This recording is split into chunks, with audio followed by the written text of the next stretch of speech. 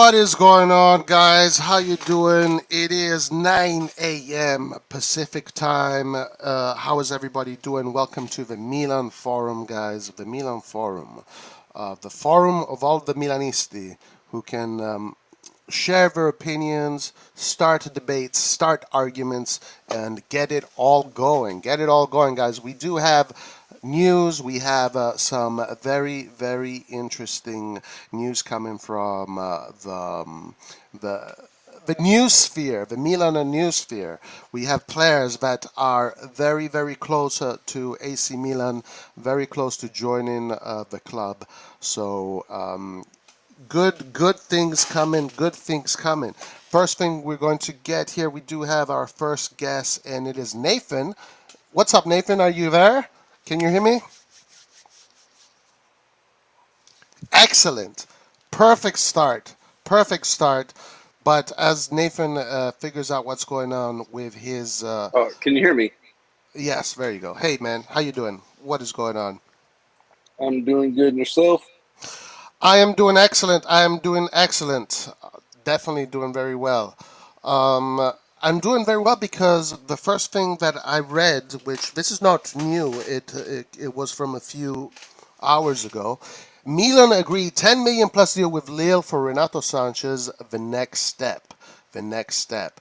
So let's see what happens. Let's see if Sanchez can come to Milan. This is a player that is going to be joining Milan in replacement of Mr. Frank the Tank, Il Presidente che sì, that has joined Barcelona. So we definitely, let's see what happens with Sanchez. Red John is here. What's up, Red John? How you doing, my man? Hi guys, how you doing? Great, excellent. So yes, Sanchez very close to AC Milan, very close to AC Milan. It should be. Let's hope this actually happens because it's been a roller coaster with Sanchez. One day he's a Milan player, the next day he's a PSG player, then he's again close to Milan, then tomorrow maybe he's going to be once again a PSG player. Who knows? What are your guys' predictions on the Sanchez ordeal? Do you think it's going to happen or not? What do you guys think? Red John, you go first. I think it's gonna happen. I think it's gonna happen. I'm hopeful. I'm a positive guy, so I think this is gonna happen. This, also Ziyech, and also CDK. I think all three are gonna come, and Really? we're gonna have a very competitive team next season for a very competitive league that's gonna be next season. So you think all three are going to happen, yeah? All three, yeah. Okay, so before we talk about all three of those players, I want to know, Nathan, what do you think? Do you think all three are going to happen, or do you think Sanchez is going to happen? What do you think? I'm thinking Sanchez is going to happen. If the whole PSG thing was for real, they would have made it happen a long time ago. So yeah, I think Sanchez is going to happen. I'm pretty certain all three are going to happen as well. To be honest. Wow, so much positivity today. I'm liking it. Um, well, listen, if we want to really get into the nitty gritty about it all, so Sanchez and CDK are very close according to the reports, but Ziyech is quite far according to the reports, unless I missed something. Have you guys? Here's Have you? Go ahead. guys. Let me don't read random journalists. Get the info from from the source, There you and go. I'm Let's gonna hear tell it. you the source. Okay, Ziyech is the closest of all three, in my opinion. All right, because Chelsea just got Sterling, so they're not gonna keep Ziyech in the team as well. They're gonna sell Ziyech, and the thing is, from all three players, the only person that has to leave the team is Ziyech because Renato is worth now the rumors say 10 million. So I don't think Lille is there hoping to sell him for 10 million, or maybe they are, but anyhow, someone else might come in and try to hijack the Sanchez deal. But Ziyech is a guy who is not used anymore by Chelsea, and they would very much like to sell him. And it made no sense because I think they got Ziyech when Lampard was there, and he was going to be like part of the Lampard team. He was injured sadly, and then when Lampard left, they weren't playing with four at the back anymore, so he just didn't fit the system anymore. Therefore, I think Ziyech is the most safe out of the all three. You're welcome. Um, You heard it um, here first. all right. The red John. Follow me. Amazing. Amazing. Amazing. Um, uh, no, yeah, listen, I definitely agree with everything you said. Ziyech is definitely on his way out. He definitely did not have a good stint at Chelsea. Things didn't go his way, tactically and all that stuff. The issue with Ziyech is, he's got pretty high wage demands. And so I'm also of the opinion, like you, that it is very possible, but I don't think Ziyech is like attached to Milan. I think if we don't uh, conclude this operation right away, a team out of nowhere can appear and just offer him more, and then we lose him.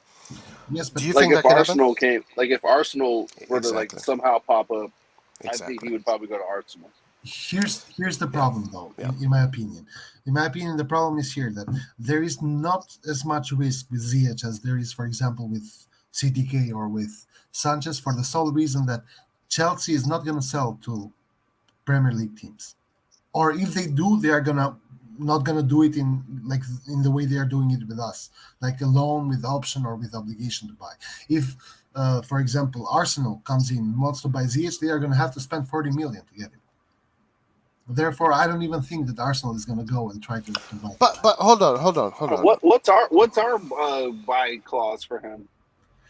Rumors have it that we are going to pay 5 million in loans, and then after that, it's going to be either an option or an obligation to buy for 20 million. So 25 million is going to be the total cost of the player. And in my opinion, it's not even about the wages because he doesn't make that much. He makes as much as Tomori does. So I don't see. I think though there is one problem. The problem is this: if we do it alone with option to buy, because the loan is only going to be a 1 year loan, there's a potential risk that we have to pay the full amount of taxes, because the law is like this: that you have to first, the player has to work in Italy for at least 2 years in order for the team to profit from the law. Therefore, Milan is maybe trying to lower the salary in order not to pay the full amount of taxes in case Ziyech only stays one season.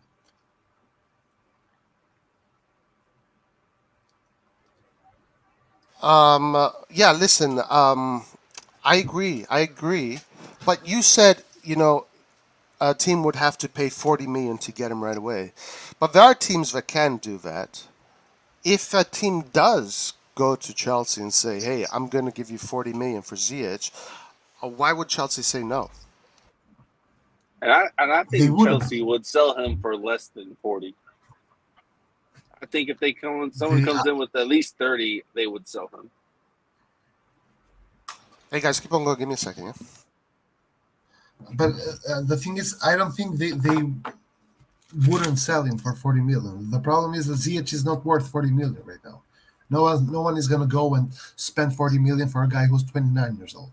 This is the reason why we are able to get him on loan. Like every time a player goes on loan, it's probably because he has no other offers. No one is Sorry, going sorry. and trying to buy him Okay, so straight off, like make it for 30 30. or 40 million. Make it 30 or 25. This is why they Like, go on loan. They but don't have enough offers. make it 30 or 25 straight cash. Um, I don't I see think why Chelsea would say no. I don't think Chelsea says no to 30. I don't see that happening. Especially when they know they're not going to get anything more than that. I don't think that's what they would do. Yeah, so if Milan wants to sign these signings, hopefully they can do it fast before anybody comes in and hijacks these signings. Um, but I do. Hey, Alan is here by the way. What's up, Alan? How you doing? What's up, Roy? How are you What do guys you doing? what do you think about all of this, Alan? Go ahead. In my opinion, I think CDK and Sanjay still looks more likely than Ziyech, just because of the salary of Ziyech. Like, I don't think Chelsea wants to pay half of his salary, so I think it will take a long time for them to actually come to an agreement, because Milan really wants to do the deal like they did, like Inter did with Lukaku. So I don't think Chelsea are in a rush to do a deal like that right away.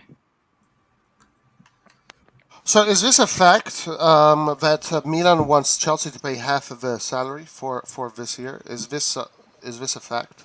I haven't read this, but I've been hearing a lot of people say this. Have you guys heard this? Red John, Nathan? Say that. Say that again. That I haven't heard that. No. Milan is asking Chelsea to pay half of the salary of Ziyech. I did hear that, but that was only like one source, I think. Yeah, I haven't seen it. We'll go to some articles on Ziyech and see that that. Now the other thing is that I do remember reading another article that talked about his salary, and it is true, Red John. You did bring this up a while ago that a lot of journalists say they confuse gross and net. Now the article that I did read said that it was 5 million net. He was getting 5 million net. Did you guys see this Uh, too? the thing is that I don't think it's 5 million net, because 5 million net. Then when you would search for Ziyech's loan, you would get around 10 million pounds as his gross salary, and you don't get that number anywhere. So Ziyech gets 6 million, and by the way things are reported in England, they are always gross. Therefore, he gets 3 million net, 3 million pounds, which is about 3.1 million net, which is more than affordable for Milan. And a lot of players at Milan get that. Giroud gets that. Benacer is going to get that. Tonali is going to get that with the new contracts. Origi gets more than that. The hell do I know?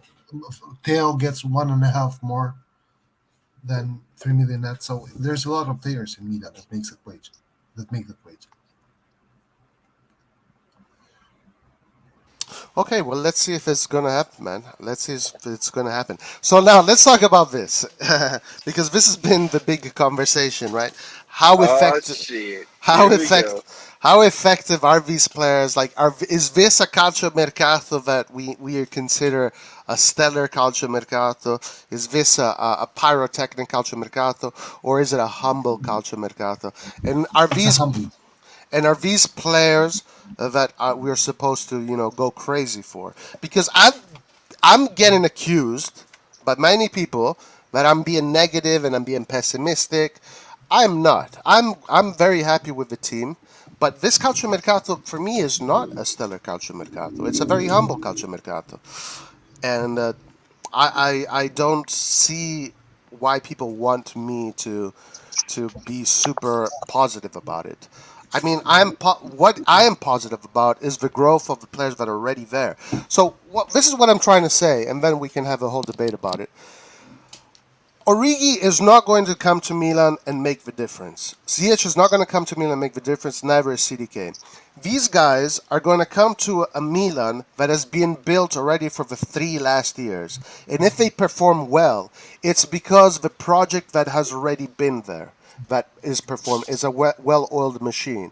So they're going inside a healthy project that is going to feed them their success if they come. They're not going to come and fix the solution.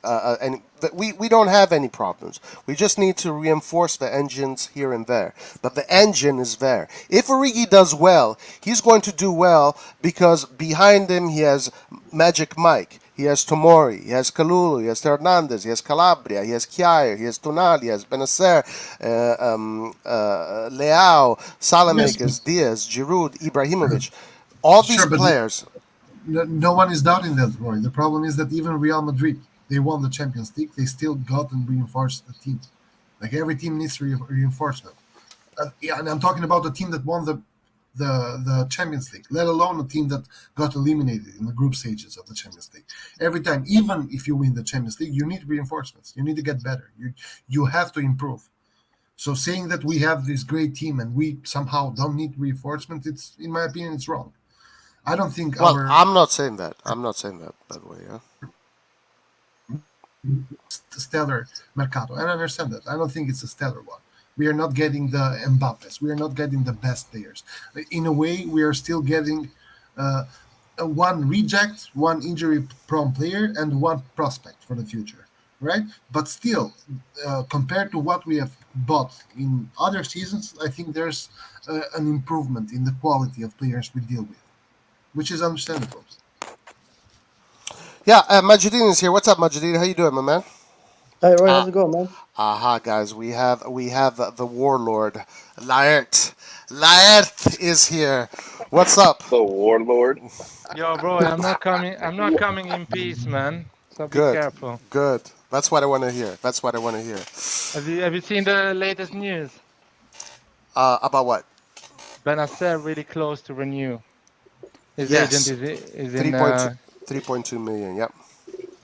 That's a Look, great news. look That's a at that. massive news. More than Ziyech. More than Ziyech. That is a massive news. No, Ziyech gets 4.5 net, man. 5 net, something like that. No, he gets 4.2 million pounds gross. So No, he right gets 6 gross, man. 6 million gross is almost 7 here's million euro, something like that. here's like the But John, get a better connection, dude. So when Do you need John a enters Ziyech contract to Narnia, get a better connection? I need Milan to buy better players, man. So I invest. No, buy a better connection, and maybe Milan's gonna buy a better players, man. Let's start from the basics. Anyways, the good news, man. Benacer renewing, keeping your best players is always a good news. I'm really happy. How are you guys feeling about this? I mean, it's good. It's a good thing. Feeling great. I mean, being Pioli, having the problem of who is gonna play, Tonali, Benacer, Adli, Pobega, maybe Renato Sanches. That is amazing. That is a great choice. Krunic. That's having 6 great players in there for 2 positions. So let me ask you this: if Benacer does indeed renew, and if we get Sanchez and CDK before Ziyech, do you think they'll still go for Ziyech? Because Renato Sanchez can also play the right wing position. I'm not sure about Ziyech. A lot of reports in England says that he's close to Milan. He's not gonna go to the how they do the tournament they do outside and around the world. He's not going with Chelsea, so clearly he's making a move from Chelsea. But I'm not sure it's gonna happen. Maybe it can be a tool from Maldini to cover his ass if Lille plays hard with Sanchez, and he's like, okay, what about Ziyech if Sanchez doesn't come? So it can be something like that. Let's see. But it can be as well like that Pioli thinks Sanchez should play in the midfield with Tonali, Benacer, or whoever is going to be in that position, and he wants a number 10 like Ziyech or Messi, or how's it called, the Ketelaere, or the other guy, Diaz. So, and Ziyech can play on the right, and Ziyech can play on the left. Maybe Rebic is going to go. Maybe Rebic is looking for a move because he wants to play more. And Pioli told him, you're not playing more because you cover just 2 positions, the left and the striker. And on the left, you have Leao, which is going to play maybe most of the games.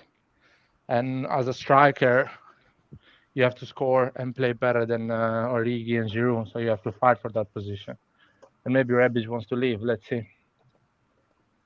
But And I think we should get rid of Rebic, man. If he didn't get much chance next season, I think his attitude would get even worse. I'm skeptical on getting rid of players because we're not so good that it's easy for us to get rid of player in a effective way, that you actually get some decent money. So I find it really hard seeing Rebic leaving for a decent offer. Regardless of the offer, just think about the locker room and what issue he could cause. Because we saw what happens last season, and I think this season it will be even worse for him. Yeah, but he doesn't bring the issues on the locker room. I don't think he's that type of player. He brings issues on the locker room. He just wants to play. That's why he wants to leave. He doesn't want. He's not the type of person that is gonna bring issue. He's not a Castillejo type of player that is happy to stay in the bench and get his money, and that's it. But let's see. Maybe we can end up having everyone. Messias, Ziyech, Stelemaker, Diaz, Rebic, and Leao up front, plus Origi and Giroud and the Ketelaere. But what about the midfield? Because the midfield, Benacer does renew and Sanchez comes. It's going to be a little bit stacked. What do you guys think? That's why I said Sanchez could play. Sanchez for Lille played on the right wing quite a bit this year, so that's why I asked, would we still bother with going for Ziyech when we're going to be stacked in midfield? I think my feeling is there is two options. Or we're doing the Ziyech move because to put some pressure on Lille, so we're just covering, as I say, our ass, so we have an option. Or my feeling is Maldini wants to get Ziyech because he's thinking, okay, I'll get him on loan, I'll keep him in the squad. Pioli decides if he's going to play or not. If he's not good enough, or if somebody else is not good enough, Ziyech stays next season. I'll buy him for 20 million, and Rebic goes next season. So in 12 months, I think Milan is building a super team. He's building a team that each position has three valuable options for each position, at least up front. In the midfield, we play with the double pivot, but we have three options on each pivot. If Sanchez comes up front, we have two or at least three options in each position. Plus the strikers, we can have three options as well. So it looks like they're going for a squad that you can see proper 4 changes in minute 60, and the team is still good to win the game. Not like Inter did that when they were making the changes at minute 70, they didn't know what to do. Milan is buying players because Pioli likes to make the early changes and put energy in the team and keep pressing and keep trying to win the game even in the second half. So that is the strategy. That's why the 5 changes we're going to be having available, 4 of them is going to be used on the midfield and up front. So that's why we need so many good players. Well, they did say they want to have a bigger team this year, so yeah, it all makes sense. It all makes sense. Especially with the World Cup coming as well, having a bigger squad would be definitely beneficial. Oh yeah. It's like they don't want any player to get tired or fatigued. They just want to have a lot of changes. No one needs to influence the game of the team. You're tired, you just go out. You cannot press anymore. Out, the next one come in, which is good at the same level of the one that was playing. I like it. It's pretty impressive as a strategy. It's the opposite of what, for example, City does. City plays the same 11 for 90 minutes some games, or most of the games. They do one change, maybe no change at all. So it's an interesting way of seeing. I think it works. So if you think, oh, by the way, Romagnoli, guys, for everybody that maybe a lot of you guys already know, Romagnoli is pretty much on the verge of joining Lazio. He's about to sign that contract. Lazio offered him a contract. Everything has been accepted, so that's just a matter of time. So we still have to, get a defender. We're definitely going to get a defender. Question for you guys. Ziyech, Sanchez, Origi. Is this a stellar Mercato, yes or no? And the Ketelaere, don't forget. And the Ketelaere, yeah. Stellar Mercato, yes or no? For Serie A, is the best Mercato ever in the last 3 or 4 years, in my opinion. Ever? Yeah, in the last 3-4 years, the best Mercato any team has done. Okay, all right. What about you? Anybody else? For me, it's probably a really solid 10, to be honest, because we haven't had that good Mercato for many years as well as in AC Milan. And I know a lot of people will look at these names and be like, oh, this is not really exciting. But at least for what we have as a team, they can add value, which is very important for us winning the scudetto and then improving our squad. That I think it will be a very good season for us if we have those 4 players. Exactly, and I think like if Juventus buys the Ketelaere, we all here complaining why we didn't get him. And look at Juventus. Juventus bought him. What a great team. We buy the Ketelaere. It's like, nah, it's nothing special. I don't know. Maybe it's gonna work. Maybe not. We need to actually start to look at at our team with a bit more respect. This is a great Mercato if the names you mentioned comes in Milanello. 1 out of 10, Laird. If Leao renews, 11. Hmm. Really? But we don't have any names for the defense. You guys are happy with the defense the way it is? Oh yeah, the defense is gonna come as well, but you know me, I want a good defender, so I would love Bremer to come Yes. for Yeah. 40 million. I would Oh, love to absolutely. hijack that deal to Inter. Just give 40 100. million to Torino Yep. and come and play for Milan. I 100% agree. Because Inter is waiting for Skriniar to leave. They don't have money. They're they're kind of waiting a bit. So I would love to go for him. No, okay. Listen, if we can get Bremer in there too, then it's a stellar mercato for me. Absolutely. What about you, Evan? Anybody else that has not replied and wants to reply? 1 out of 10. What do you guys say, Nathan?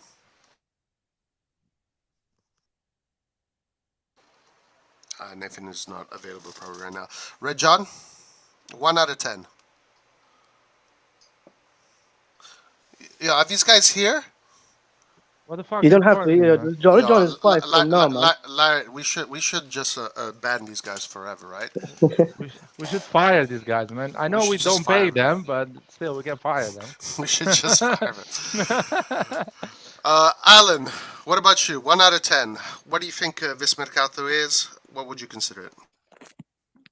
I think I would say like 8 out of 10. Like I need, but I'm more realistic than others. Like I don't think we are going to like be the favorites to win the Scudetto this season. Like we are building a team for the future. So like if CDK comes today and like Origi comes today, I don't expect a lot from them. Like I don't expect like double digits from CDK or anything like that. I think they still need a lot of time to improve for the future. So I think we need to be more realistic because CDK is still a very young lad. So we can really immediately put a lot of pressure on him. Like he's being compared to like Kaka. I don't know how he's really compared to Kaka right now. So we need to be more realistic going to the season. Like from Based. the Mercato. Yeah. From the Mercato for the future, I think this is 8 out of 10 for sure.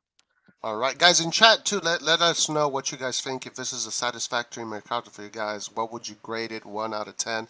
Hans the Scout Legolas Erdman is here. CDK Sexual Hans. Hans, how do you rate the mercato?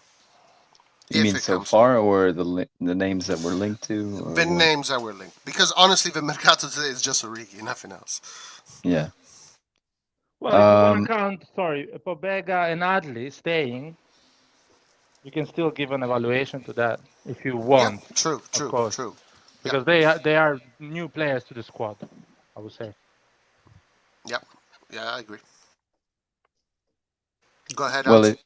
if Renato Sanches comes, Ziyech, CDK, and like a proper left-footed defender, like Abdou Diallo, from PSG, I would give it 10 out of 10, 100%. Man, wow. 10 out of 10. High grades, high grades.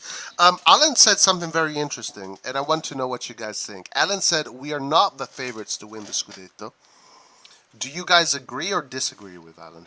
Uh, I agree with Alan if he's not complaining next season when we lose games. If he's complaining when we lose games, that means you think we are the favorite. I'm going to complain next season if we lose games because I think we are the favorite. If we buy these players and a defender, I think we are the favorite. We are the best team in Serie A. So I pretend from this team to go again to try to win the Scudetto and to do it properly. All right, okay. So if all the Mercato comes to fruition, you think we are the favorites and we should be Yes, we are we the should favorite. Yeah. we should be recognized as the favorites. I don't Anybody know about else? that. I Go ahead. I want to say like I'm not saying that we can't really win the Scudetto. It's just that we are not like the automatic favorites or something like that. we need to be realistic. Like the top three, like Inter, Juventus, and AC Milan will be the top three for sure. But like we are not the automatic favorites or anything like that. Why not? That's the I don't understand why. yeah, but Just because of the money, like just because of But the money we spend. But realistically, guys, we just won the scudetto. Realistically, exactly. we should always be one of the favorite. I'm not saying I know, the favorite, yeah, but one of I the guys. said favorite. Secretly we are And one inside, of the no favorite, team not out secretly there is inside, I buying like 5, 6 100%. One at a top time, players. guys. One at a time. It is simple. Sorry, we did 86 points. If we had a regular refereeing against Spezia, I'm not even saying about against Spezia, we have 89 points. This is a team that can make 89 But points. If but you there add would players, this is a team would you can but tell make that to more. the Juventus, team? Would you say that we're like favorites? Would you put Yeah, that pressure I'm on gonna them? tell them. I'm gonna No, tell them. no, I'm Yes, not gonna do that. yes. but Because Inside, I feel like we last are season, favorites, but but I would last not season tell we them. only saw Juventus for the half of the season. Like this season, Juventus will play a full season with a great squad. Like if they get Chiesa back and Vlahovic, yeah, but sorry, like can I they can interrupt you compete there? with us. Can I interrupt you there? They're not gonna have Dybala. They're not gonna have Chiellini. They're not gonna have the Ligt. Apparently, No, do and you God, consider that? don't forget they were 16 points So, away from us. We ended Yes, 16 points ahead of them. exactly. That's a 16 lot of but points. I'm points. talking about the half of the That season. needs a Guys, lot of hold on, hold on, hold Like on. Stop, like stop. Guys, please do not talk over each other. Like nobody can understand anything. One at a time, please, guys. I want to reply to your comment. Like just now I said, like we only saw half of the season of the Juventus last season because they didn't have Vlahovic for the full season. Like this season they have Vlahovic. Like if they can get all their players together from the start, they are going to be a threat for the Scudetto as well. So we need to be respectful to Inter and Juventus. Like That's we can really always like think we are the best in Italy from the start. We need to be realistic. If what. Milan finishes third next season, I wouldn't be disappointed or anything like that. I want to be realistic. But you should be realistic as well that with our team, that actually is a team that for half of the season, having 5 injuries every week, we managed to stay top of the table, and we won the league at the end. Half of the season, we had 5 injuries every week. It's proven there is stats there. We were having injured Kessie, Messias, Benacer. Every week we had 5 players, key players that actually can start for Milan. They were injured. During the January, Kessie and Benacer left, and we played with Krunic and Tonali in the midfield, and some games Bakayoko. So you need to be realistic and respect our team, because I respect Inter and Juventus. I'm not saying they're not gonna fight for the Scudetto, but as things stand, with the players that we're linked, they're coming, and the team we have, which is 1 year more experience and is a winning team with a different mentality now. They don't have the obsession to go and win it because they have won a title already. They are more tranquil and calm in the pitch.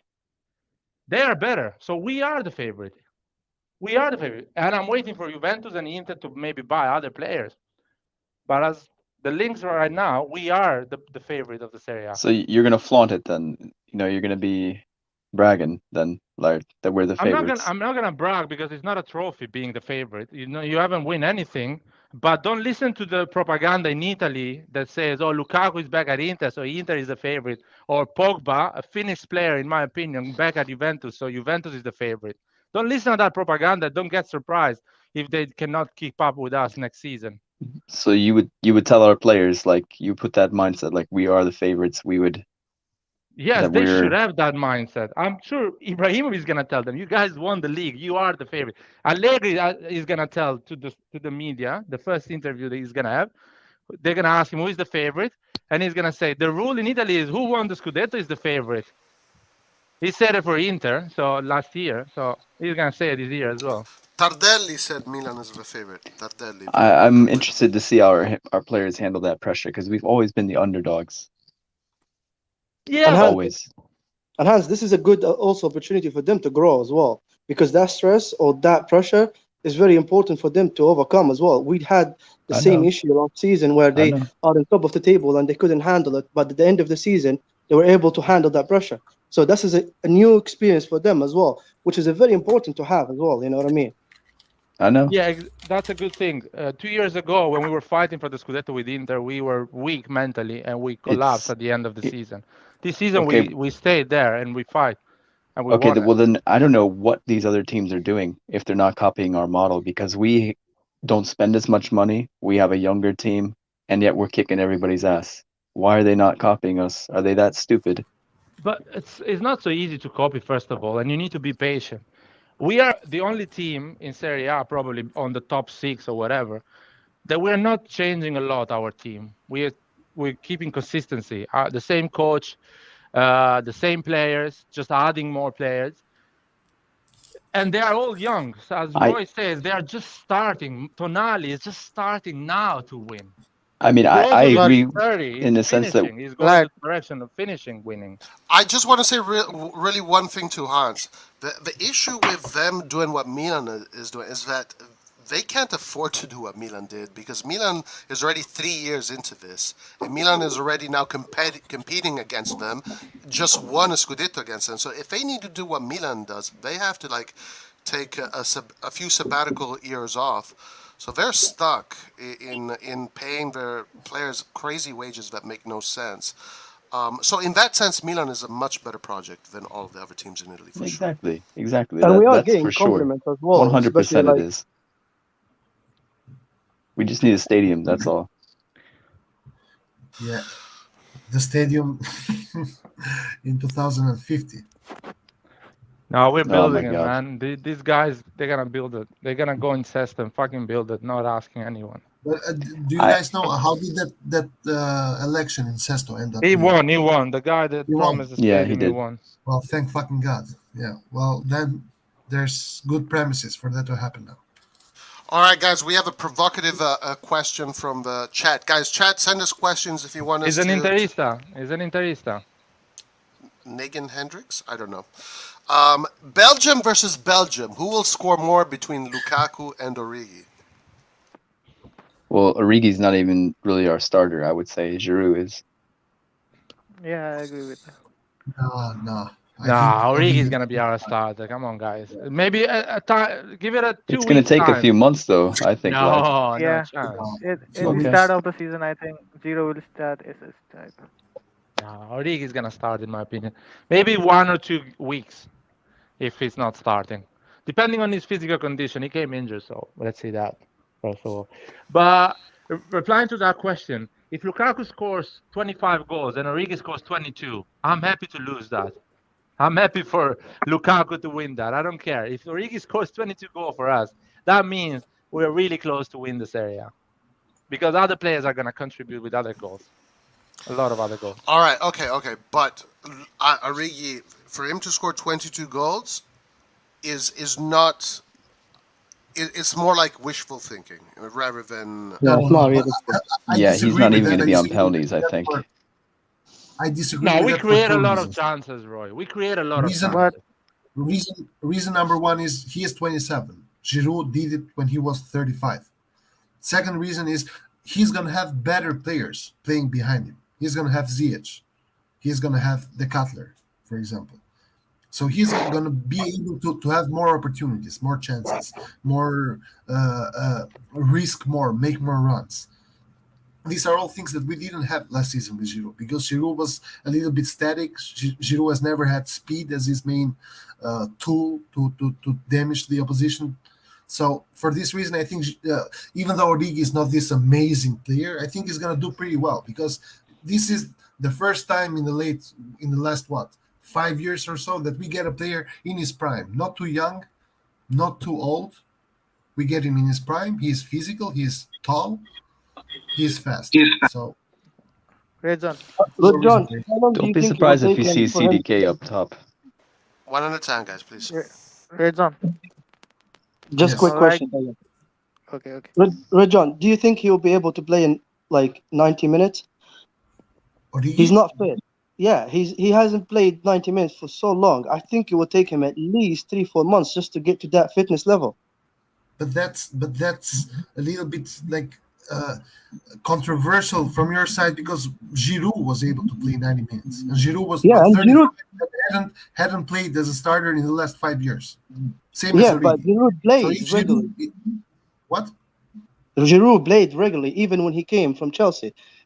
Origi didn't. No. The last 5 come months, on. Giroud didn't play The regularly. last 5 months he didn't play at all, and even at Chelsea he played matches 5 months. which didn't really have that much pressure Yeah, on 5. him. He Yeah, played- 5 months, not 3 years. No, but That's a Origi big played difference. against us 90 minutes, and he played Exactly. 2 games against us. Origi 90 played 2 games. One game. He played Well, 2 but he games was- against us.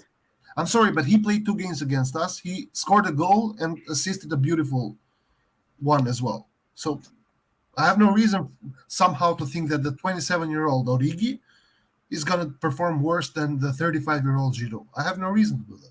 Nobody's saying he's going to perform worse, but he is going to take a lot more time to get to that level where I don't we know, play man. that our football. And Depends how professional he is. I think if we saw even like all the most of the players that came to Milan took them a lot of time to just for Pioli to actually play them the full 90 minutes.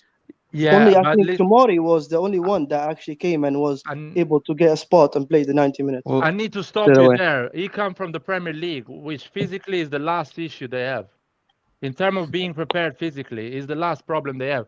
All the players that had the issue, they needed time to adapt and physically keep up with the Pioli system, which is really a lot of energy to spend. Was just players that were not coming from the Premier League. Tomori straight away, and he was in the bench. Tomori was in the bench I agree with Chelsea. this. He was not playing, The and he last was 6 ready months. to play. Yeah. So, Exactly. guys, yes, Premier League is a different beast physically. and it's not even I don't want to even start with that. The Premier League, they prepare players to be physically play intense football. In Italy, it's more tactical. So Origi on the physical side, if he's fit, doesn't get injured, he's not gonna have any issue to adapt to the Pioli system, which is high press, and Klopp does that as well. So it's basically not gonna change a lot. I think to think that Origi is going to score more than 20 goals is like you guys are way overestimating So- it. And No, you- I think Hang on. he's going If, to score if Giroud starts and he's 18 and up. if Giroud starts and he scores, in the opening fixture, are you really going to drop him? Pioli's not going to do it. No, but I don't think so you are, either. you are going to have to sub him out. I think Giroud On the is a 60th better player minute. than Origi. I And mean, it's for another sure, thing- Origi's going to get some minutes, but I don't know if he's going to be the starter that Just- first month or two Hans, even. Just think it in this way. Origi is the same type of player like Tammy Abraham. Exactly the same type of player. Tammy Abraham maybe is Well, a he's bit shorter. taller. Yeah, he's shorter. Tammy Abraham is a bit taller, but they are But the same Tammy type Abraham of was a player. starter for Chelsea. No, he was not a starter of Chelsea. He was still but not playing a lot. Light. Yeah, he In was. Roma, He was like he was. excuse me, Alan, but light. Roma go. only has one striker, and it's Tammy Abraham. Milan is going to have more.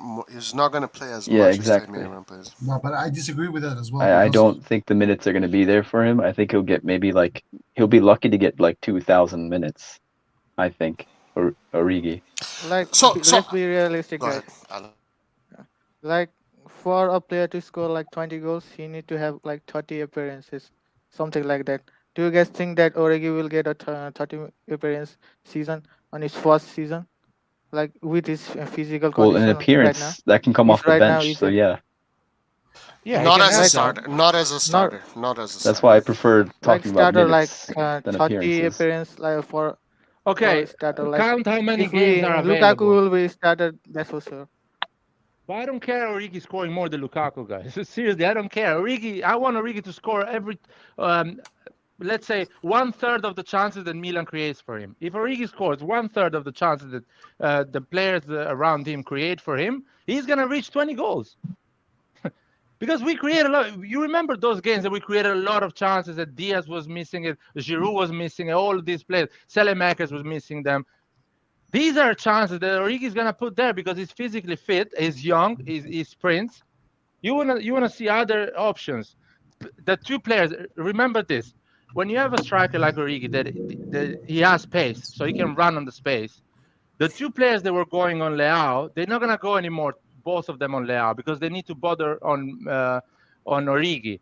Before they had the luxury to go both of them on Leao because Giroud doesn't run, man. He doesn't move. He's really static. You saw our game, how it was changing when Rebic was starting up front, how difficult it was for other teams to cover Leao, Diaz, Selemakers, because Rebic was cutting in that space, was running. Imagine with Origi. It's going to be the same every game. Yeah, for sure, he's the better striker. It's been 5 years probably that we didn't have 4 years, didn't have a young striker, a guy that runs to the space. I think you guys are just way exaggerating, like the possibility of him scoring more than 20 goals. So what if he scores less than 15 goals? Like, is he a failure to you guys? If we win the league, no, because those goals contribute on something. Are not useless goals. Goals. What if we don't win the league and he scores less than 15 goals? Is he a failure? It's okay. I would say it's okay. I wouldn't consider anyone that scores 15 goals a failure, man. It's a bit harsh to say somebody that scores 15 goals is a failure, especially for one guy that we got for free. Okay. So it's What's if he the scores topic 8 here, guys? goals, if he scores 8 goals, it's a Origi. massive failure in my opinion. If he scores the same amount of Giroud goals, that is a failure for me because he should do better than Giroud. But if you look at just the history of a player and you compare that to the history of, let's say, Giroud, like Origi is not known for the quantity of goals.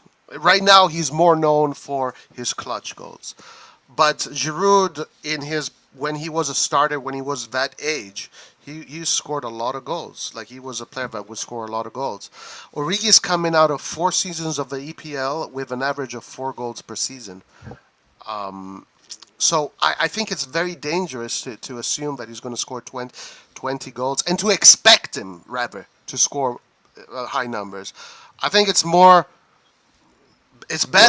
to just think he's going to score a humble amount of goals and he's going to help the team.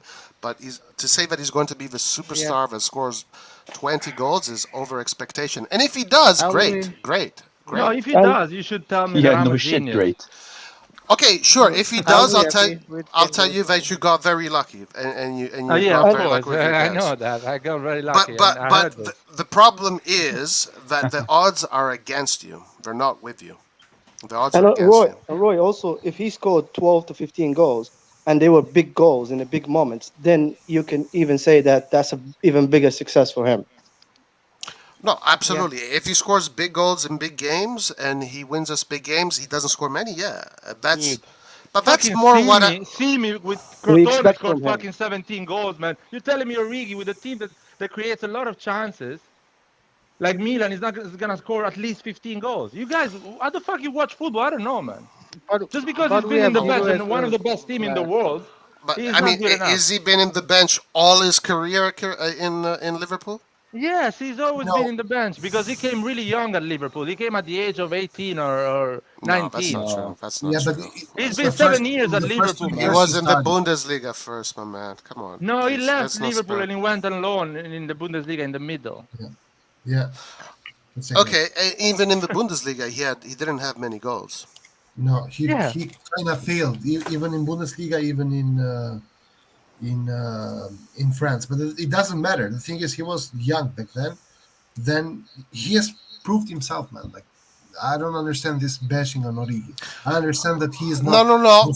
The star player. He's not the star player. I understand that, and I would have wanted Lewandowski as well, same as you. Reggio, nobody's bashing Origi. I'm just saying that your guys' expectations on him is exaggerated based on his history. No, but sorry. Listen, but Roy, we are saying he's going to score 15 goals. 15 goals is not like something wow, man. 15 goals is still, in my opinion, for a striker of a team like Milan, is still an underachievement. Okay, so yeah, that's what I think a good guess is between 10 and 15. That's a good guess. But here's the thing. The thing is, I rate Origi more than Giroud. Because of his age, because of the fact that he is fast, and because of the fact that these kind of strikers in Italy, they just do a lot better than elsewhere. So if Giroud was able to score 11 goals, I don't think it's a wild guess to say that Origi will score at least 15. I don't think so. I think we upgraded. Yeah, but that's what I'm saying. 10 to 15 is a good guess. I'm saying But that's what I'm 15 saying. goals, 15 goals, while having behind you Ziyech, CDK, and Theo, I think it's more than acceptable because these guys are going to score as well. If we get Ziyech, we're not going to have a right winger that scores only 1 goal anymore. We're going to have a right winger that's going to score 5 goals. So you already are 500% more on the right wing. Maybe a Cam that is not going to score 3 goals like Diaz, but maybe CDK will score 6. So you have a 100% improvement on the Cam, and so on. And maybe now it's going to get even better. I just want this to happen, okay? Because like I'm seeing how you guys are talking about all of these players, and it seems to me like you guys are super excited about these players, and they're going to come and they're going to destroy the world. I'm just asking this, that if they don't do the numbers that you guys are expecting, don't bash them. Don't tell them that they're shit and they're useless. This is what I want from you guys. But we are going to criticize them. But that's the whole point, man. Yeah, but I'm going to criticize Giroud too if I think he's going to come and he's going to, and I'm expecting him to score 25 goals and he scores only 11. Dude, I criticized Giroud last season, and he did what he had to do. He did 12 goals, and I criticized him in a lot of games. I said Giroud was going to score 10 goals. He scored 11, and that's what I expected. I didn't say Giroud is going to come and score 20 goals. No one said that. Because if I said Giroud was going to come and score 20 goals and he only scores 11, then I'm going to say, wow, that was a shit signing. I know this logic, Roy. I know this logic, and no one, and I'm not going to shit on. I say Tammy Abraham is going to score 20 goals in Serie A. He did 24. I don't know how many he did. I say that. With Roma. Roma was playing like shit. Didn't have any game plan. And he scored 24 goals. You're talking about Origi with the Milan that has a game plan, has a strategy, knows what to do in the pitch. He's not going to score 15 goals. Are you serious? I said he's going to score somewhere between 10. Have you seen enough football in your life, man? I said, damn it, he's going to score somewhere between 10 and 15. That's a good guess. Anything above that is shooting your load too fast. And if he does, great. It's even better. That's all I'm saying. That's all I'm saying. Yeah, no, like you guys are like, even CDK, he's going to score 6 goals. How do you know he's going to? Why are you expecting him to score 6 goals? How do you know he's going to score 6 goals? Because, in my opinion, one of the reasons why Diaz struggled so much in the past seasons is because of his physicality. He's just not able enough or not ready enough at the moment. Maybe he will become Messi next season to deal with the physicality of the league. And I don't think CDK is going to have that problem. Because he is 194, he has already proven himself against the big boys in the Champions League, against Man City, against PSG, against Leipzig. So he has already played in the high level, and he has played really well. Therefore, I have the right to believe in this guy. If he's going to play bad, I'm going to be here criticizing them, same as I've done with anyone. That's it. I can definitely see 10 goal contributions from CDK. For sure. And Roy, you have to remember as well, he came in a team that is way better team than. Sorry. Majidin, go ahead. Yeah, so CDK is gonna come to a way better team than when Diaz came, and the pressure is gonna be less on him. The pressure is gonna be on Leao to perform like last season. The pressure if Ziyech came because he's a big player, he's gonna have to perform. I don't think the pressure will be on CDK as much. So that will give him a lot more freedom to perform, you know what I mean? So I think he's going to do better than you would expect. I don't think he's going to be, from the first season, is going to be amazing, but he's going to be okay. I think he will need a season or two to be that level player that we all think he will be. Also, it's only 30 million. It's not like it's a record transfer fee or anything. So that's not going to put as much pressure on him either, I think. But no one feels the pressure of the transfer fee, man. What are you talking about? I think they do. But at 30 million? But if he doesn't. No, I'm saying like if you go for like 100 million, I think you feel the pressure. I think a lot of transfers fail. No, you look at many players. Then if they go for like 100 million, they've been overpaid. That's why, not because the transfer fee. Jack Grealish failed because he was overpaid, man. You can get a player like Jack Grealish for 30 million in any part of Europe. And it's also, I think that it's a lot of money. And Jack Grealish doesn't care, man. He's drunk half of the time, so Yeah, but doesn't care about the the transfer fee. media will put that pressure on you as a player if you came for 100 million.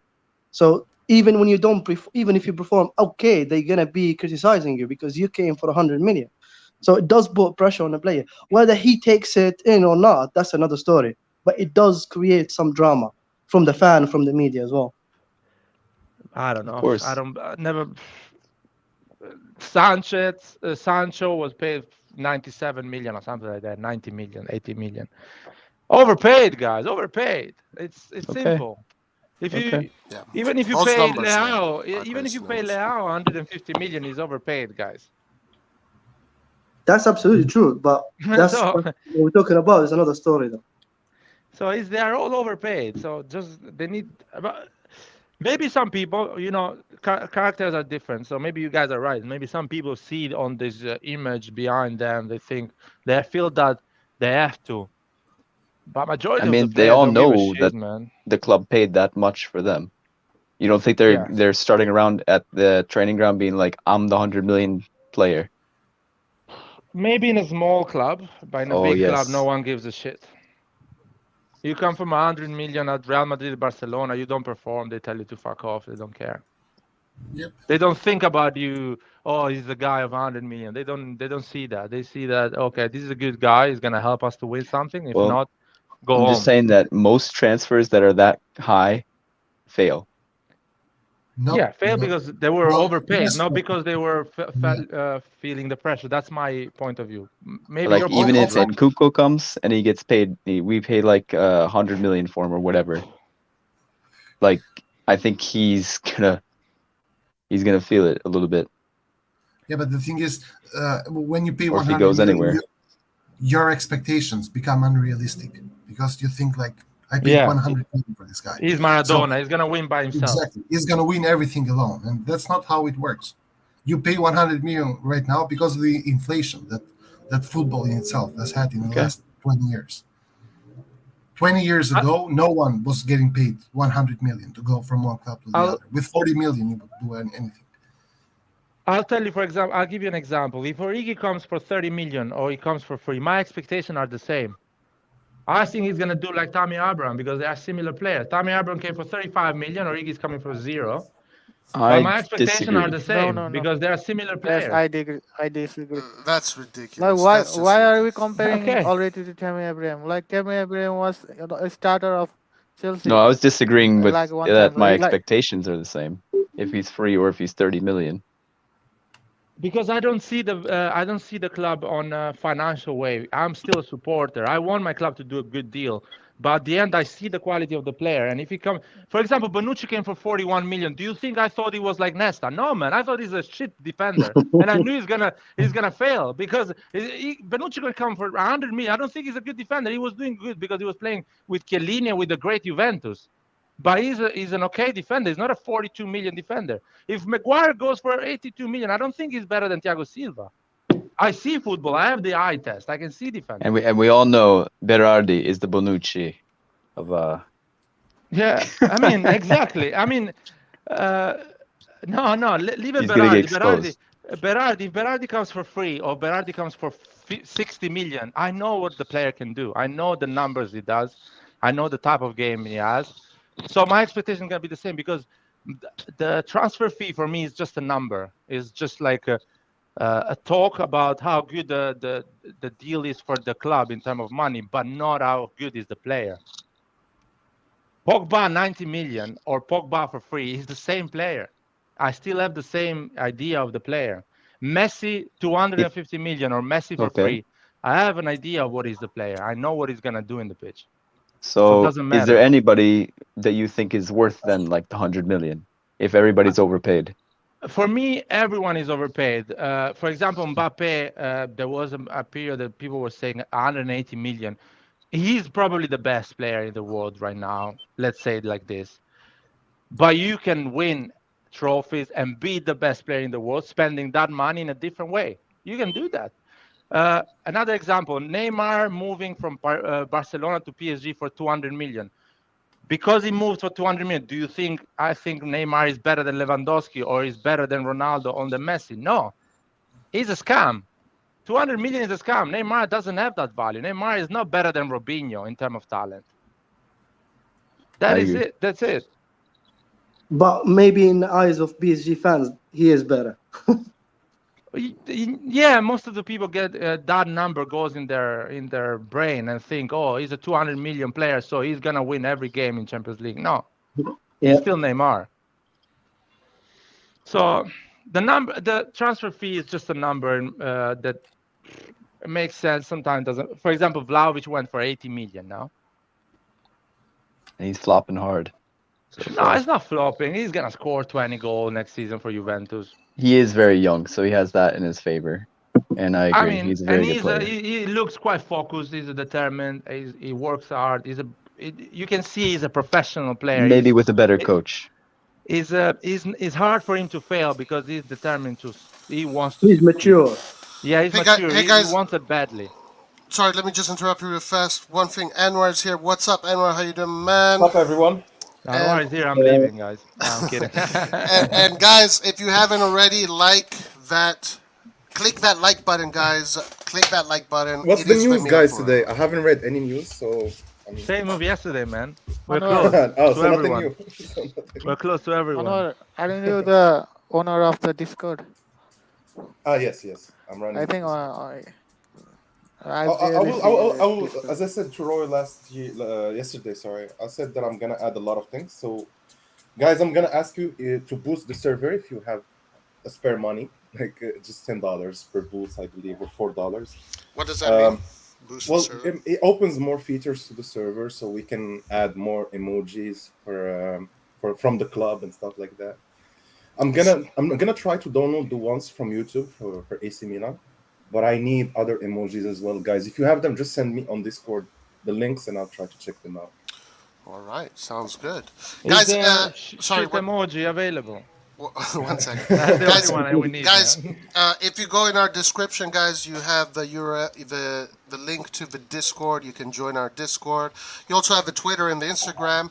So, guys, everything is in the description of the page. Join our Discord. We're there 24/7, chit-chatting, putting out information. So, Yeah, And I'm gonna Roy, send a message on YouTube now in the chat. join so the that you Only can pin Fun it as well. Roy is getting naked every Saturday night. So. that's right. That's right.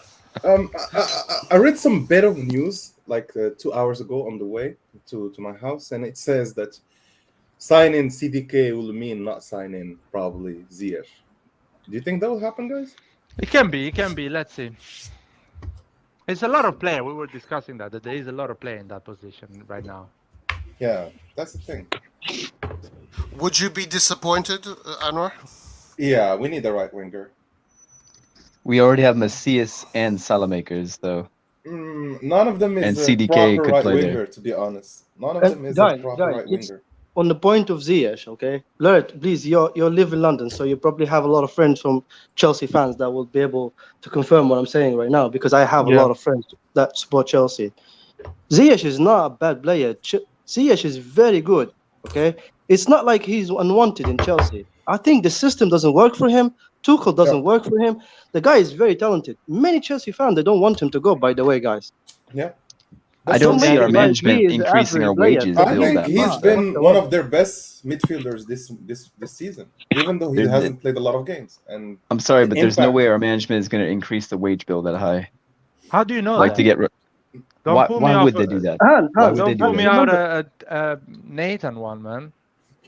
No, why would they do that?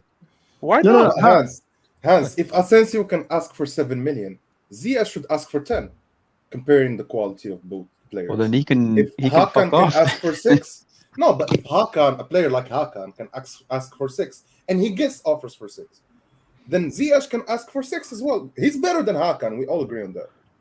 I don't think Ziyech is gonna stop as a deal for. As we're all about money sustainability. reasons. Yeah, for It's me, more I about don't- the players. How many I players will we tell have in you the what the squad. local news is layered, because a lot of papers they're writing about the interest of Milan or Barcelona or Man United in Ziyech, but they say all of them that Milan is coming to a deal.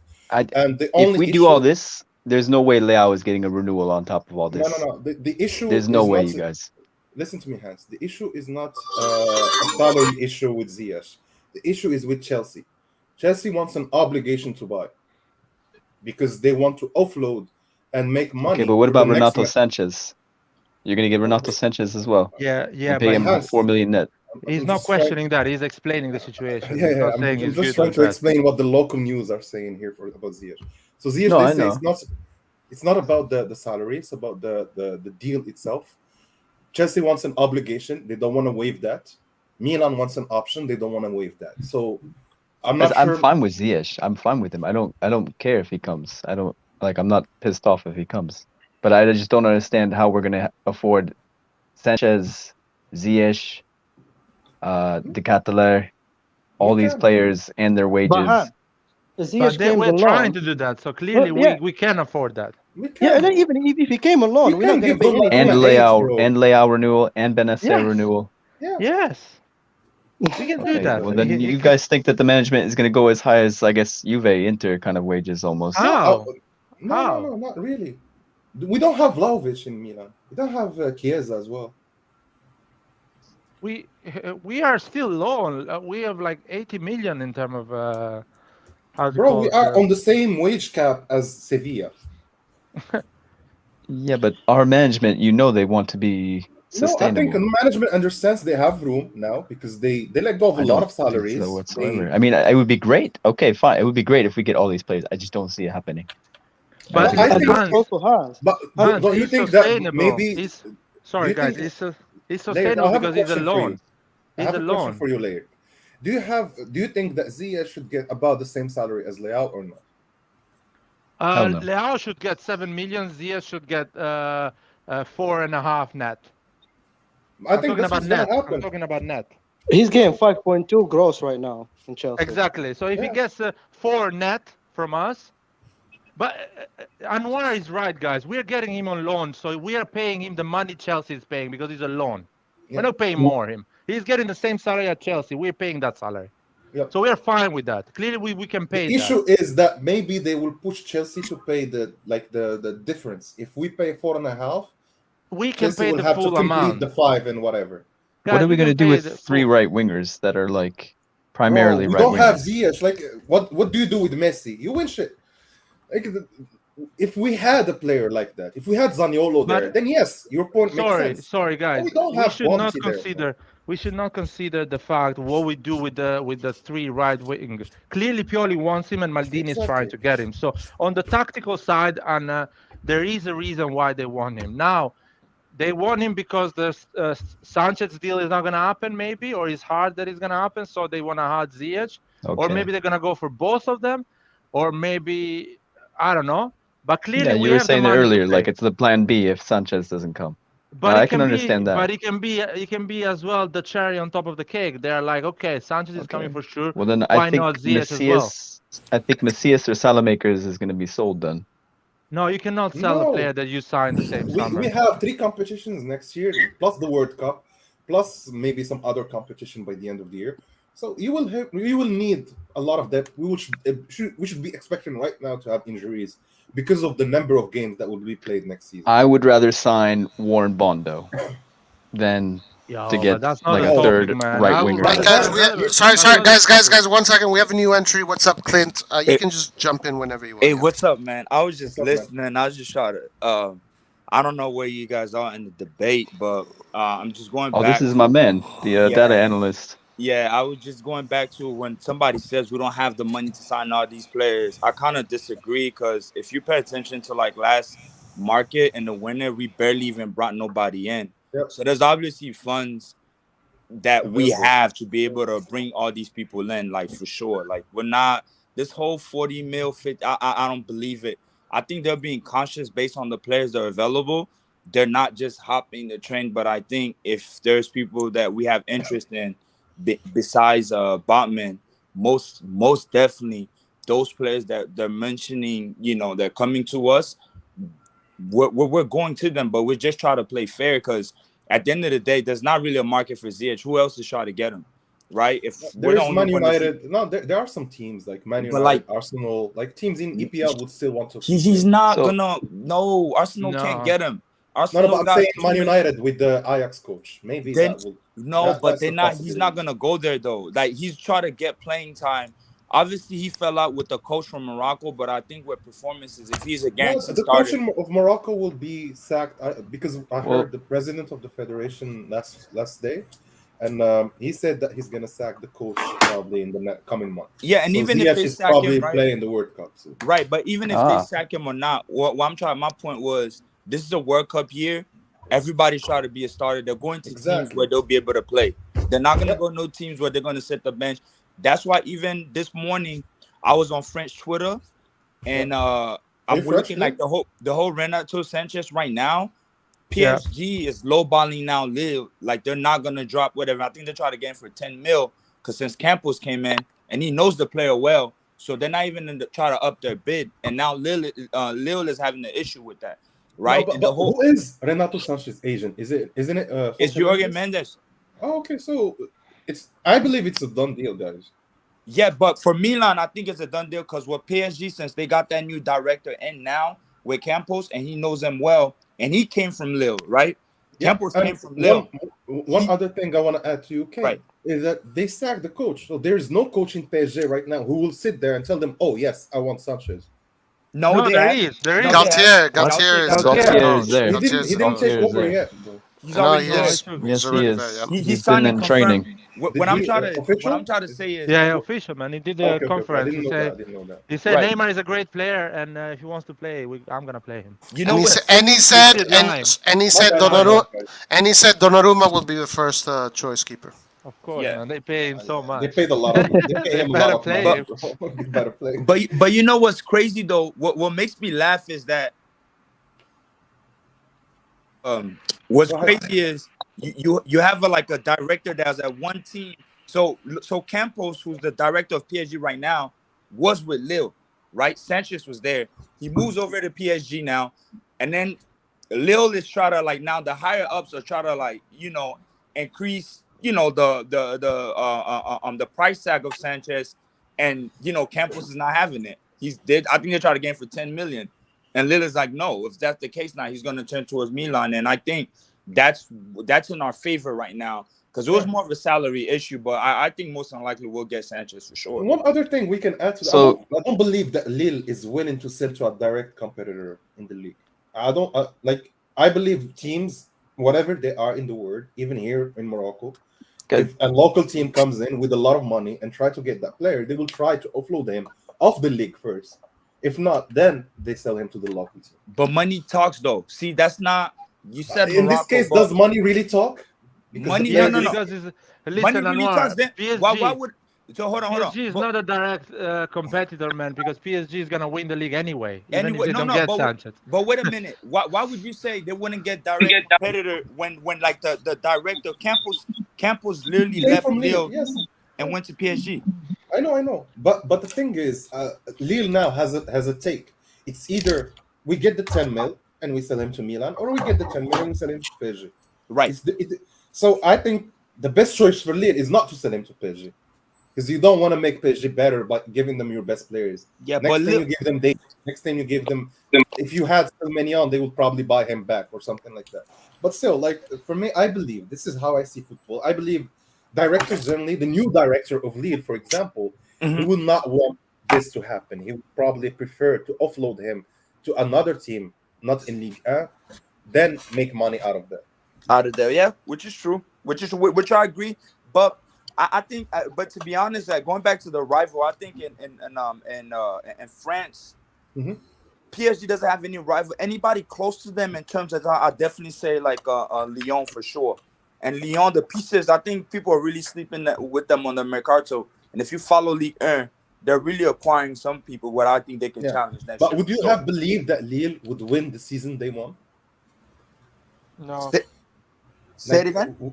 Would you believe at the beginning of the season when Lille won the Ligue 1, they were facing a very good PSG team? Yeah, but we've no seen one that believes before. There's been flukes. It's the same as that Monaco that won in 2017 when Yep, Mbappe yep. when they weren't And really at Ocampos the was top. there as well. Yeah. So there's always glimpse, but because I've been watching Lyon also for for quite some time. When Lyon was dominating, I mean they won 7 years in a row. There was nobody even next to them, right? And I Yep. remember PSG also clearly when they were battling with relegation. like where they were like barely, they were True. really a Yes, banter yes. team. Yo, guys, we need to go back to Milan and talk Yeah. to Milan, by the way.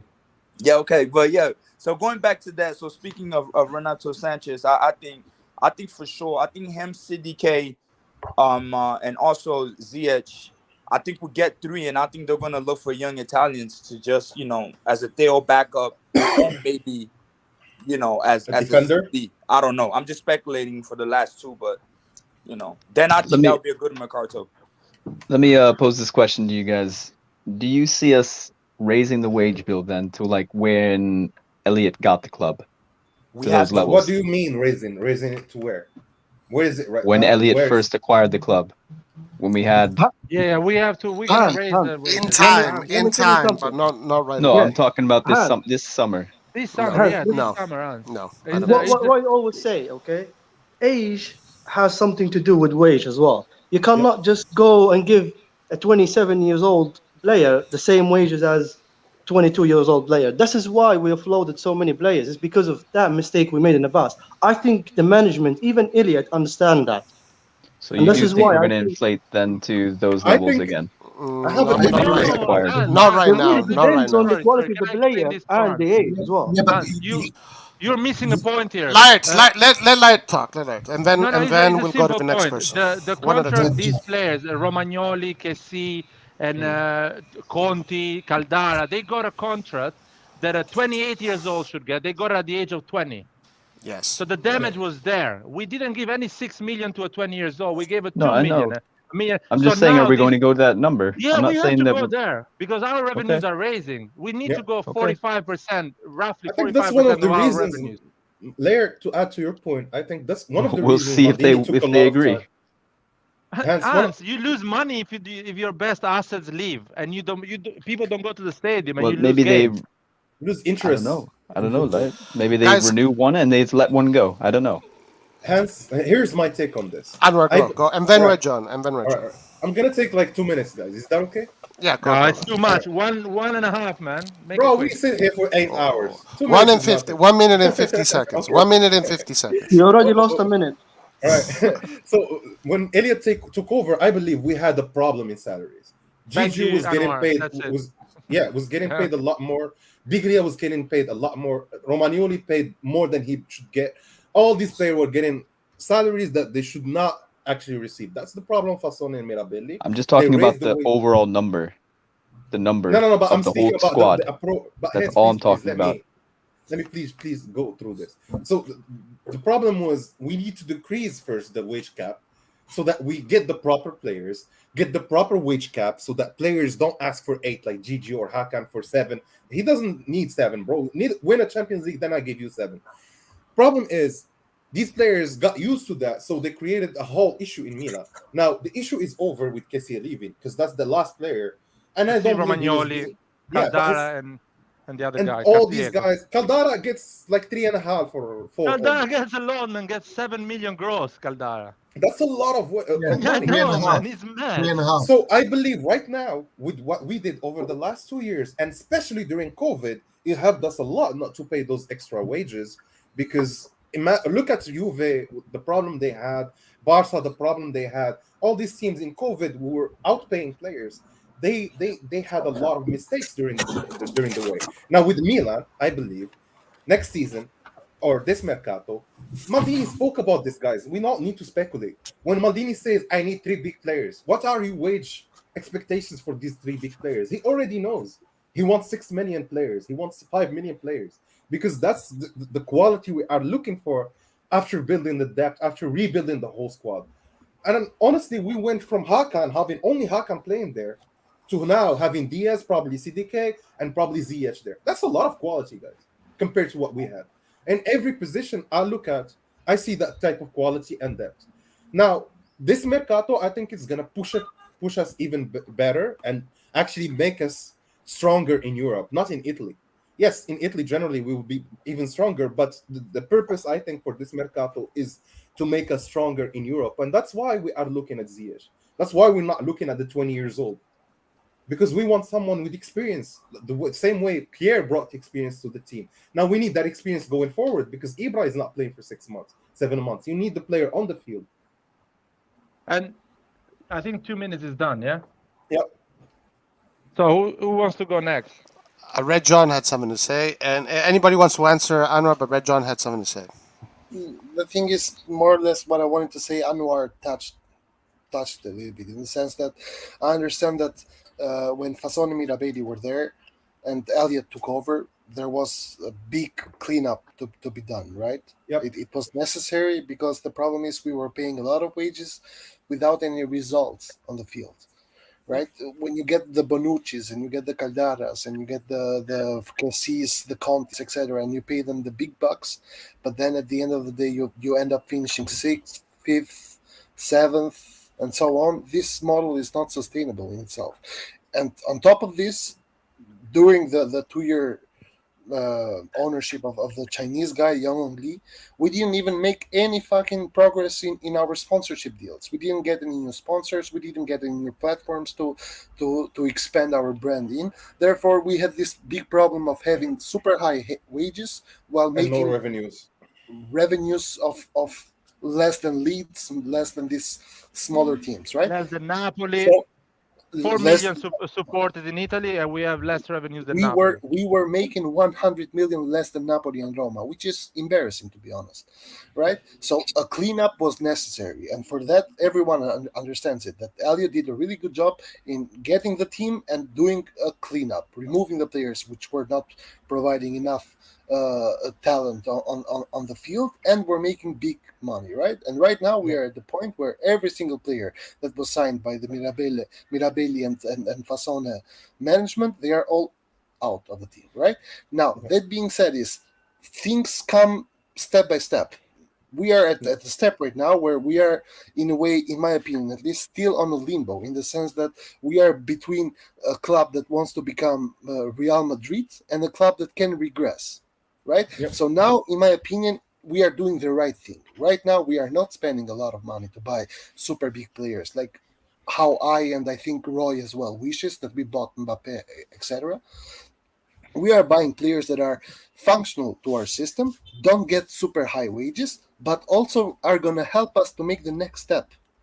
And get the next player. I think the big sign-in will be next Mercato, like the 70 million, exactly, 60 million. and get the next player. This is why I'm like we've talked together on this stream for 2 years now. Red John, to add to you, So you know that I've always been like this kind of guy that we should get a big name, and even I am okay with this. Big names attract big names as well, Red John. You need Of at course, least of players course. with like if Right, you tell you know, a but- striker, I have Ziyech, I have this guy, I have this Leao, all these Of guys can course. provide you. He will say, yes, I want to play with them, right?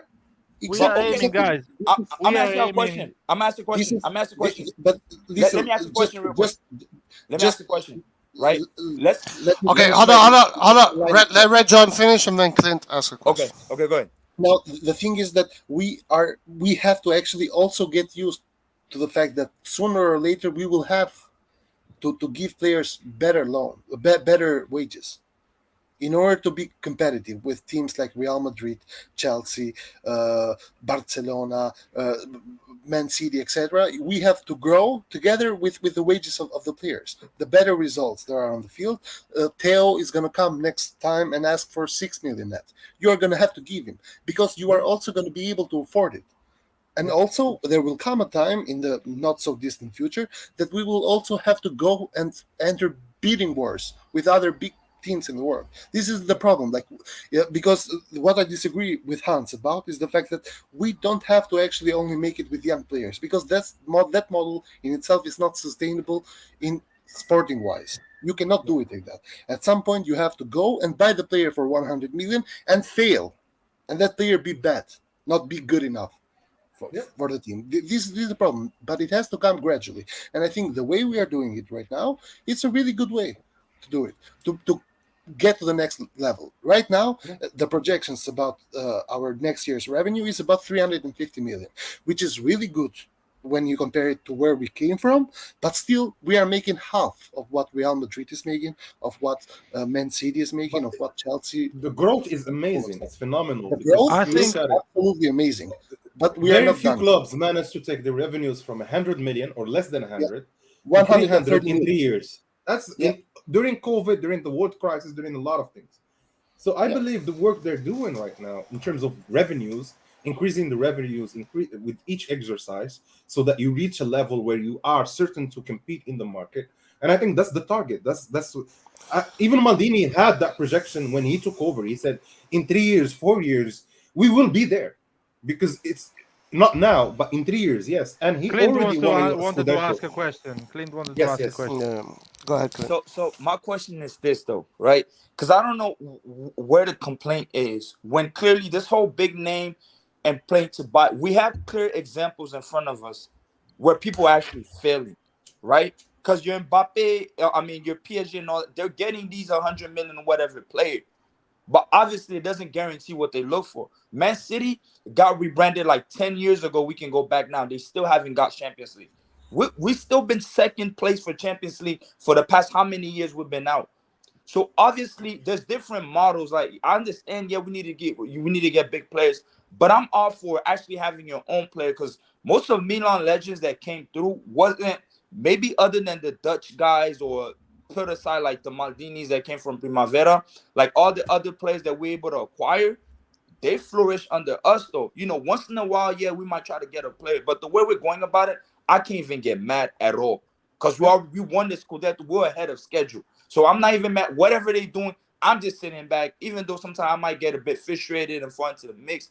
But you know, my question exactly is like, what other model like you guys can really propose when we did splurge? We saw what happened in 2017. Why would we go back to that? Because my impression, that's what I seem that you guys are advocating for. Like, oh, we still need to go and spend for what? We did that before and it doesn't work. You don't Okay, get then it you from and that. I are kind of on the same page, and I don't No, think the I want to management. answer that I just question. Okay, fine. Let's finish, I'll go. Okay, I was just gonna say I do not think that this management, especially right now, is ready to go back to those kind of levels. There's no way they're gonna acquire the club and go back to those levels. They are looking to make a profit right now, and it doesn't matter what I think should be done necessarily, what you guys think should be done, or how much money we made, or anything like that. They want their money, so that's what's gonna happen. And I think you guys are gonna be very pissed off at this ownership. I think that's going to be happening. Hans, if you want to make a profit with Milan, that means you want San Siro full until the last game of the season. If you want San Siro full until the last game of the season, you need to pay Ziyech, you need to pay the Ketelaere, you need to pay Sanches, you need to pay these players. Because you don't go at the end of the season with San Siro full if you don't pay these players. You don't go to fight for the Scudetto until the last game of the season. That's why you don't have another round of Champions League, because you don't go through the group. So you don't make 10 million or 6 million revenue just on one game, because Champions League, San Siro packed, gives you 6 million revenue. I mean, I'm all for getting Ziyech, Renato Sanches. You know, I think those are great deals. Like Renato Sanches is only maybe 10 million, I heard. That's crazy. If we can get him for that. And Ziyech is, yeah, I know. Well, I have a question. Well, it means you can probably give him more. It means you can probably give him more in wages if he's going to be that cheap. For your head. Who are the winners of Champions League for the last 10 years? Usually Real Madrid. Or what do you mean? You have Madrid, Barca, Bayern, Chelsea, and Inter. How do you think they achieved that? Inter. 2011. That's 12 years, man, not 10. I mean, yeah, whatever. So, okay, not Inter. But we can even take the example of Inter, because it fits into that as well. Because all these teams, the way they won it is that they got the players to win it. They spent, bro. Dude, forgot about winning the Champions League. You want to go to the semi-final. You need a good team. You need to spend, yeah. Who cares even about winning it? Ajax was the only example of a team but Ajax does that for 100 years. We'll see if the management are on board with all of us with getting these three players. My question to Clint, because he said a lot of Milan legends were brought up to Milan. I don't agree with that. I believe we had one Ballon d'Or that was a Milan player. He said they were created, like they became legends when they joined Milan. I think it's really, in our favor though, because Seedorf, if you look at Nesta, he was already a great defender when but they became world. I agree with that layer, but still, we bought Nesta like we're buying Ziyech now. He already won the Scudetto, captain of Lazio, a great team there. They reached the semi-final in Champions League, won the Europa League. Then he came to Milan. So just to be clear, right? You guys are expecting Ziyech, Renato Sanches, CDK, Leao renewal, Benacer renewal, Yeah. Yeah. Yeah. Origi, That's a I think Aluna that's a. renewal. Yes, But that's this, that's guys, significant. excuse me. and a hold on, and a left-footed center back. That's going to be really good. But this to me yeah. is a humble market. This is not a stellar market. This is a pretty humble market to me. I Oh, don't see Jesus it being Christ! a Wait. big market. To Okay, From also, okay, I want to financial, say okay, from okay. one thing financial though, stats, yeah. because he said Bayern didn't spend shit. Bayern bought Robin, bought Ribéry, bought so many players, bro. They bought the whole Bundesliga. That's what they do, or they I get think we them should for just free. scrap all of our deals and just buy Nkunku like Roy wants, just so he can No, be no. happy for once. The Nkunku one is putting all your eggs in one But basket. I'm Nkunku This will I'm be a transfer, possible. I'm Here's the I'm thing, being Hans. sarcastic. Nkunku I'm no, being no, but will this sarcastic. be transfer possible window next year. is not risky at all, guys. This transfer window is not risky at No, all. but For Laird, a sim- what I want them to Yeah, understand I is like that this window. I like this deals window like very much. Nkunku will be feasible next year when we will increase also our revenues by 150 million. Then I don't yes, think I don't you think can next summer actually we're go gonna there. Yeah, buy Nkunku. exactly, I don't exactly. think next summer we're Anwar gonna just buy said it. Nkunku. When the budget, when the balance books will be 200 million plus or whatever, then our markets are going to be pretty stellar. Right I now, mean, it's a I pretty mean, humble market. and look at Juve, right? Juve bought two players that what both of them are worth like what, like 140, 130. I don't know. I'm Who? speculating here. They haven't won in 2 years. I know Vlahovic just got there, but they haven't won in 2 years. But they are only playing Champions League because they got Vlahovic in January. Do you also agree with that? Right, but what I'm trying to say is that they also went on their whatever spree. But But it's a those team in people, the building, bro. Vlahovic is very young, very right? very He's young. still in the he's And still in the don't building, don't compare it to the no, no, extreme as no, well. no. But He's still guys, you need to remember that for Juventus, buying a 70 million player is like for Milan buying a 35 million player. They have double of our revenues at the which I moment. agree. Which I So agree. every What I'm player trying they to say is buy, imagine us buying the half of that price. But This right. is they made a normal huge here. mistake with Vlahovic. They're paying Vlahovic something like 7 million. Like I don't want to even talk about that. But when Juventus pays a player 10 million salary, it's like us paying a 5 million salary because they And I have don't double of disagree. our revenues. And I So don't it's not. disagree, right? So my point is this: is that okay? Yeah, you do all that, but you're not getting the outcome you want. Cause so that's my whole argument. It's like, yeah, you can go there and splurge. I'd rather the Milan where we have whatever players we have, we sneak in, we can go deep in the championship, which eventually we're gonna do with the players we have. I'm fine with it. That's what Clint, we've been about. right, right, and But you nobody's disagreeing with that. Though I don't Clint, think yeah, anybody's I wanna disagreeing add with that. something to you. Juventus will be really happy to give 10 million to another player instead of Pogba, but the other player is not appealed. Is not is He doesn't want to come to Serie A, man. He doesn't care because he's having offer from City, he's having offer from Barcelona, Real Madrid, Bayern Munich. So the problem with Juventus is not having the money and doesn't know what decision to make. Juventus know exactly which are the best players for them. Right. Unfortunately, the best players are not so happy to come to the Serie A. That's why Juventus cannot go to that player and give the money they want to give. It's simple as that. Juventus can afford the players Barcelona, Real Madrid, Paris Saint-Germain, and Man City can afford. But they don't want to come to Serie A because they The, have top tier player. it's not because they want. I think the reason why maybe I can speculate on that is just I looked at other teams. Maybe Roma is coming in the second. Who knows? But I think Milan is the only one that's gone that at least that has a project. Because players they need to be convinced. And I think we just don't have the wages and like some of y'all are saying, probably don't have the appeal or the big names to attract, which is fine, right? But I think it's a lot of appeal. And I think Juve just don't have no project. They don't have no vision. Just want to win now. Enter two, they want to win in the now. And some players, if you want to win in the now, then you need to have all the assets ready which some No, of them no, usually don't. it's not just and you winning now. It's keeping your Adidas deal of 40, 50 million you have. So you need Pogba to come in. You need to keep some sponsorship or renew those sponsorships. So you need big names. You need a marketing move, a strong marketing move. We are not locked on that situation, thank God. Right, and We that's are what I'm growing. We saying. are not keeping. Yeah, no, we're agreeing. That's what I'm saying. No, no, but don't see it like Juventus doesn't know what player to buy. Juventus is trapped in this situation that they need the name and a useful player, so they need to keep it in that way. But Milan, we are blessed because we can still pay decent money to good players, not the stars, of course. I'm not saying right. that, and we don't need to reply to our sponsors and to Puma saying, "Yo, dude, you need to buy a big player because I'm paying you 65 million a year for the sponsor." And thank God we have experience. We You go know, as to much as Puma and we people tell don't- them, "Yo, dude, you want me to keep Leao? Fucking pay me more."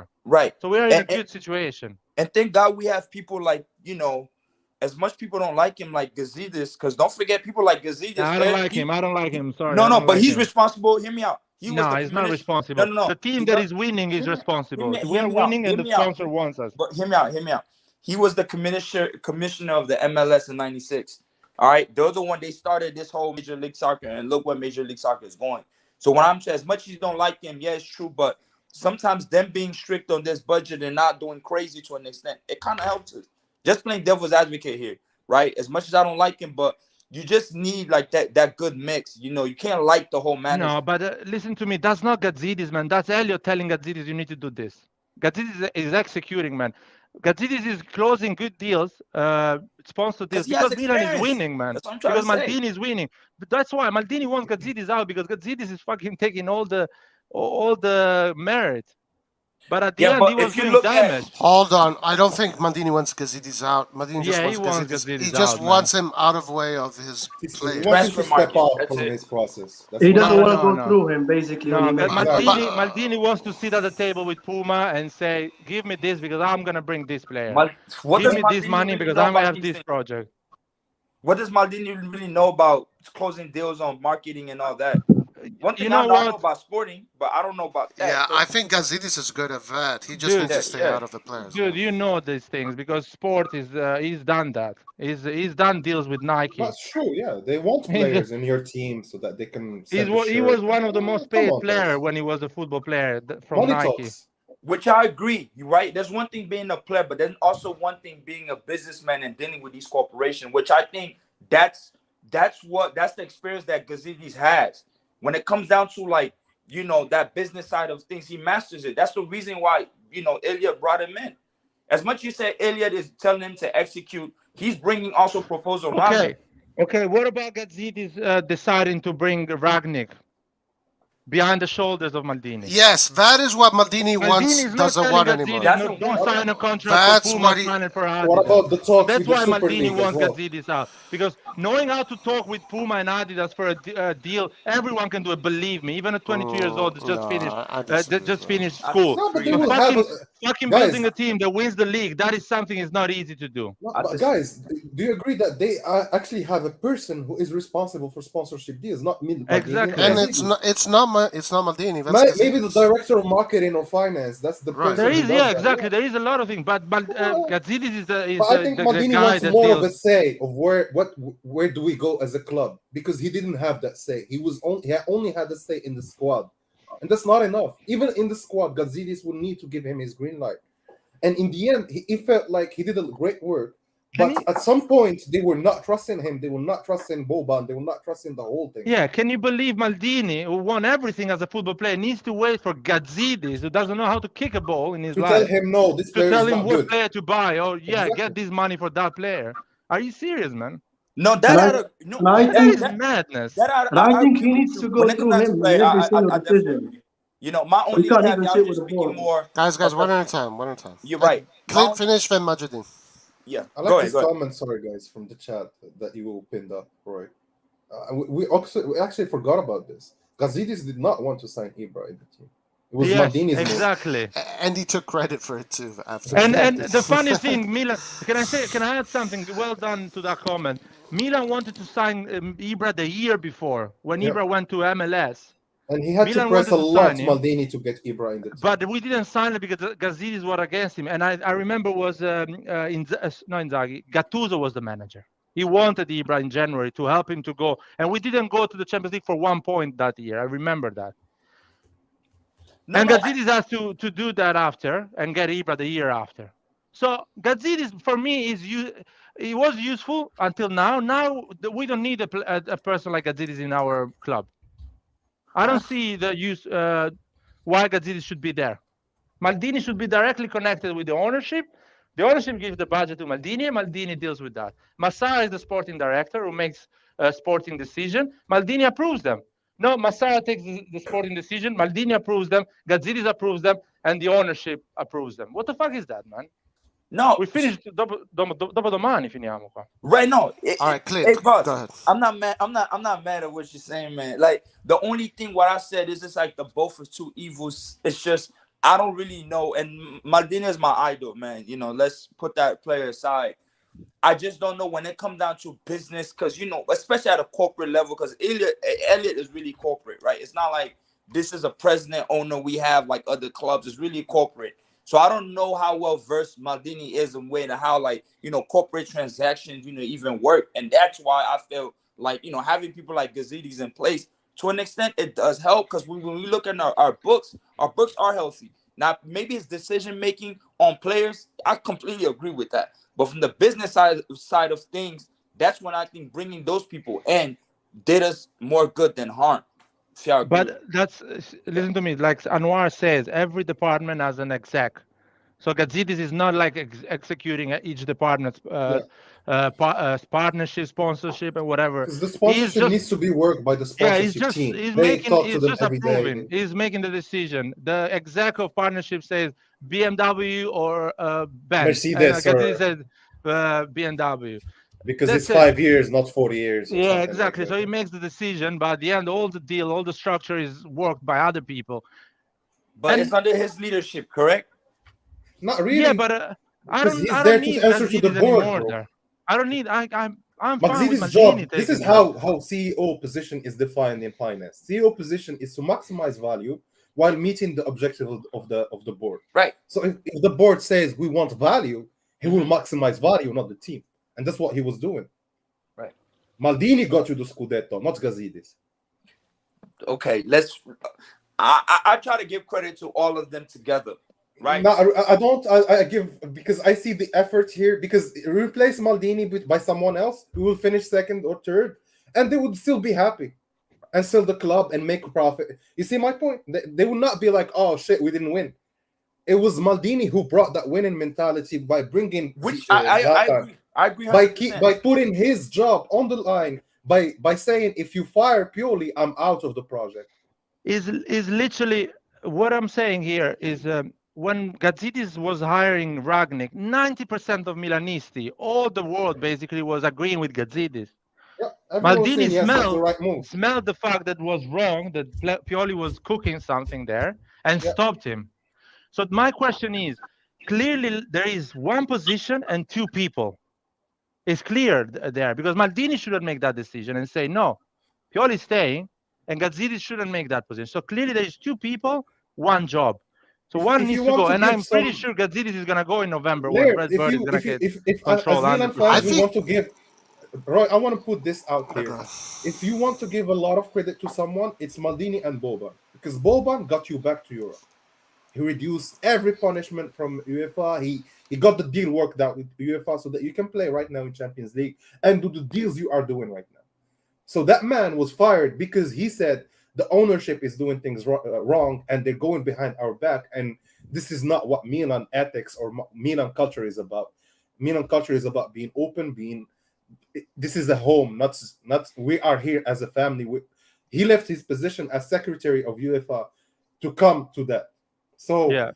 So I believe if Maldini was that agreeing with you, Clint, he would not have said the things he said after we won the scudetto. I want y'all for a second. I want y'all to for a second take off the football hat. Take off Let's look at the business side of things, right? I don't understand what the intricate, but let's at least give credit where it's due. I think the ensemble. What I'm trying to say is, the ensemble of all of them together. As much maybe if there was snakish type of behavior, let's put that aside. I see that like as a balance. Get to where we at. No, I see that as a balance. He did some shit. I agree. Then he fixed that up by giving them a lot of confidence. Because do you think Maldini, right? Do you think Maldini comes in, let's say 5 years earlier, even under at the end of the Berlusconi era, right? Or even at the end of let's say during that Chinese tenure, right? With our balance all messed up. But we don't even have the money to even regulate something. You think that's the successful? CFO job, Clint. He has an objective as a position in that company. As a CFO, he needs to fix the balance. That's what I'm saying. And that's what I'm saying. But that's not Gazidis. That's the CFO. That's the finance person. Maldini got that offer during the Chinese tenure, right? And he It's not said like no. and And he he said said no no. to He even said no because to Berlusconi. the project wasn't there. He didn't see a long-term project, which is so with Elliot, because Elliot wanted to do it the sustainable way, not because the sustainable way is the only way to do it, but the sustainable way at least gives you the insurance that this Gives you project is going to guarantees. go on. It guarantees you that it's going to go on for a long time. It's not So gonna be a who y'all thing. think? So That being said, I disagree with what Jared said, that Maldini and Gazidis are doing two jobs that should be done by one person. I don't agree with that, because the CEO No, I of the don't agree club with that as well. is But I think is that's there to look at things in Right. macro and not in micro. So Maldini why is does speaking? Sorry, why is speaking the manager? Hmm? Why is speaking Ragnick, the manager? Yes, No, I agree with the you. technical side. Exactly, The that's I the agree problem. with that. I agree with that. Gazidis That's clearly where we was agree, yeah. I agree with it, but it was micromanaging, not macro exactly. micromanaging. and the reason why I He thought was the reason why I thought he was trying to he get was Ragnick, right? he was Because let's not forget too. micromanaging there, but Guys, you're talking the over problem, each other. Okay, I, go ahead. the problem is here. I agree with you in the sense that Gazidis should not be there to make micro, or at least, even though Yes. one can argue that that was a macro a way of looking at things, because he No, wanted it was to a get a micro way. totally different way of managing the club and everything, which I disagree. But I think the CEO of the club is very important, because Maldini cannot handle the sponsorship deals, as well as at the same time look for new players, as well as for the same time But That's look true. at what's needed no, for. but Those are two Massara is different. looking for new play. Massara is the sporting director, man. Yeah, but Let's Massara and Maldini together. No, Massara is the sporting director. I Maldini understand is it. the I understand it. technical area, which is Technical- not even a job. He's is clearly no. But Maldini is the technical who gives the director. player? Okay, guys, I want to Come on, understand come few on, things. man. What are you saying now, man? Guys, I have some questions, because I get their positions, but I don't know really what their main role is. So we're saying Massara is the scout, right? no sporting director. Massara is a sporting director. So The he sporting- manages the team. That's his main objective. No, he looks for new Maldini players. manages the He team. signs. Maldini manages the team. He looks for new players after they have already been advised by a scout like what's his name? So why does they Moncada. call him Moncada. sporting director though? Moncada. But that should What? not be the sporting director, no? No, that's the job of the sporting director. That's the Okay. job of the sporting director. Maldini is So Maldini the is the technical director, right? technical director, which is the boss of the sporting director. Okay, so he's the boss of every direction in the sporting area. Exactly. So Maldini is So the he's the main boss guy. of Pioli, he's the boss of Massara, he's the boss of all Yes. these guys. Yes. And he also has a boss, who is Which Gazidis. is Gazidis, which is the boss of the whole Gazidis. club himself, because he's the CEO. He's the most important guy other than the owners, like in every Okay. business. Okay, so I'm I get gonna it. I get it. No, I get why Maldini wanted, because he wanted Pioli. He wanted also Gazidis to move back a little, because this is my area. Yeah. I am the director. You need to go to your area where you are the director of the whole club, not the pitch. Yes, So- Gazidis so- should be in a fucking boat now, So- not so I have a looking at question. every offer Maldini is making in the transfer market. And I get that Maldini is asking for more Gazidis is freedom, basically more. doing the sporting director. He's on Massara's ass, man. Oh, he's micromanaging Maldini Should and be in a Massara. fucking building in New He York looking at is, numbers. but he is Shouldn't even be there. the direct link between the management and Elliot. So everything has to go through Gazidis. So Gazidis has to have his opinion. Because Elliot trusts Gazidis. But he didn't. Yeah, but the problem is here. This is not how a CEO should work. The CEO should come with his own vision that he has already agreed upon when he made the contract with the owners, and he establishes his own vision without having to deal with the owners every single month. The way Yes. things are being run According in to Milan who? is fucking crazy. But The according to CEO who? of the club has to approve every single decision of the technical director. Yeah, which and makes that's no- how Elliot That's set not- it up. that's not That's how how Elliot set companies it up. work. That's But not that's how how companies- Elliot set it up. According But that's to who? something Because- Maldini doesn't like, man. And Exactly, once the because Red Bull that's not doesn't how go, companies can do work, that. Roy. If I I am the think chief guys are financial trying to pin- director, I take decisions without I know, checking but, the but boss. this is how Elliot set it up. Guys, That's how they I'm set sorry, but it seems like we're pinning. I know, like Gazidis has done a lot of things, of course, that are bad, but everyone here is just pinning a lot of this blame on him. Whether, like Roy just said, I think Elliot deserves blame as well. Elliott is, they did a lot of good things, and we won the league with them, and that kind of makes everyone sort of, not call them out as often as we probably I do. should. But in the I do. reality, they are a very like corporate, like we said, and they probably had a say in setting up this relationship and this hierarchy. Like it's not just him. Like if this was a real issue, they would be addressing it if they saw a problem with this setup.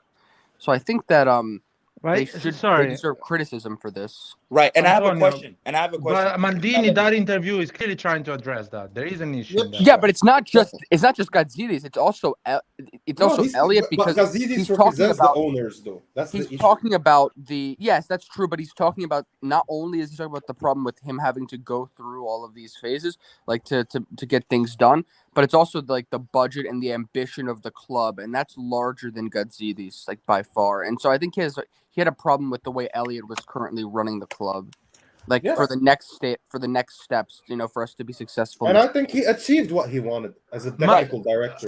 In my opinion, what I believe is that Maldini is not complaining about the amount of money Elliott is putting in the table, but the amount of effort Maldini has to convince these people to buy a player. Well, that should not happen, man. The sporting director agree of with you. Roma, listen to me.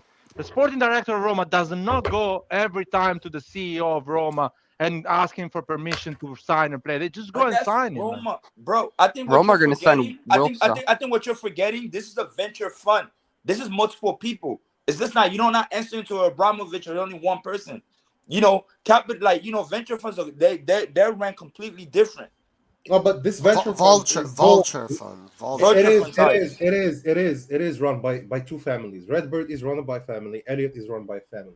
So you speak to the boss of the family, basically, which is similar to what Berlusconi. But they also have they have this thing called Project Red Black, which is the name for the AC Milan way, and they have people like designated for this specific. Exactly, it doesn't matter what kind of a business you are. You have a person delegated to regard these matters alone, and that's the person of contact that Milan has with that. So every time you have to speak to one person who takes the final decision in the end. It doesn't matter what kind of a vulture. If you are a vulture fund, if you're an investing firm, it doesn't matter what kind. You have a person delegated who has the final say in it. And the approval of the whole company. So okay, let's go back. Wait. Can I say one thing? Yeah, go ahead. You know what's interesting is Chelsea's new ownership, like the leader of it is fucking going and doing the sporting director. Exactly. Can I please finish, Larry? That's even worse than Gazidis, but whatever. Well, I'm just saying Todd Bowley, who's like the leader of this group, basically of different investors. Surprisingly, he's like going and negotiating with in the transfer market with Barcelona and other people, which is really weird for some sort of a corporate group to do. But I guess they're more invested. That weird, Antonio. It is weird, man. He doesn't know the rule of the offside, man. He's negotiating with Barcelona. Okay, do you think Barcelona has a technical director, sporting director, right? They do. But they also, if they want to land Lewandowski, do you think Lewandowski will speak with Laporta, who is the president of Barcelona? I think he will. I think it goes the same for Madrid. Perez speaks with Mbappe.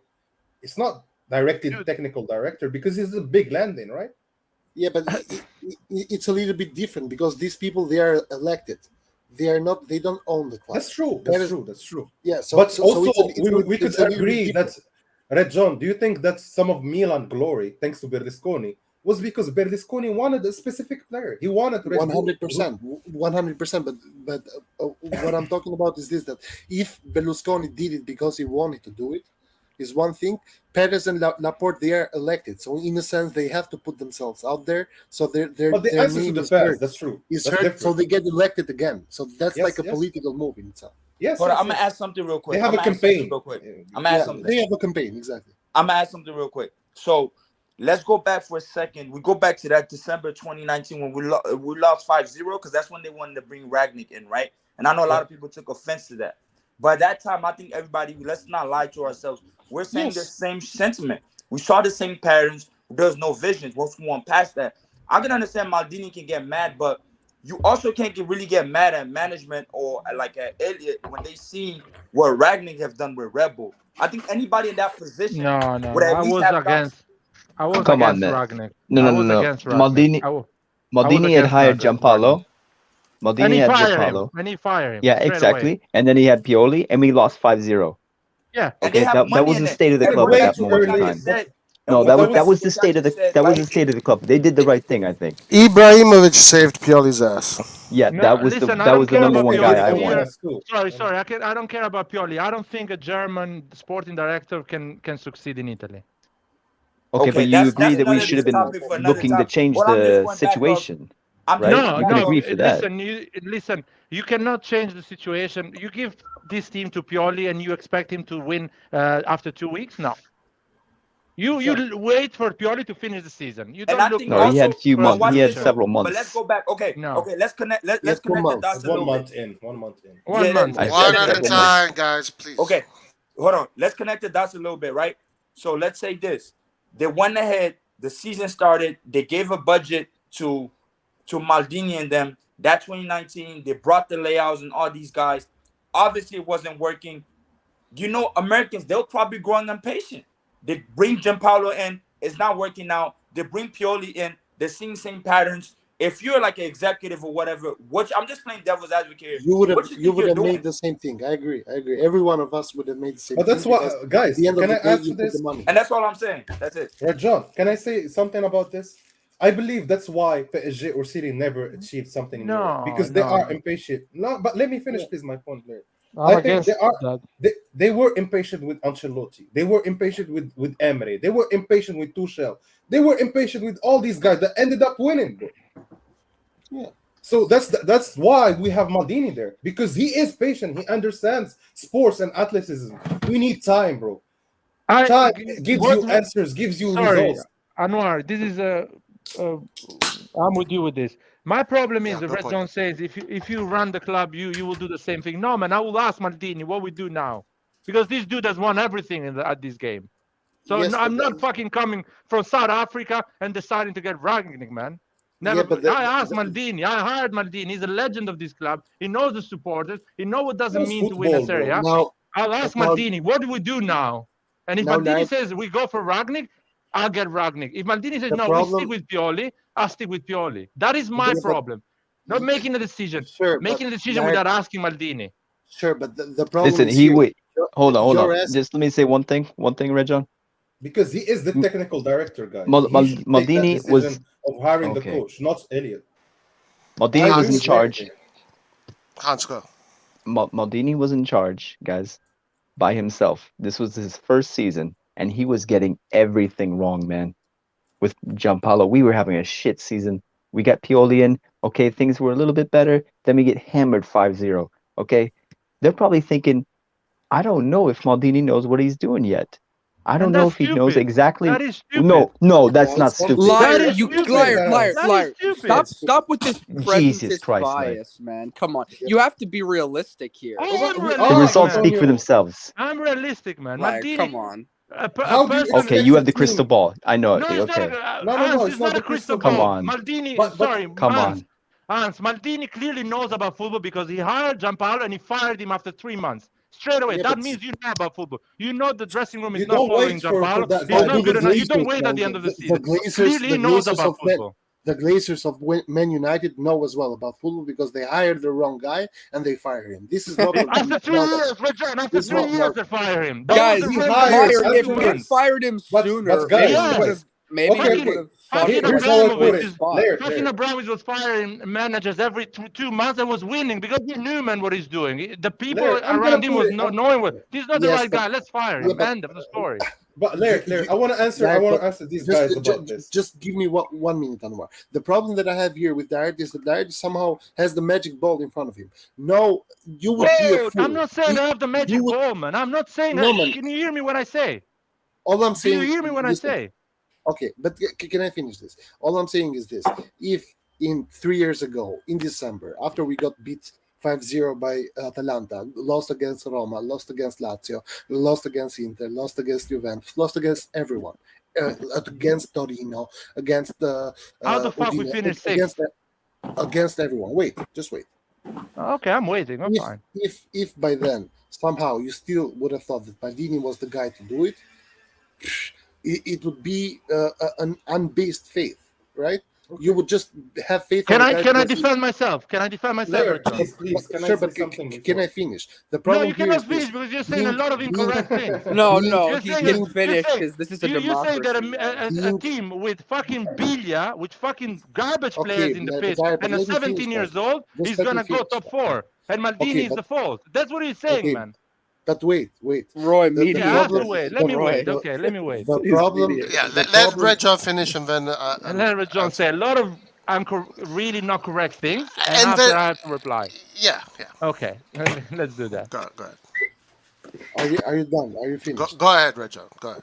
Go ahead, Red John. The problem at the time was that those decisions were of Maldini's, so someone has to have to feel the consequences. Not just that, but also Gazidis' job was on the line, because when Gazidis came as a CEO, he presented a project and the expiration date to Elliott in order to get the job. So after 6 months of failure, someone had to do something. That being said, I'm super happy that he didn't go on because Maldini proved himself. But thinking that just because Maldini was a really good player, therefore he must be a superb technical director. Not superb. No, superb. It's just the wrong thing to do. It's the wrong thing. Red John, I'm not saying superb. No, Red John, I'm not saying superb. I'm saying he probably knows more than Gazidis, and Gazidis should have asked him. But it doesn't make him a good sporting director. He revealed to be a good sporting director, but it wasn't. It doesn't make the decision of Gazidis the right decision, man. Because you have Maldini and the knowledge of Maldini, and you make a decision. And I'm saying Maldini, but I can tell you Boban, I can tell you all the people around Maldini. You made a decision behind Maldini. That is wrong. The way you make this, not the decision you made, the way you make the decision. And going back to Glazer, Red John, going back to fucking I'm sure Glazer, he was talking going to back to fucking Maldini. Glazer. No, let me go back to fucking Glazer. They kept their managers 3 years, man. Failing. Maldini realized he did the wrong decision. 3 months, Gianpaolo was out. Exactly. And I want to add to that. Since they've sacked Ole Gunnar Solskjaer, they've been doing much worse than but here's the difference. After 3 years, they sack him. Here's the difference. This is a technical director that's been doing this for 3 years. He took 2 decisions into getting a coach. The first decision was getting Gianpaolo. Second decision landed you the best coach you had for the last 20 years. Are you happy with that? That's his first 3 years as a technical director. People dream of that throughout their career as 20 years being a technical director. He did that in 3 years with little budget, no trust, and he pushed on. I believe people are not realizing how difficult that is, because as Laird said it and presented it, it took him only 3 months to realize Gianpaolo is not the guy, and Pioli might be the guy. And he got Pioli when Pioli is the normalizer, the guy that never wins, the guy that sets things right. And it was right to do that because he wanted to get some continuity in the team, so that players can develop. And that's what Pioli did in the first year. Second year, they aimed higher. They got second position. Third year, scudetto. That's a decision of a technical director. Wait, guys. And Gazidis should not walk in there telling Maldini we should get Ragnick or... Hindsight is a wonderful thing, isn't it? No, it's not a hindsight. I just want to say this. Wait, guys, can I put... Roy? It's not an hindsight, man. I've been saying this when people were saying to me a year and a half ago, Maldini is not good enough as a sporting director. I've been saying this. It's not a hindsight, man. He knows football, bro. Okay. Let Antonio go, guys.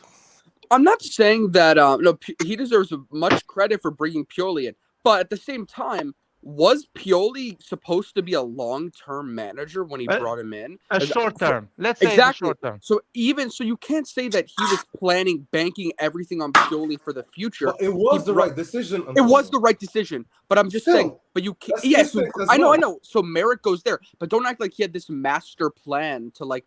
No one is saying that. No one is saying that. But it is I can tell you why it's a master plan. What did Maldini tell you when he got the job? Sorry, Anwar. Before you start. Very quick. No, mine is more quick, man. I'm not questioning. I'm not questioning the fact that Gazidis decided to pick Ragnick. I'm questioning the fact that Gazidis didn't sit at a table with Boban and Maldini and ask their opinion. Yes, and that should be their job. He 100% did ask their opinion. And he did the biggest mistake a rookie can do. Think he's better than the biggest player of that. That's not true. Play the game. Hans, No, if it was what? true, Maldini would not criticize the He management. just disagreed. He just disagreed with them. Oh, That's guys, all. hold on 1 second. Anwar, say what you're saying, and then I want to hear Hans, All right. because I've not heard this. I think Anwar. I got this story right. I know that Maldini said that things were going behind his back. So if he says that there is no truths about that, things are going behind his back because he spoke about it. So if he says that, we cannot say no, they sat with him and asked his opinion. No, he clearly said things are going behind my back. So that should not happen as technical director. If I'm the finance director, you should not discuss financial decisions without including me. It's easy as that. That's why you got me into that position. Maldini And that's is not why no Maldini financial director, refused. though. No, but that's why Maldini guys, refused that's not to just be the... Gazidis still on his own. No, but I know, but still, overall, that's why Maldini refused to be the technical director, whatever director Barbara wanted him to be and Berlusconi wanted him to be, because he knew things were gonna be behind his back, and he refused to get into a project like that. And they still did a great work by recovering the 3 months. 3 months is compared not. Everyone forgot about the 5-0 after we won the scudetto. So do not speak about 5-0 as if it's a big thing. Like, whatever happened will happen. We knew we had a shit team. We had overpaid players. We had players that should not be playing there. Ricardo Rodriguez getting 5 million. Biglia getting 5.5. Bro, he had a whole cleanup to do. It took time. The time it took is amazing, bro. Teams take 10 years, 5 years to do that, bro. But that's not only Maldini, though. But it is Maldini. He wanted the players out. He told them Gio should not resign. So you think Maldini wanted Donnarumma out? He's the one that told Donnarumma to leave? Yes, he told him either you sign this contract or you leave for free. Because of who? So who put the budget restriction then? No, but even Maldini said Anwar, money, bro. Anwar, guys. No, but Maldini said this out loud, guys. Guys. Maldini said, I only give big contracts to big players. After not signing Gigio Donnarumma. Dude, they tabled, one at a time. They tabled an 8 million offer for him. Maldini was trying to negotiate with him. Maldini doesn't set the 8 million limit. He was trying to get him to sign for what he could, for what the club. No, Eight is a lot, bro.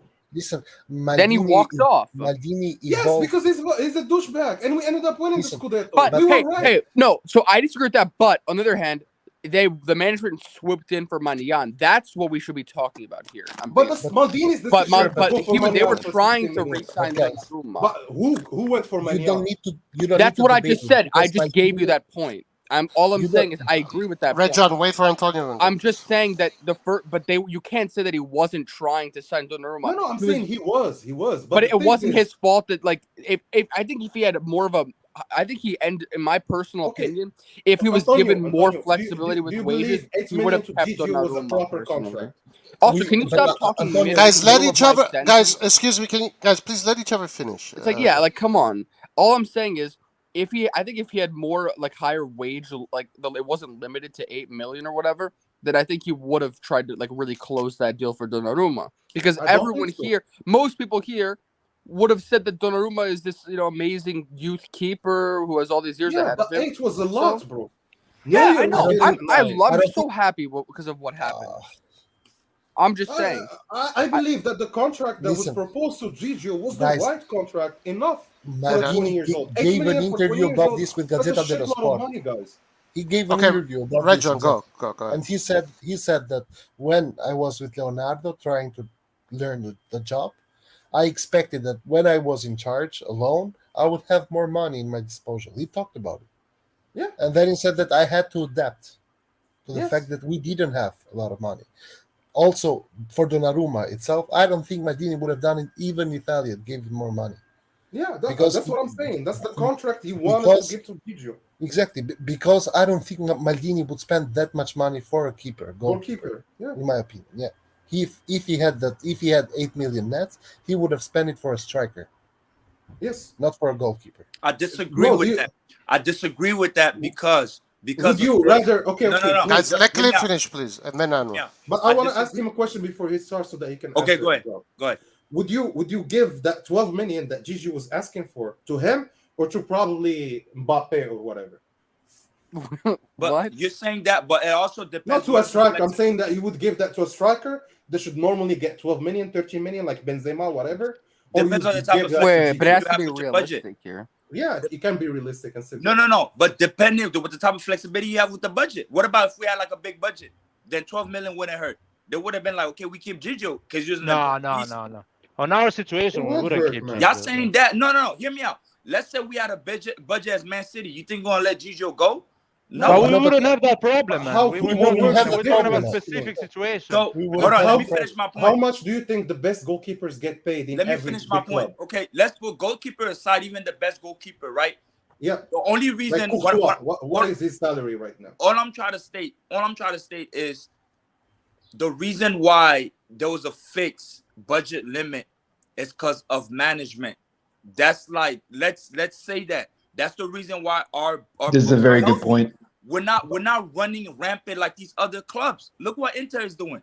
Yes, Right, but I respect Marotta. Don't get me wrong, I respect him, but from like that Chinese standpoint, you just can't spend. We're not running rampant, and Maldini is forced to operate within those limits, right? but That's it's not not. coming from him, though. That's all I'm trying to say. No. But he understood. But as well, Maldini understood throughout time that in order for the long term to get the players you want to get, you need to start this way. You can't start with the big guns. Because if you do that, you will fall short again to the I disagree too. Okay, let's say you spend 150 million plus what you should be spending. UEFA gives you the green light to play Champions League. You don't even qualify for it by the end of the season. Now you get punished for not playing 2 years. You don't even qualify for Champions League for the next 2 years. So your revenues decrease even more, and you are back into venture era shit place of not being able to sign anyone because of that. And that's the target they took. We should get into the proper place as a club, financially sound. First of all, to get value on the club when we want to sell it. But second of all, for the long term, it does not fall back on a short term problem, which was what do we do with this loss every season? What do we do with this? That's what the club was aiming for. If we wanted to land the 70 million player, I was also criticizing that. But I understood with my finance understanding as well that over time, with the financial fair play being in place, you need to build strategically. It's not just like bring out the big guns and we're there. Chelsea did that because they play in Premier League. They can make up the revenues there. If they spend 300 million and end up winning the Champions League, normally if you do that in Serie A, you would be punished by UEFA because you went way overboard. But in EPL, you will make up the revenues because you won in EPL and won in Champions League, and that makes up a lot of revenues. Anyway, guys, the big question is: in these 3 years of this 4 years journey, who learned more about football, Gazidis or Maldini? I think both. Gazidis. Easy. Gazidis knew nothing about football. 4 years ago, Gazidis didn't know what football was. No, I disagree. Now he knows I disagree. how things works. Because now he's listen, Clint. I disagree because we are signing Giroud, we are signing Florenzi, we are signing Messias. We're not fucking signing random kid 20 years old. We're signing players that Maldini thinks cost a little, and they can give you a lot. But and bro, don't say he doesn't know nothing about football when he was the commissioner of the Major League Soccer in 1996. That means you know nothing about football, by the way. That is Arsenal too, right? That is a proof. Fairly, yeah. Gazidis has been in football all his life. He knows about football. Of course, but Maldini knows more. I would agree on the fact that Maldini knows a lot more in football. Because come on, guys. As a football player, he's been a champion for 25 years. No, we're not talking about that. When I mean football, I'm not talking about like I'm saying playing side of it. Like, do you know, like when you meet someone, Clint, from a business perspective, from running a club and understanding the structure of it, we're not going to sit here and diminish Gazidis on that. I'm sorry. No, he doesn't know. Clint, he doesn't know. He failed at Arsenal. How did he fail at Arsenal when they ended up getting the stadium? Milan was his second job. Was his second job. Everyone got a stadium in England. Clint, everyone got a stadium in England. In England, you show up in the fucking council and they give you a stadium and they pay for that. In Italy, you fucking kill half of the mafia and you don't build a stadium, man. No, but Arsenal was the first. They were the first person to get like that Fly Emirates Stadium. Well done for them, Clint. One thing Gazidis needed to do: fucking build a stadium. Where the fuck is the stadium? I'm just playing devil's scudetto. What the fuck is a stadium? Well, but the stadium is empty. That was his job. Build me a fucking stadium, guys. Where is Mike it? is about to break. I swear. Hey, I'm just playing devil's advocate, man. We all one job. 4 years ago, if you ask Gazidis, let's sign Ibra, no. Let's sign Kier, no. Let's sign Florenzi, no. Let's sign Messias, no. That's Gazidis and his knowledge of football. 4 years after, Gazidis is saying yes to everyone now. He learned the lesson finally. So if we win Champions League, you still gonna like him in No, the next 2 years? what I'm saying, Clint, is that You he have to started give off. him some credit. No, he I'm started gonna off give with the him wrong credit foot. when I see a No, stadium, Roy. No, When he I see a started off. stadium, I'll give him but credit. guys, Guys, this listen, is how I see listen. it. I see it. He started off with the wrong foot, but through time, he proved himself also worthy of being in this club. I believe that even Maldini right now would not go on if Gazidis was not there, because I think they work together, and also Gazidis understood that he needs to give him more freedom, more say in the team, because it's thanks to him actually that we got these players and this squad ready and the coach there, and so he got it right. So give the man more freedom to act on the team, and I think that Gazidis learned that through this season. And Maldini only signed because he had more freedom in the end. So it proves also we were right. Maldini wanted more freedom. If you believe, guys, that no, Maldini did not want that, in the end, he only re-signed because he had more freedom. But But also, Go ahead. like I always say, things are not black or white. At the end of the Definitely. day, Gazidis did a lot of good things as well, because this True, is true. the That's first what I time said. I said it in counterbalances the Milan's wrong history things he that did. exactly a lot of things like this is the first time that Milan has a training sponsor. This is the Yeah. first time that Milan has a 30 million deal with the kit provider. This is the first time that Milan has an exclusive deal with a gaming company. These things do end up in our revenue at the end of the year. So I 100% agree. Maldini does not have that modern But way of thinking. This guys, is Gazidis, Rejon, random dude at fucking Leicester City is giving a shirt deal for the training ground.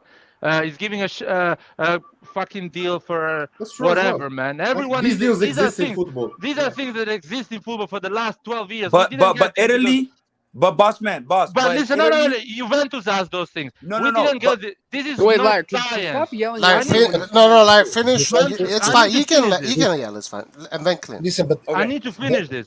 go ahead. These are things we've seen 12 years ago, man. Barcelona did this thing. So it's nothing new, man. These things came after Maldini built this team.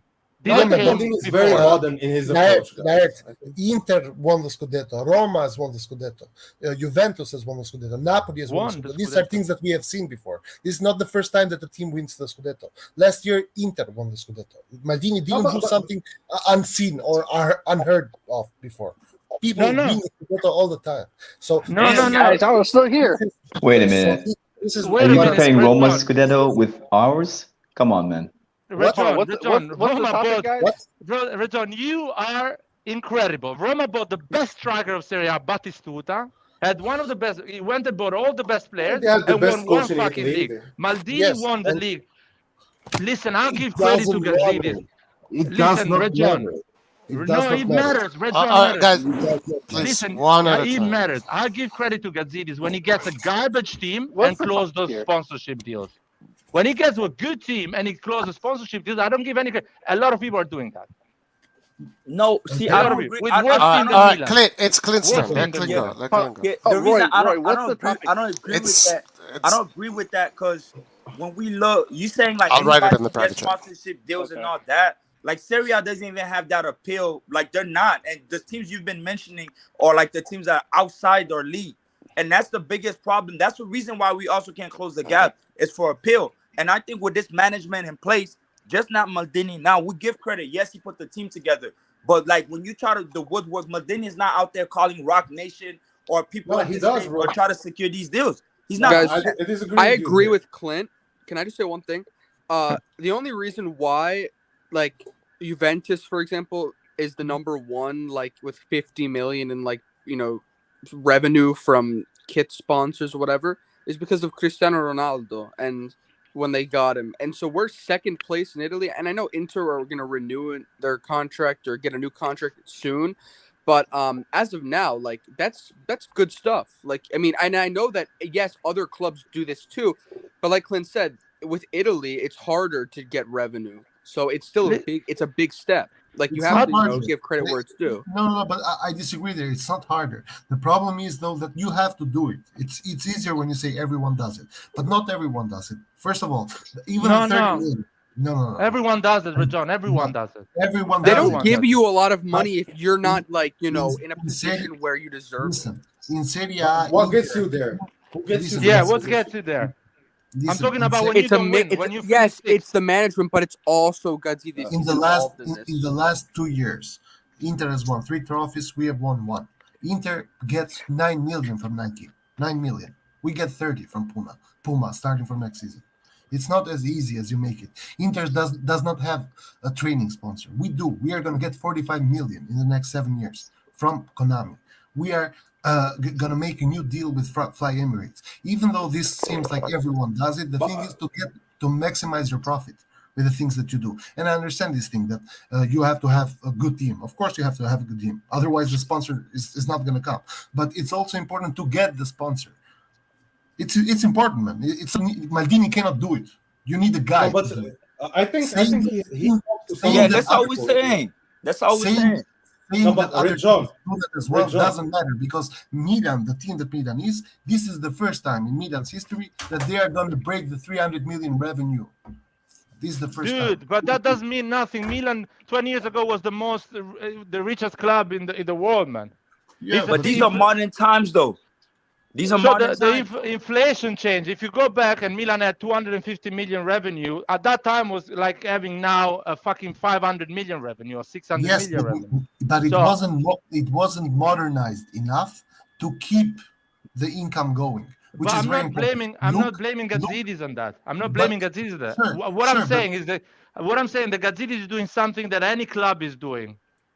The fact that he's doing quicker is because Maldini is helping him winning trophies and playing and good I agree, football. and I agree. But Gazidis has a very good resume. He's not just any Sure, person, yeah. Listen, Yeah, the that's thing what is I'm that- saying. Any the person thing is can that do that. Things are intertwined. Gazidis cannot do it without Maldini. Maldini cannot do it without Gazidis as well, in this sense, right? Now, the thing that I want to say is this: that even though you can say that 20 years ago we had 200 million revenue, which with the inflation could be 300 million, it doesn't matter. The thing is that we didn't have the right infrastructure to deal with the fans and to move with the time and what's trend at the moment. Right now we have the highway ahead of us, so that even if things don't become great in the next 10 years, we still are going to have a significant income in revenue, which is going to be constant. This is why you see Man United fail every single season, and yet revenue-wise they are top 2. No, Rajon, no. If Maldini doesn't go top 4, Gazidis doesn't close those deals. Man, of course, but did you listen to what I said? Did you listen to what I said? You don't listen what I say, man. No, Laird is right here. Laird You is don't listen to what I'm 100% saying, man. Everything started thanks to Maldini, not thanks to Gazidis. Gazidis came first, and he didn't manage to do that. After Maldini won all the scudetto, everything came after. There is a reason why Man United keeps on getting the best sponsorship deals out there, even though the team has been struggling for the last 7 years. You know why? Because Ferguson won for 25 years, not because that guy from United States is good at making deals. Fucking Ferguson won for 25 years and made that club so big. Not the guy from United States that is closing deals with sponsorship. I agree with Laird here. That is the fact. Club in the world. And people don't understand that football is that type of business. Not like like a Laird is 100% correct. With the degree comes here and makes deals. It is because at the time, Man United's management knew how to create and to keep revenue streams with the fans directly. It's not just because. Yeah. If Manchester United got Regia, but if Manchester is one of the biggest fan bases in the world, it's because of their successes, not because of they were able to keep the thing. This is the first time in the last 12 years. But you need to win on the field first. You need to win on the field. No. But after the appeal, no one is saying that you shouldn't win it and you keep it. Is anyone saying that? The appeal, though. But after the appeal, because watch this. Hold on, give me a second. So watch this though, because what you need to understand is this: is that Man U hasn't won since 2013. Period. But the appeal and be able to close and make yourself seen. It's really important, and that's what Ferriari is failing. But we're going to another debate for that, though. No, but that is thanks to what they won 25 years ago with Ferguson. Not because they're good at marketing. We don't have those revenues, and we won more 25 years ago. We won more than that. But do you understand that Ferguson with that Manchester United and Wenger with that Arsenal? To be fair, Man United has guys, please don't talk over each other. Let Larry finish, and then when he finishes, No, listen. I don't want to finish because you guys are talking Narnia now. I was talking actually seriously. You guys are going Narnia now. Right. You If guys you don't really understand think something is that coming. you guys really think that the social media manager of Manchester United is keeping the appeal of Manchester United, or fucking Ferguson that won everything with that club and made Not the that club social Liar, media I actually legendary? want to manager, not the agree You with social guys you are media in this manager, crazy for point. real. not If the I could social say media something. manager. No. Do you think? Sorry. Do you All right, think? Antonio next. No, Not I the want to social finish this. media Do you manager. think? Do you think fucking Theo Hernandez signed for Milan because Rock Nation or because Maldini went there and told him come and play with us? Ah, come on, guys. Because Fucking come Maldini back to the went there. real world. But what does that Come have to do with on, anything? guys. What are you Not talking about? Gazidis, man. Not the marketing What are you area Guys, talking about? can convinced I say Theo something? Antonio, go Hernandez. ahead. Antonio, go ahead. Actually, I wanted to agree with Liar on this point just because Man United have like the second or third largest international No, worldwide it's the fan first one. base It's in the the first world. one in the world. Well, I Yeah. think Real Madrid is first. No, no, no. From Yeah. income wise, Manu is probably like. The Well, I'm just fans saying that have fan more base, income. whatever. Doesn't Like, matter. Yeah, okay, that's top, fine. up there. Okay, top. okay. They're up there. My I'll pass point on to is, Larry. Which team? Let Antonio No, finish, let and, Antonio finish. Let and then Antonio go and then go, He Roger. was yeah, no, starting I mean, something. really briefly, that's why when Liar says like because of success, the success leads to revenue.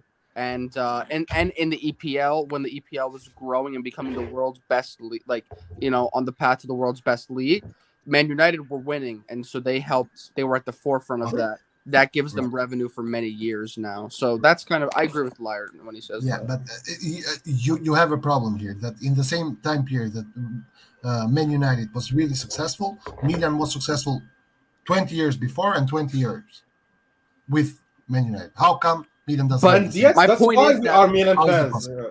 First That's of why all, we are Milan fans right now, Reggio. I am a Yeah, Milan fan. I understand that. I understand You see that. my- Yeah, you see there's their- there's another issue there that is a geopolitical issue. The fact that The- Manchester the- United is an English club, Real Madrid is a Spanish But still, club. even also back it's the then, time when they were back very then in early 2000, Here's- late 90s, culture was the most probably watched league in the world. Okay, Everyone was watching. Red Even John, I'll in tell you. Morocco, where Let me ask all the fan let me base ask is something real quick. Spanish, Let me ask something real they quick. still watched culture every week because For the best me- players were there. Let me ask something real quick. For me, it's pretty simple. Who, like, just an answer. This is all I want. Who has more fan bases or more number of fans, Juventus or Milan in the world? Juventus. No. Oh, Milan in the does. world, Milan in the does. world, Milan. Ah, in the world, Milan. Yeah, Milan in Italy. Then Juventus. how come Juventus keeps on making more I'll revenue? tell you. I'll No, tell you they- how they come. got I'll the tell you. stadium No, done. can I reply? Sorry, can I reply? All right, let I reply, then Clint had a This is question. gonna be Go ahead. quick, Red John. I'll tell you how. Because fucking these all supporters around the world, they need to pay 50 quid delivery to get a fucking shirt, and Gazidis has not solved that issue yet. Liar, can I help you here? Can I say It's- another Can you the same solve thing- that it's the issue, same please? thing Instead if you of Liar, telling can I Maldini support you? which player to It's the buy, same thing if Can you I say order one a thing, Jules guys? solve that order. issue, the commercial issue, Order. instead of telling Maldini what player to buy? Can you Order. focus on that? Right, I Thank got you. next. But it's the same with Juventus. When you order at Juventus, you have to pay shipping costs as well. They don't Hey, have guys. a lot of supporters outside the world, man. They have 11 million in Italy. They need to ship in fucking Ancona, Milano, and whatever, man. Guys, We need to imagine- ship in New York. Solve that Reggio, fucking issue. they had to Don't win tell 9 Maldini which player they Scudettos. buy. Let me There's ask something real quick. There's a pretty clear reason why Okay. Juventus has more revenue, and it's because with the modern era and the globalization of football in the past like 2 decades, Juventus has been to 2 Champions League finals and has just finished a 9-year Scudetto winning season when when social media has been at its height. So therefore, they have been just they recent got success. Cristiano. People Great point, forget great point, history, guys. Great point. A lot like young little kids, young Cristiano. What about fans, a they don't stadium? What remember about the stadium? history. And great. So and and their ownership has enabled them to do this. But I'm just saying that's the reason why Juventus are Roy, seen let me by add the a point real quick. young people as a bigger yeah, club. Clint next. Clint, go ahead. Yo, Then I'll say so something watch after this that. though. Watch this. I don't know if y'all paid attention, but like, there's a report. I forgot the name of the journalist. But the problem when I keep saying appeal, like I know what I'm talking about, and that's why like the EPL is ahead. Like Italy, what they just did, like in India, they pull out. Like there was a deal I think they were supposed to get with Being Sport to like show, and that's like a 1.3 billion market. They pulled out because of the politics or guess of laziness, and people got really frustrated because a lot of Indians in that area, like they do want to watch these area games, but they can't watch it based on like from a bureaucratic standpoint. They're just not putting no effort into that market, and that's how they miss out on money. Then the EPL comes on because in these countries they want to see these things. And what I said appeal, that's why Juventus and all these guys get the revenue because of appeal. I go to the stores here. You go to Adidas store or any of that. You're not seeing any Adidas except Juve, or you're seeing the Man U. It's the appeal. Wait, How Clint, you where are put you yourself based out in? there? That's true. But Clint, And that's In what Texas, Milan is doing. hold on, guys. That is All right, Nathan, 100% go. true. That's 100% true because I can walk into any sports store or sports affiliated store in Texas right now, and I will see a Juventus shirt before AC Milan. 100%. Yeah. that's Wait, And on fine. Clint, top are of you that, from and the on, States? I live in Houston. And No, Clint. But Nathan, Clint. isn't that also thanks to Ronaldo going there? You no, see how many people? no, It Yeah, is. yeah, It yeah. is also. It no, is no, also stop, because of no, it. Well, not it's Juve not. fans, Guys, not stop, Juve fans, guys, but they still buy listen, the you gotta Juve let me shirt. finish, guys. Remember, I've been playing football since I was 5. Growing up, going to all the soccer stores, I would struggle to find even one AC Milan product in those soccer stores, and this is before Ronaldo's time. No, This but is that's venture era, 100% right? no, bro. I'm telling you, this is when I'm like 10, 11, 12, How many 13, Juventus 14. shirts But you But honestly, find? the I would world say the wasn't as opposite. But listen, globalized guys, back Nathan, then. this Different. is the thing, and Texas is compared to like many like middle states, Texas is actually a really big football state because we have so much room and because we're right by the border. We have a lot of football affiliated things. But Going here's throughout here's all the of my point, years, Nathan. I would struggle to find any AC Milan products. But here's my point, Nathan. I grew up here in Morocco and I traveled around Europe, Asia a lot during that time, early 2000. I can guarantee you, every Adidas store I went in, they had two banners. The left one would be Real Madrid, the second one would be AC Milan, and Bruh, you but can find you shirts for have, Rico but Sta, all bruh, these things. but dude, again, you are in Europe, bruh. But It's that's what I'm trying to get at, Nathan. Because Milan is, back, but listen to me, please. Milan back then was emphasizing on going to Africa and Asia, and yes, that's why right now we have a lot of fans in Asia. We have a lot of fans in Africa as well, and I believe that's true. and Because I of that, understand that. But then, Can I add But at the same, something? but this is what I think Clinton and John are saying. When AC Milan was at the top, there was no aggressiveness in terms of how they are promoting themselves. but They it were was a different football era, though. but guess what? In that same different football era, the the EPL EPL promote teams themselves. not only I agree did with they you promote guys. them. No, wait. Not only did they aggressively promote themselves, they also decided to take hits that would, in the long run, catch up and pay dividends later on. Whereas Serie A is not Okay. willing to take But a do you hit know what in was their happening in Serie promotion. A back then, Hold on, Nathan? bro. But Serie A is not willing to take a hit in their promotion to gain the rewards later on. But I believe Nathan didn't have time for promotion. They were fighting with Calciopoli, with fixing games, and Nah, but that's true. Listen, Clinton, the downfall of Serie A from being the best in the world was the Calciopoli. A lot of people lost trust in that league. Juve went to the second division. Milan got back into banter era. And what about Inter before stood that? for a bit. What And about then before that? when Juve was rebuilding, they were doing things the modern way. They were But what about before embracing that, football though? the modern way. But what Nathan, about was a before that? different world, man. It was a different world. It's not the world we're Bro, living now. Antonio is even right, man. It was not okay, so but easy this like is it's now. but guess what, Larry? The EPL took a chance at that time, even No, when the they were EPL not the took best. nothing, man. No Bro, chance. Larry, There's an Larry, English I'm sorry, Larry. speaking. I think- English Wait, speaking, Larry, man. Easy. no, Put it I there. Larry, think I would agree so- here with hold on, Nathan. no, In the guys, US, wait, EPL promoted wait. itself very well back then. Guys, Because Larry, they do speak you live in the English, United man. That's States? it. yeah, Larry, exactly. do you live in the United States? Oh, Jesus Christ. No, No. answer the question. No, I don't So live, how are man. you Well, is going that to a question? It's so actually if that. You know I live in London, man. Is that a question? Nathan okay, has the hold enlightened on. perspective. So let me ask you this then.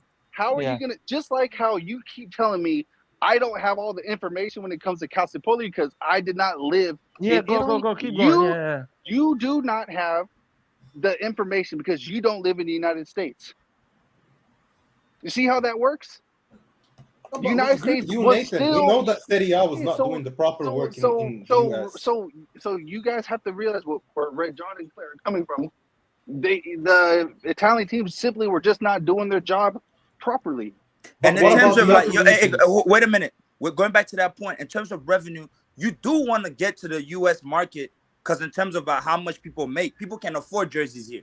Yeah, he can be Exactly. all over Europe, but people are not going to be paying. So when you come here and do a tour, like, look, for example, Man City is coming here on July 20th. They're going to be maxing out. People will spend the money if you appeal properly. But in No, America but right now, Clinton, Premier League is on top because they marketed properly the mid-2000s where people were playing around. When Serie A's on top, they just didn't look at it. There's a lot of American Italians that could have been really brought here. How many Italian teams that we know they come on tour to the U.S.? I And you agree miss out Well, on all these things. 100%. 100%. no, I agree with you. I And agree with you. The actually, US was to a add market that was to not add to approached your only point, recently. I'm sorry, Anwar. Just to add to your point, 60% of Milan's international fan base is in Asia. When are we Yeah, ever going to do a fucking tournament in Asia, man? When are we going to they did. They Indonesia Oh, did. or They China? played the Super ask Cup there Gazidis, and man. stuff like that. Ask your genius, Gazidis. But He's Rejon, organizing this thing. here's my point to Clinton. Don't you believe that La I don't Liga know, man. maintained itself for the last 15 years only because they had Messi and Ronaldo, not No, because they were doing proper no, marketing? no. When But look at La Barcelona, Real Liga, the Madrid has revenues are decreasing way too much, even but after bro, they won Champions League. Barcelona and Real Madrid have always been the more popular team, especially when it comes to like the But Milan Hispanic was more culture. popular back then in guys, there's early a 2000s. reason why No, Barcelona, no. after Again, all, in Texas, in many of the southern, especially the southern states. I won't say much for But like I'm not the discussing honestly. Like I don't know the US, so I know for a fact that Serie A was not doing a proper work. So, but I'm speaking about other regions. If you look at Asia, Africa, Europe, I think Milan was one of the most popular clubs back then, and people were buying the shirts, traveling to yeah, every but game. Barcelona's fan base is same thing with Real Madrid. It's But the majority don't you of those think that fans fan are base only increased because of Messi, bro? Yeah. no, Messi and bro. Ronaldo just Bro, that and rivalry for 15 years, for the 10 years. yeah, exactly. And to add to your point, Anwar, that Serie A, the rights of Serie A got bought here in the States after Ronaldo joined Juventus. Exactly. And I saw even in Morocco people buying Juve shirt. They are Madrid fans, Barca fans. They just buy it because Ronaldo put, like, they just want to buy a Ronaldo shirt, basically. That's it. And then right now they are buying the new Man United Ronaldo shirt because it's Ronaldo. He is like a Michael Jordan kind of player. Business wise, Yeah, business wise, Ronaldo he sells. He sells. He just was sells. bigger than Juventus, for example. People were watching Juve games just to watch what Ronaldo was gonna do. We had that even with Ronaldinho. Some people watch Milan because of Ronaldinho. But I think the next step we are building on that. We're trying to get Leao. And I want to add something. Be a Ronaldo franchise Messi player. was really convenient because it happened in a moment and the world was going full globalization in social media in general. So they just got the perfect storm, Real Madrid and Barcelona, and they Ronaldo grew puts a so shirt much. on Instagram. That's the biggest Instagram profile on social media. Every shirt he puts, that's the biggest marketing move you can do every weekend. Guys, AC Milan was the biggest club in the world. When on YouTube you can see cats jumping from a Exactly. That was the building. beginning That's of it. internet. That was The YouTube world was when Milan was changing. the biggest club. And also later we had the Calciopoli. The Calciopoli dropped Serie A so bad, guys. I disagree with that because Calciopoli was 2006, 2007, Milan won 2010. No, bro, even Inter before. won. No, but it was happening before. It was discovered in 2006. But Anwar, I think you're underestimating the power of the language because just by the language thing and the Commonwealth and all that stuff, England just got a huge advantage. I believe La Liga has better chance. Yeah, and Liga also with Spanish speaking and South America. Liga would have a better chance than how do you justify the fact that Bundesliga has more gains more TV money than Serie A? Well, 100 million more on a billion deal. 100 million more. Don't you think, Rejon? That is 2 million each club, man. That is 2 million each here's club. my question to you guys. Deal-wise, Bundesliga is only behind the Premier Rejon, don't you think that happened because Milan and Inter were not there? Yeah, but this is the Rejon, one at a time. What are you talking about, man? I can watch Bundesliga for free on my Germany, I phone. want to ask him this. Don't you think this only happened because Milan and Inter were so shit? Because if these teams are back on top with Juve, Serie A is back. Of course, yeah. Basic as that. More people are gonna watch it. Everyone watched Serie A this season. Everyone. I know Also almost every Europe, people that watch football are passionate about the sport. They watch what Milan and Inter were doing in the last 4 games. They followed Serie A on those. It's a start. It gets there. But It starts there. and I agree, right? But the bottom line, like when I say it goes back to appeal, look at what Venezia is doing, for example, right? Venezia is in series, is in D2, but like they're doing their marketing so perfectly that people don't know about them, but they know that the jerseys are cool and people want to buy it. And I think that's where Italy has fell down. Like the marketing has been so poor.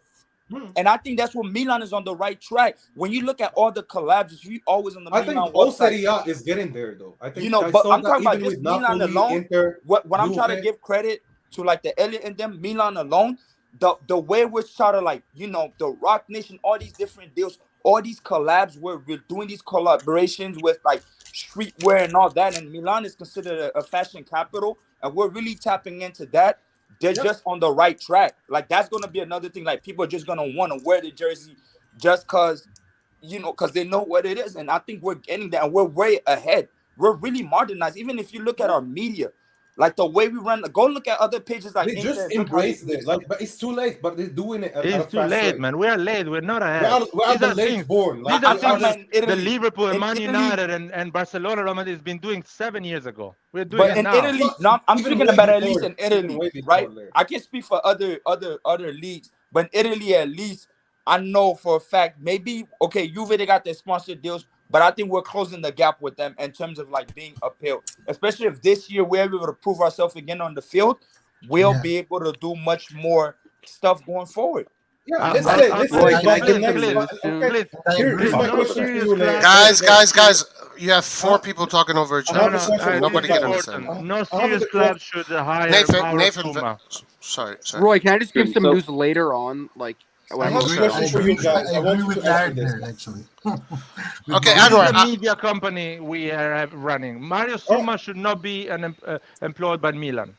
well, for the Italian, no, I disagree. For the Italian Nah. population is fine, but they need they need an English Mario Suma, and they need a Roy, Spanish man, Mario you will Suma. kill it. They You need will a kill it. they need an Asian Mario Suma. They need Oh God! everywhere. I They will need an not. Indian Mario Suma. They need No, please, Roy. they need Mario Sumas from all over the world. Anyway, Anwar had a question. I have a question for the panel and Even the chat even as the, well. for the Italian followers, Suma is It's bad, man. It's bad. it's bad, man. Come on. What? You don't like that's Suma? that's opinion. That's opinions. It's just matter of opinions. Anwar, you had a question. Go ahead. Dude, Yes, he's I have a question for everyone. older here in than the my chat. dad. Do you think over the next 5 years we will see probably a final or a semi-final where we have two Italian teams, like we had in the early 2000s? In That's how my long? question. In how In the long? next 5 years. Yes.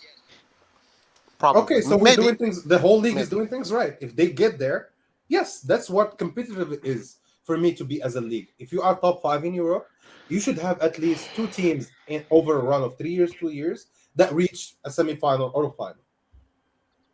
That's Listen. why you are. I think it will happen Roy. in the next 3 years, 4 years, guys. Hello? Yeah, Antonio, what's up? Can I just just 2 pieces of news, just like really briefly? Juventus yeah, go just ahead. announced Di Maria, and he's going to wear number 22. Also, Jovic was announced for Fiorentina, and Pogba is about to be announced, like either today or tomorrow. But I So. told you, Juve is gonna be our competitor. Remember that, Roy? I And sent you the Inter as screenshot. well. I agree Guys, with can I you, say Anwar. one- I agree with you. Anwar. I didn't want to say this. This is kind of like off topic from what we were speaking about before, but I think that with the new structure in Maldini's contract, I'm seeing like a lot of positive signs about this Mercato, like with the way we're negotiating. Like I think, I mean, I'm not saying we have a huge budget, but I like the way we're negotiating right now because it looks like we're making moves on 3 different targets at the same time, which is like interesting. Yeah, that's another thing that I was really surprised the years before that we needed to go one target at a time. And that is stupid in my opinion. If you are decided for the player, just send the lawyers, give them direction or go with a call with an email and you can do 3 deals at a time. You don't need approval every time you do a deal. That was so stupid. But you know what? Let's start to talk about football a bit. And I'm leaving in 20 minutes anyway. It's Friday in London, so. What are you Friday doing in everywhere 20 now, minutes? Larry. What are you doing in 20 minutes? Are you going to the disco? To the club? It's fucking You gotta day, man. take care of the bitches, Oh, bro. right, I'm not right, going, right. but I'm going out. He has to take care of the bitches, Roy. You know this. Exactly. Somebody else to take care of the bitches. All right, guys. I need to run out. I need to Another run out. one But has nice to talking take to care. y'all, man. Yeah. All right, thank you, Clint. Appreciate it. Yes, sir. Yep. Have a good one, man. Is I don't know, man. But talking about football, we're winning the second scudetto, man. If things goes rightly, like no major injuries and Leao stays. I think we're going for the second scudetto in a row. Guys, see Lucas's comment here. This is the reason why the young generation only is Has no satisfied. future. Has no future. Well, that's Well, why I'm yes. saying we should get Ronaldo because he only cares about the players. But they're only satisfied. They don't give a crap about history and like the past. They just want to see people winning right now. So that's why They just want to see Mbappe play and do shit in FIFA the same way he did in the pitch. And this is what Milan I get that. Milan should think about boomers. Like you, Lard. Are you hearing me? Yeah. What do you want, man? What do you want from me? Suma is running the media, man. Suma is the age of my dad. He doesn't even know how to open a Discord account. I don't know how to open a Discord account. Suma is running the medias in AC Milan. You're telling me? That's crazy. Suma and Lola. Fucking hell. They should hire a guy that runs a fucking broadcast and run the Milan media. Exactly. Yeah. There is Suma there. There is fighting. There is against random people on the third channel in Lombardia about football. He's telling me. Oh my god, bro. Oh my that god. is things Gazidis should work and stop talking with Maldini. Gazidis should not even talk with Maldini for a year. Should not even communicate. Should tell him It's good that Gazidis Merry is Christmas, there, though, happy birthday, and that's it. Thank you for the title. Thank you for the title. Show up on parties, on interviews, talk about business, and shut up. Yeah, but I still think that he's still important, though. I'm still waiting for the stadium. I'm still waiting for the stadium. Yeah, but Gazidis doesn't control the stadium. Hey, listen, guys. This is just a quick topic that someone brought up. So Daniel Maldini has been loaned out to Verona,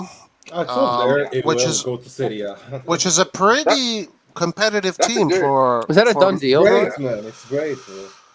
So yeah, what do you guys think about it? Roy, is that a done deal? Team. Verona is a Serie A team, yeah. Yep. Yes. Is that a done Serie deal? A team, though. I'll look for the article right now. You guys, Verona's the team that we had to beat in like the third to last game or fourth to last game. I know. They were like Verona, Spezia, Salernitana. I like these. He should go play there. I hate Spezia, but yeah, I see what you're saying. But Pobega got better in Spezia. That's what I want from. Let's see. I don't agree with the move, but I'm fine. I guess he earned too much money to go and play in Serie B. No, I think he will play as a starter in Verona, bro.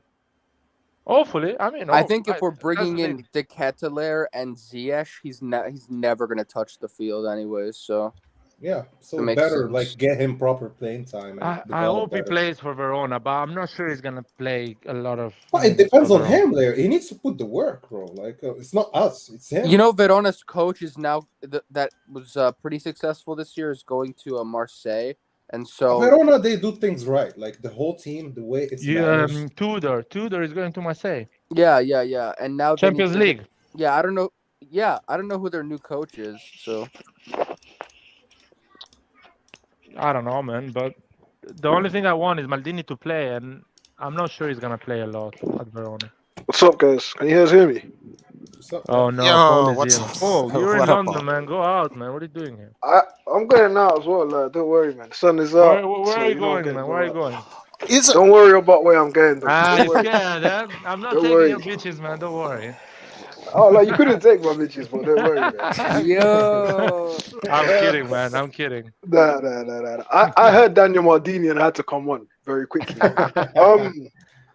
First of all, let's see how many minutes he gets, because I don't think he's gonna get that minutes. You came for war, man. I know. No, it's not war, but it's just if I'm a coach and I'm fighting for survival in Serie A, or I'm mid-table and I'm trying to stay up, I'm not fucking playing Daniel Maldini. It's not because I hate him, but I'm just not going to play him. It's that I'm trusting simple. that he has the level to play that type of game. Well, I mean, if I he hope, trains I hope well, he does. I hope if he he does. trains well, I That's what don't. we said. It depends on him. He needs to have the right mentality, to have the right approach, to get the decent work done, so that the coach remembers him, and it goes on and on. I think he will surprise a lot of people, Maldini. Yeah, I think he will that's what I surprise think as well. Listen, Roy, I hope I'm wrong. I hope The I'm reason wrong. why People I'm like saying to act that, like he I hate seems this as a kid. person, he's very calm. He's not that type of. I don't know, like it seems like he's doing things right. He's building his body right. He gets more muscles every month. Well, it's good. More muscles every month. It works, bro. Groteska works for him. I remember Groteska from Schalke.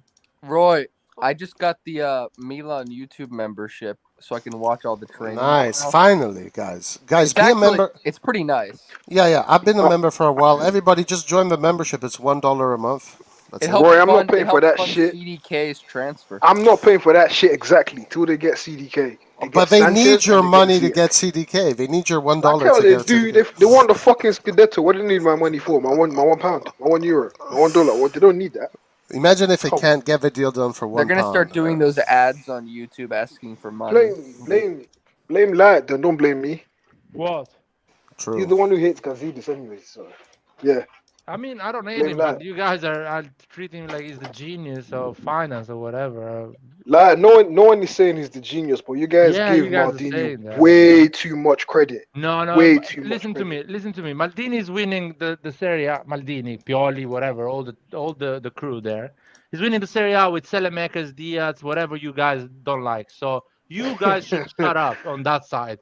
You should actually say, Lard, you're right, because every fucking week come here and say how shit is Messias, how shit is Selemakers, how shit is Giroud, how shit is. So No, but Maldini is doing everyone has a something. part to play. No, but everyone has a part to play here. Yeah, but Gazidis has done his bit. Maldini has done his bit. Pioli has done his bit. No, Gazidis has not done his bit. But Gazidis has done something that everyone is doing at Leeds United, at Leicester. Okay, so let me ask you something. Let me ask you something. At Lyon. Does Gazidis deserve any credit? Yes or no? No credit. Everyone can come there and do the job Maldini Gazidis is doing. No credit, man. I'm not giving credit. Come on. No. Liar, you guys, listen. You guys act like Gazidis wants to take us back to banter era. Man. No one. I'm acting, dude. Listen to me. Gazidis is gonna leave, and you will see that the other guy that is coming is gonna do deals like Gazidis was doing because the team is winning, not because he is good at doing deals. Gazidis is not a genius, man. He's not making a deal bigger than anyone else. He needs a team that wins to make deals. Without a team that wins, he's not making deals. The next guy that comes in, Larry, is going to have an easier job because the hard job was already done. Exactly. It's going to be the same skills of Gazidis, not better. Wait, what? Larry, but you can't say that, Larry, because that guy's coming in when everything is easy. You don't say that. Like, you got the same skills as Gazidis. Fucking hell, like. Listen, I'll give credit. I'll give credit to. Listen to me. I'll give credit to the guy that is running Napoli, because the guy that is running Napoli, he was doing more revenue than Milan. And Milan is 4 million supporters and 150 million outside Italy. And he's doing less revenue than Napoli, that has 1 million supporters in Napoli, and that's it. Was Napoli in financial fair play and all this money crisis? Don't start with Napoli is in the same pool we are. No, Napoli is in the same pool. Guys, let's focus on the topic at hand. No. I really need to leave in 7 minutes. Let's move away from this. I really need to in 7 minutes. You don't need to talk with me about this anymore. I'm just gonna explain it. A lot of Thank goodness. Liar has solved the debate. I can't wait. No. Mr. Google. Can't wait. Mr. Google. On the condition Gazidis came in, he did nothing. The moment the club started to win and go to Champions League football and bring decent players and play good football, he started to do deals. And that is something everyone can do. We've seen that with other clubs. Fucking hell, Luke. Nathan. Wait, I'm still waiting on the club. Lucas just agreed with you. That was Fucking Milan's exact same situation. No, really? Lucas just me and agreed with Lucas you. get along. Sometimes we get along. The end is near. Not often, but sometimes.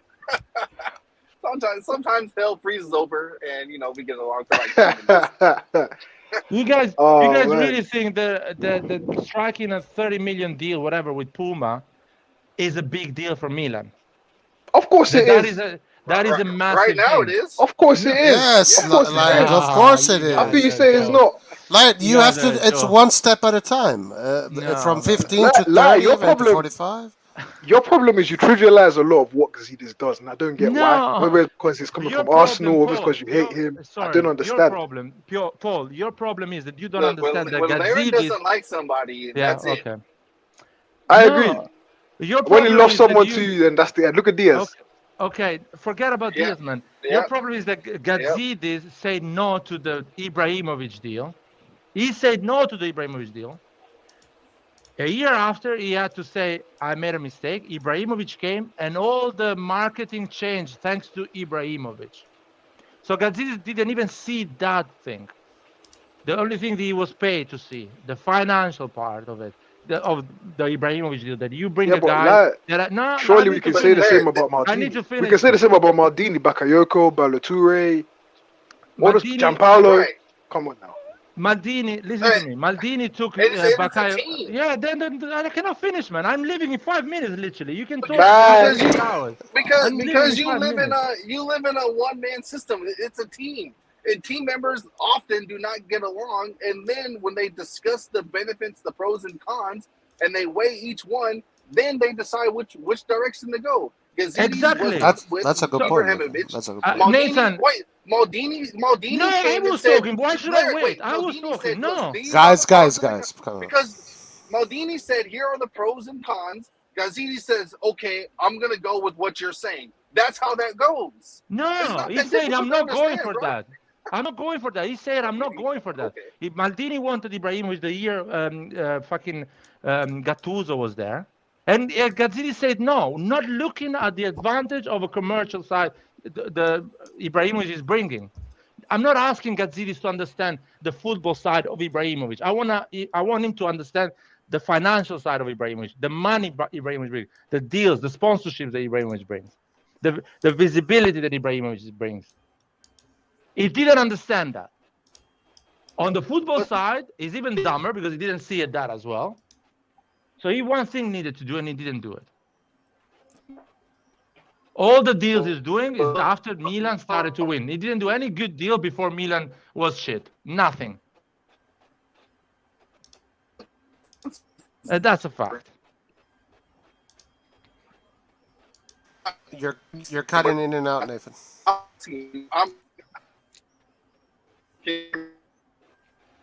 I'm going, by the way, guys. Have a good day. Good night. You too, bro. Take care, man. wait, Roy, how long are you on for? What is it? 3 hours now? Not that much. Okay. But whatever you guys want to discuss. There's a question here: do we think if Samu leaves, Rafa will get the number 7? I think he should be given the number 7. Give him more responsibilities. Make him feel like a big player because he is one now. And yeah, there's that. There was a He 70. is our number 7, actually. Come again?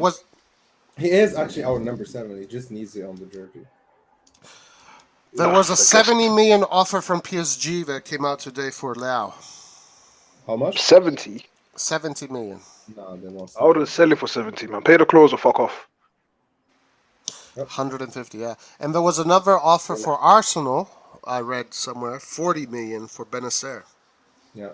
Why would Arsenal go back? Why would Benacer go back to Arsenal? They're not even in Champions League. No, but not just that, but even the guy who wrote this rumor first had 100 followers or something. So it's Oh, okay, yeah. Surprise. Oh, it came from the Twitter sphere? Yeah. Okay, I see. Roy, can you hear me now?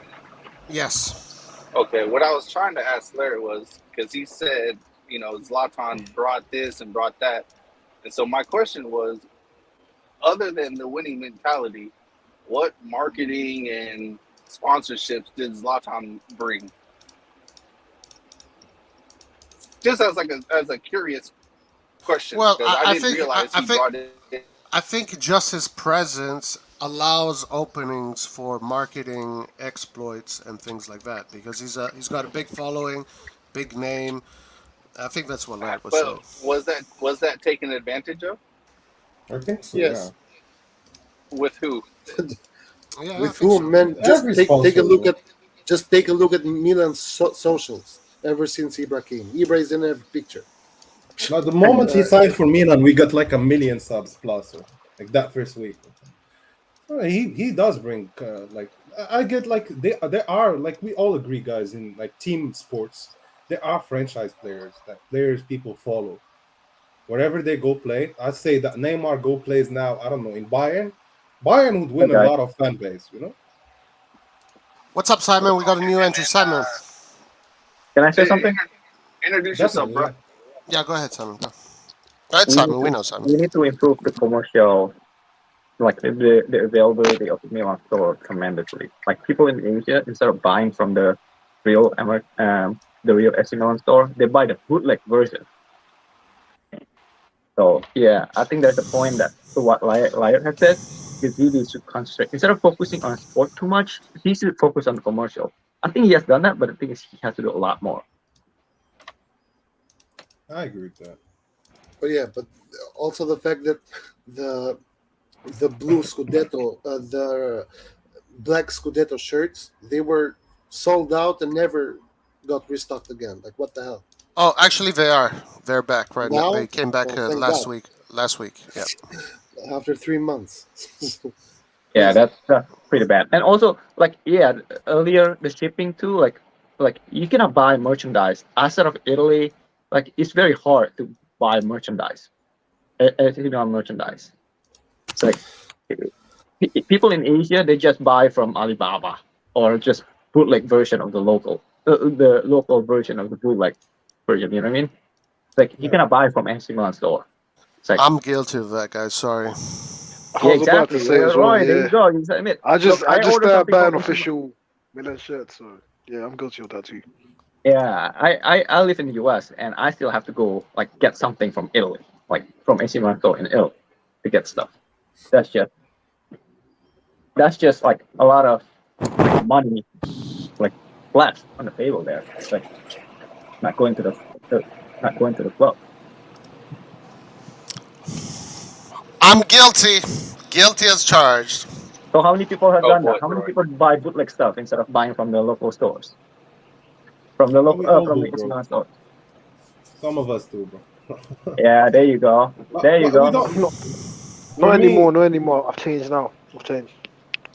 I mean, you shouldn't expect if you can't afford the Milan prices, like you can't afford them. Like I don't think we should be shaming people. No, the thing is, But I know what you're saying. Oh no, I know no, what no, you're no, saying. I know no, what no. you're Hang saying. on. Not at all. Okay, I'll let you finish. Go ahead.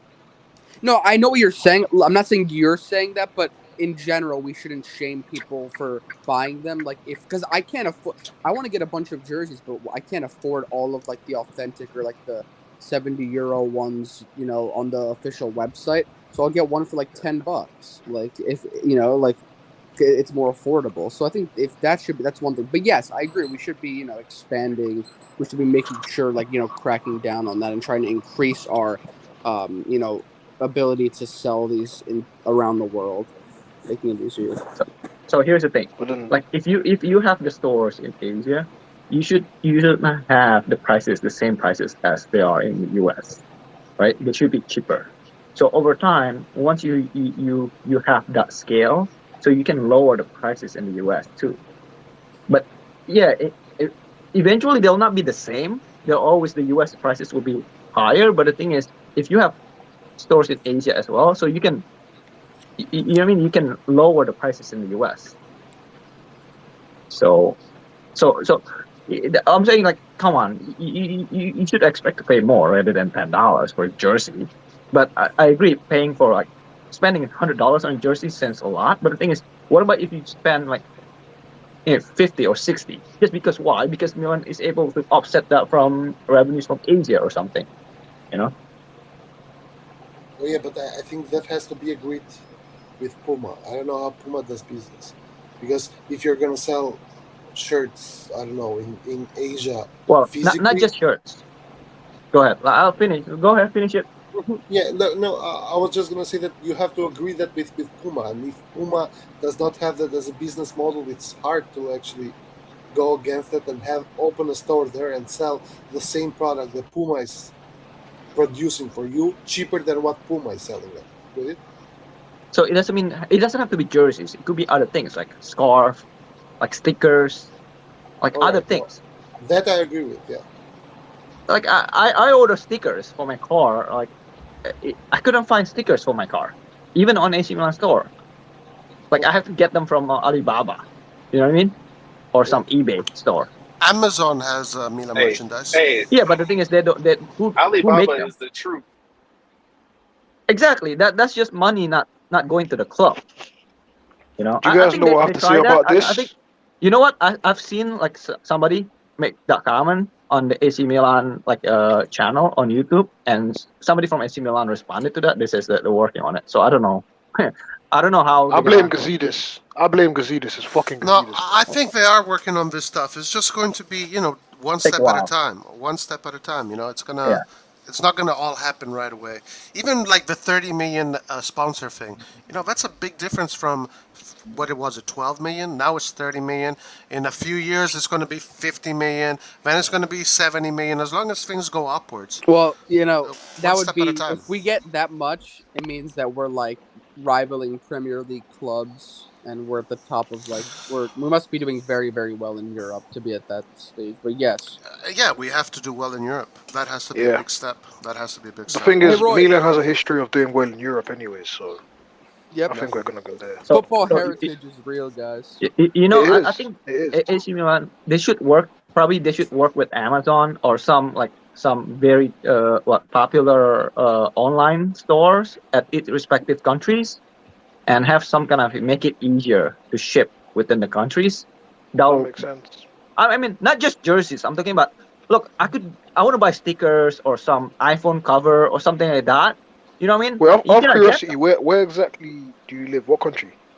USA, Where? US. United Oh, States. USA. Where in the They don't ship.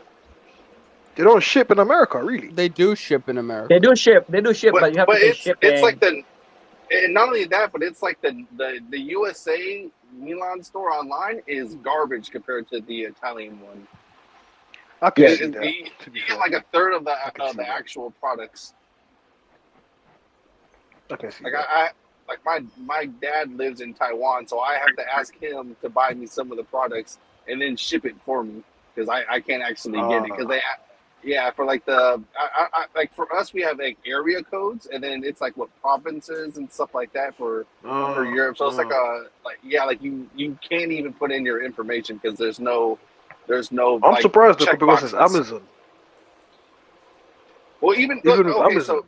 so you guys remember when I was asking if they sell big AC Milan flags, like the big flags that they wave in the stadium? They don't even sell Yeah. those on Amazon. I can't find it on Amazon. I've never actually seen one on Amazon myself, but I'm sure if I looked hard, I can actually find one. Like I've been Yeah. looking because I wanna get like 2 or 3 of those big flags and like maybe like the inflatable mascot and just deck my house out, but I'm in the United States, so I don't even have access to it. So Roy, you know what? My suggestion is that if you get in touch with like some AC Milan like representative, I think some of the podcasts they get in touch with like representative. You can get through the channel that way. Probably just suggest them like, hey, have an online store on Amazon or something. For the US, probably Amazon. For other countries, probably other websites. But the thing is, that will be the first step. You don't even have to have like an open store, like physical open store. But the thing is, you have the merchandise at least available. I'm surprised that in the US Milan doesn't do. I agreed with what Nathan was saying earlier, but in the US Milan doesn't have much of a presence. It's very strange. Like for Yeah, I'm example, surprised as well. PSG has an academy, a huge academy in Florida. They have a huge academy here in LA. They have Chicago, up north in Northern California. Juventus has academies here. Bayern Munich. Milan academies are nowhere to be seen. The American market is, I don't know, it's just not very strong. And it's stupid, Roy, because in the United States, the fastest growing sport right now is football. It is, yeah. And Italy is literally they just are missing out. They are Yeah. missing Well, out like on a booming usual. market. Yeah, I would say they have to hire like 5 Casper. That Casper, the head of commercial officer in Milan. They do have like 5 of them just to catch up with all the other clubs. It's crazy. I'm thinking that maybe with the American management, Redbird, that might change. Well, he said something that because Milan is a patient city, though he wants to take advantage of that. But he didn't say I anything don't about think like commercial or anything. I don't think this Yeah, I is don't just to do with Milan. I think it's to do with the league as a whole. If I'm being honest, Right, like I'm tired that's of why hearing. that's why I said Italy. I'm tired of hearing, oh, the Premier League is the best, is the best, is the best. But guys, let's actually face it. They're much ahead of us. They're so much ahead of us. Like we've got a lot of catching up to do. It's a fact. Well, Yeah, it's all money. It's all money, right? If you have money, It's you a can fact. buy the most expensive players, and but typically, not Yeah, but always, they not put always, themselves in but the right conditions though. yeah, not always. they literally rose to power literally through word of mouth. Word of Yeah, mouth marketing, and they took yeah. a hit when they gave their rights And basically for free and in the and and the United English States. language, Did you right? guys know the Premier League is not even 50 years old, right?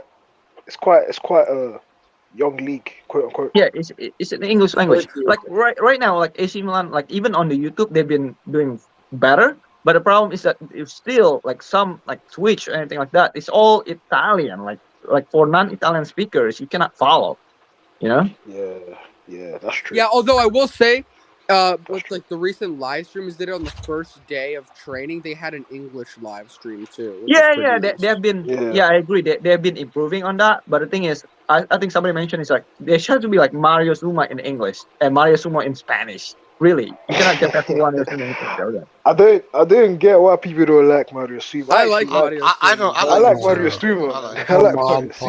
No, Paul. He's my I'm guy. saying it's fine. He's No. my guy. Let me clarify that. It's not. I'm not saying it's fine to lift him for Italian No, speakers. I get what you're You gotta saying. have I like get what you're Mario Wait, saying. Roy, Zuma what is too, this number news? 2. You know what I mean? I mean, they've got the Sorry, American guy on ESPN. I don't know what his name is. I Bonetti. forgot his You're talking name. about Gab It's Yeah, for Martinelli. the him. Coppa Italia. Oh wait, so Yes. these are one of the teams we're going to be we're playing in the last 16, basically. Paul, Yes. you cannot tell me you like Suma, man, with a straight face. You cannot tell me that. I like He's No, Zuma. He's very No, passionate. I only like Suma because like he's He's a He's super meme. cringe, man. yeah, he's No. literally a meme. Literally. Yeah, it's a But he's Sometimes it feels funny. like Like it's energizing. sometimes it just looks like he hates his job. I don't know what's going Okay, on. fine. He's a very good commentator, I think. I Oh, agree. just I like commentator, Suma a but lot. don't put him on Twitch, man. Don't put him on every No, channel. okay. Not on Twitch. Not on And Twitch. also- Absolutely keep him off Twitch. And also, the best part is he is the guy who commentates the matches. He is the guy who Yeah. is on the live Twitch He do- streams, and he is also the guy asking the players the questions. Like fucking hell. Yeah, give me yeah, the- that's fun. Why is No, he but I everywhere? think he asks good He's questions. nice. Though. That's one thing that Yeah, He I always I asks. like Him and him. I like Pelegatti him. He always asks ask good like these questions. emotional questions. Okay. to Or the players. Pellegatti. Yeah. Pellegatti asks Pellegati's sometimes. the questions, man. Pellegatti, Pellegati's I a don't really legend. like Pellegatti as much. If I'm being Wait, honest. we could also have like Tajiano like Kudelli. You know what I mean? Like some or you know what? Nah, Crudeli. Hang on, come on. Let Come me on, finish man. first. Actually, you know what? The Milan, the clubs, they could probably should reach out to like some popular Milan podcasts, and there are a lot of there are not a lot of there are a few on Milan podcasts. Roy, Just hire like those kids, like probably not like don't spend a lot of money. I don't know what the budget is. Probably they'll work for free. You know what I mean? Like have them like a commentator or something. If we clean can't up our believe- I can't language believe I'm here, about- maybe we'll do it. Yeah. I But can't we believe gotta I'm clean about up our to say Fine, language. like The I language. can't believe I'm Roy, about to that's say the- this, guys. But Roy, I would that's much the rather never watch Roy. Roy We don't have than AC fucking Milan Lolo. podcast. Lolo and Longoni. I can't listen to those guys. I'm so sorry. Right. Especially You should, Longoni. you should go to like you should probably email Casper and then say, hey, you know what? I work for free. I work for a nominal amount. I'll be a commentator for English. Actually, no, I take that back. Yeah, Roy's maybe. Juventino di merda, so I don't know. Roy, did you I guys thought talk about it. I thought Roy, about that. Yeah. Did you guys talk about the transfer news today, or like at the beginning of the stream, or I might have missed that? Yes. Yeah, Okay. yeah. Is there something you want to say? No, I'm just saying like it's good news. I like it. It's next week. Next week, Antonio. Next week. Yes. It's been next week for a month. Yeah, but we have to Nah, freaking for real. re-sign our management. man. For real, We really we has. needed to wait for Paolo to sign, though. Next week, next month, tomorrow. Mercato. Guys, Milan's you know Mercato's we always don't good do our these days. market until the last 3 days of the Yeah. transfer market closes. Yeah. That's when we do Panic our ban, shopping. Come trash. on, let's be real. Do you guys think outside of CDK, Sanchez, and Ziyech, there's a Mr. X somewhere? I don't know Well, about in the Mr. past, X, it but was we're like going to that, sign a but center back and maybe another position. But I mean, who else? Yeah. What position? If we sign Ziyech and CDK, what position would like a Mr. X be? Like because I don't think we're signing another. I think striker as well, yeah. I don't think we're going to sign another striker, but if there's a Mr. X, it's in the striker's position. 100%. Yeah, I agree. There was a report that came out. Guys, what's going on? There was a report earlier that said that Milan might be getting another striker, yeah? I mean, now that we lost Maldini, though, we need more Italians in the squad. Nah, Yes. it's okay. We go for garbage Italians because they're all garbage. Remember that. The conversations have been amazing. I don't mind having Italian players, but the thing is, Here we go. They're going to charge us overpay. We can't overpay for trash. It's just the truth. Like, I don't understand. Zaniolo is not worth more than 25, 30 million at most.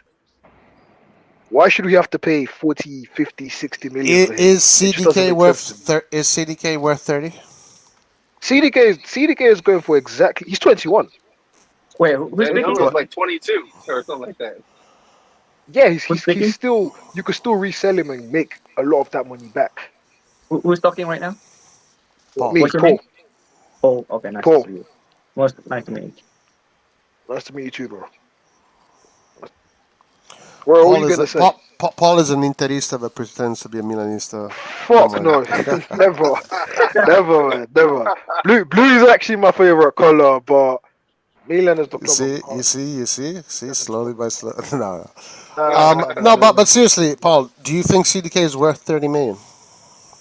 I think I'm not. If we pay 30 million for CDK, we haven't overpaid, Roy. That's what I think. I think he's worth like 20. 2025 maybe. 30 is not the end of the world if we pay 30 for him. So yeah, you would like realistically you think he's the same value as Zaniolo? You think? Yeah, more or less. Hello? Yeah, no. Yeah, realistically. Yeah. Anyways, I really don't rate Zaniolo, sorry. He's going to Juve anyway, so whatever. Doesn't really matter at this point. They can have him. And honestly, he's a Juventino. He is a Juventino. Even though he has sent a lot of, let's say, messages to Milan, I think he really likes the project and he would like to go. But he was a Juventino when he was a kid. So I have to disagree with you there. I don't think he really likes Milan. I think he just really wants to get away from Roma. Can't really blame him. So you know the lineup that they've been talking about, Juventino, like having like 4-2-3-1 with Locatelli and Pogba as double pivot. I was like, all right, cool. We're gonna have like we're gonna score a lot of goals against them. But I mean, Roy. But what Italians could we actually bring in? I mean, you have Scamacca, you have Raspadori. If you want to go younger, you have Ginotto. Listen, you have that's another one. back. That's another one as well. Scamacca I would take, but Juventus not for 40 million. Not for 40 million, no way. Well, PSG's spending 50 on him. Oh, they can have him. They overspend for everything anyways. We don't do that. Yeah. Yeah, no, I'm not, I've kind of given up on the whole Italian thing, so it is what it is. I'm disappointed. I'm disappointed, but it is what it is, yeah.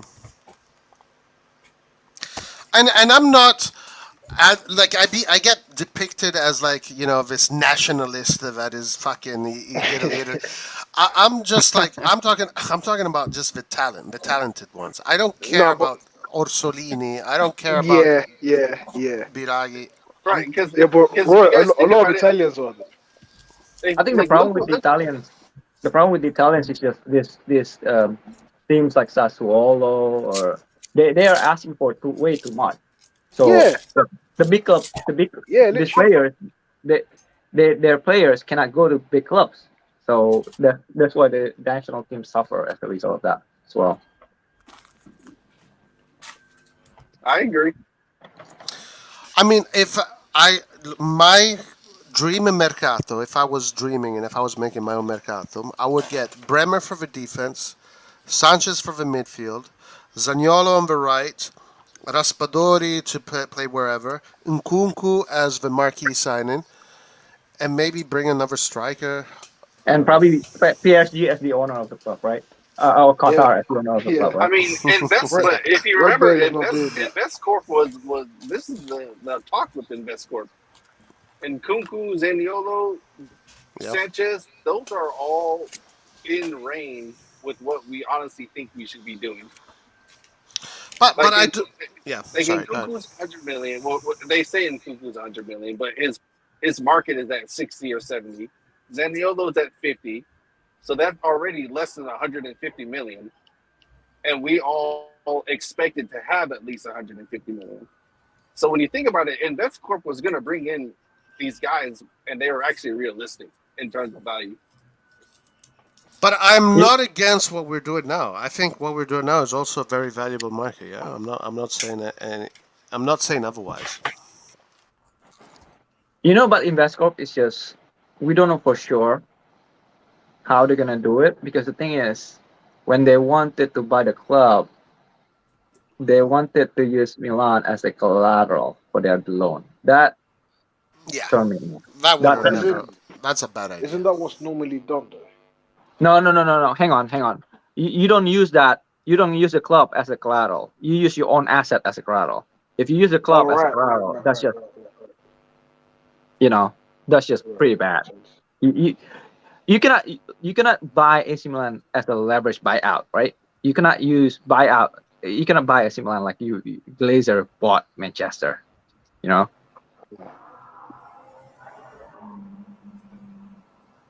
Right.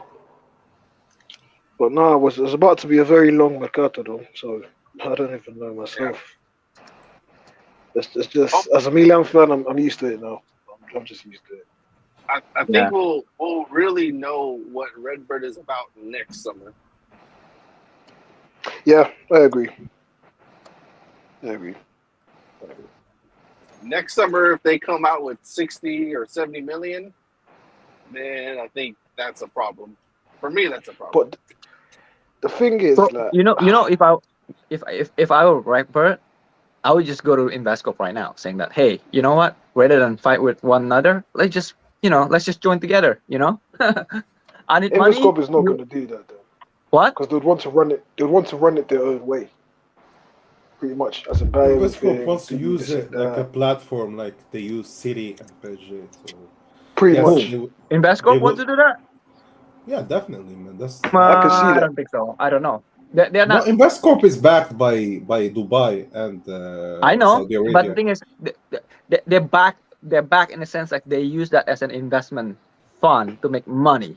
Not used actually to own them in the past, and through time they let go of the ownership, but still very involved with the minority cap. Either way, they still need that backup from the Dubai and Saudi Arabia to make any deal, because nobody would trust just Bahraini money. So they need. Here's the thing, right? I think it was gonna be run like the City Group, like almost a bit. At best, it would be similar to that. Well, But the thing is, which country is behind it though? Hang on. Let me clarify this. InvestCorp, the investor behind the InvestCorp consists of many countries, not just one country, right? There's only one country behind City Football Group. Yep. There's one country behind PSG. But do you know the relationship between Bahrain and the Emiratis and Saudi Arabia as countries? What do they share in common? Bahrain is basically a smaller country that feeds on these other two countries because they cannot be independent in anything. So they basically rely 200% of their economy on these two countries. Right. And they used to be the case for Qatar, but Qatar did it differently by putting Qatar on the map. It's a very small country, yet it's one of the most popular in the region because they took media to a different level. They took it through football, through a lot of things. Now, Bahrain saw that. Even the Emiratis, when they saw what Qatar was still doing with Al Jazeera and broadcasting games and pushing the media out loud, and they took that as an example, and now they're doing it throughout the region. It's not just. So here's the thing, right? I know a little bit about the geopolitics. Mhm. Qatar, they have gas, and their capital for GDP is among the highest. Yeah. Bahrain, they don't have that much natural resources. They have the gas farming, but the thing is they cannot extract it as of right now. But Bahrain acts there as a Switzerland of the region. You know that. It used to be Kuwait in the past, but now Bahrain is there. Isn't it UAE? No. Actually, the richest people in UAE, they don't put their money there. Even for Saudi Arabia. It's not in the country. Their money is located elsewhere in different banks. And I think Bahrain is being pushed there because they don't have anything else other than that. So they can only promote that, also the Arab background that they all share. And I think that's what they wanted to do with Qatar, and Qatar wanted a bigger role. So that's why they had a lot of fight in the recent 6 years. It was a big geopolitical crisis between these three countries, Qatar, Saudi Arabia, and Emirates. And even right now, the Saudi Arabia, they have, like in the MENA region, they actually broadcast games from Serie A and La Liga and Champions League without paying Qatar the rights, because Qatar hold the rights for all the region. Right, So there is a bit of fight back with Qatar on this, and they saw that they actually landed the World Cup thanks to what they did throughout this project, and I think they're doing that as well. So probably they will push the Bahrainis to take the risk. So the Bahrainis are just the risk owners, but the actual owners of the project are the Saudis and the Emirates. Well, hang on a second. If the Saudis were interested, why did it just come up front? Because the thing is, they did that with Manchester. Oh, sorry, guys. Did you see the lashback when Saudi Arabia was interested with Newcastle? See you later. What's up? See you around. Cool. See you, man. Did you see the backlash that Newcastle and EPL got after the Saudi Arabia interest? And so they understood that in order to hide that in a better way, to do it probably in the future, and I think Investcorp will end up buying probably Benfica or something. They will end up buying a club.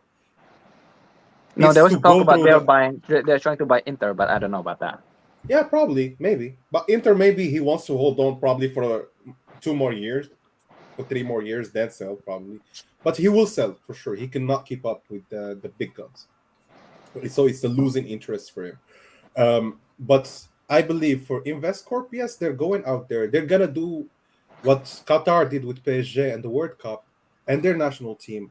So it's a good example of how they managed to reach there in 20 years almost. So yeah, about the Qatar, I know very well about the like I would say the competition between Qatar and Saudi.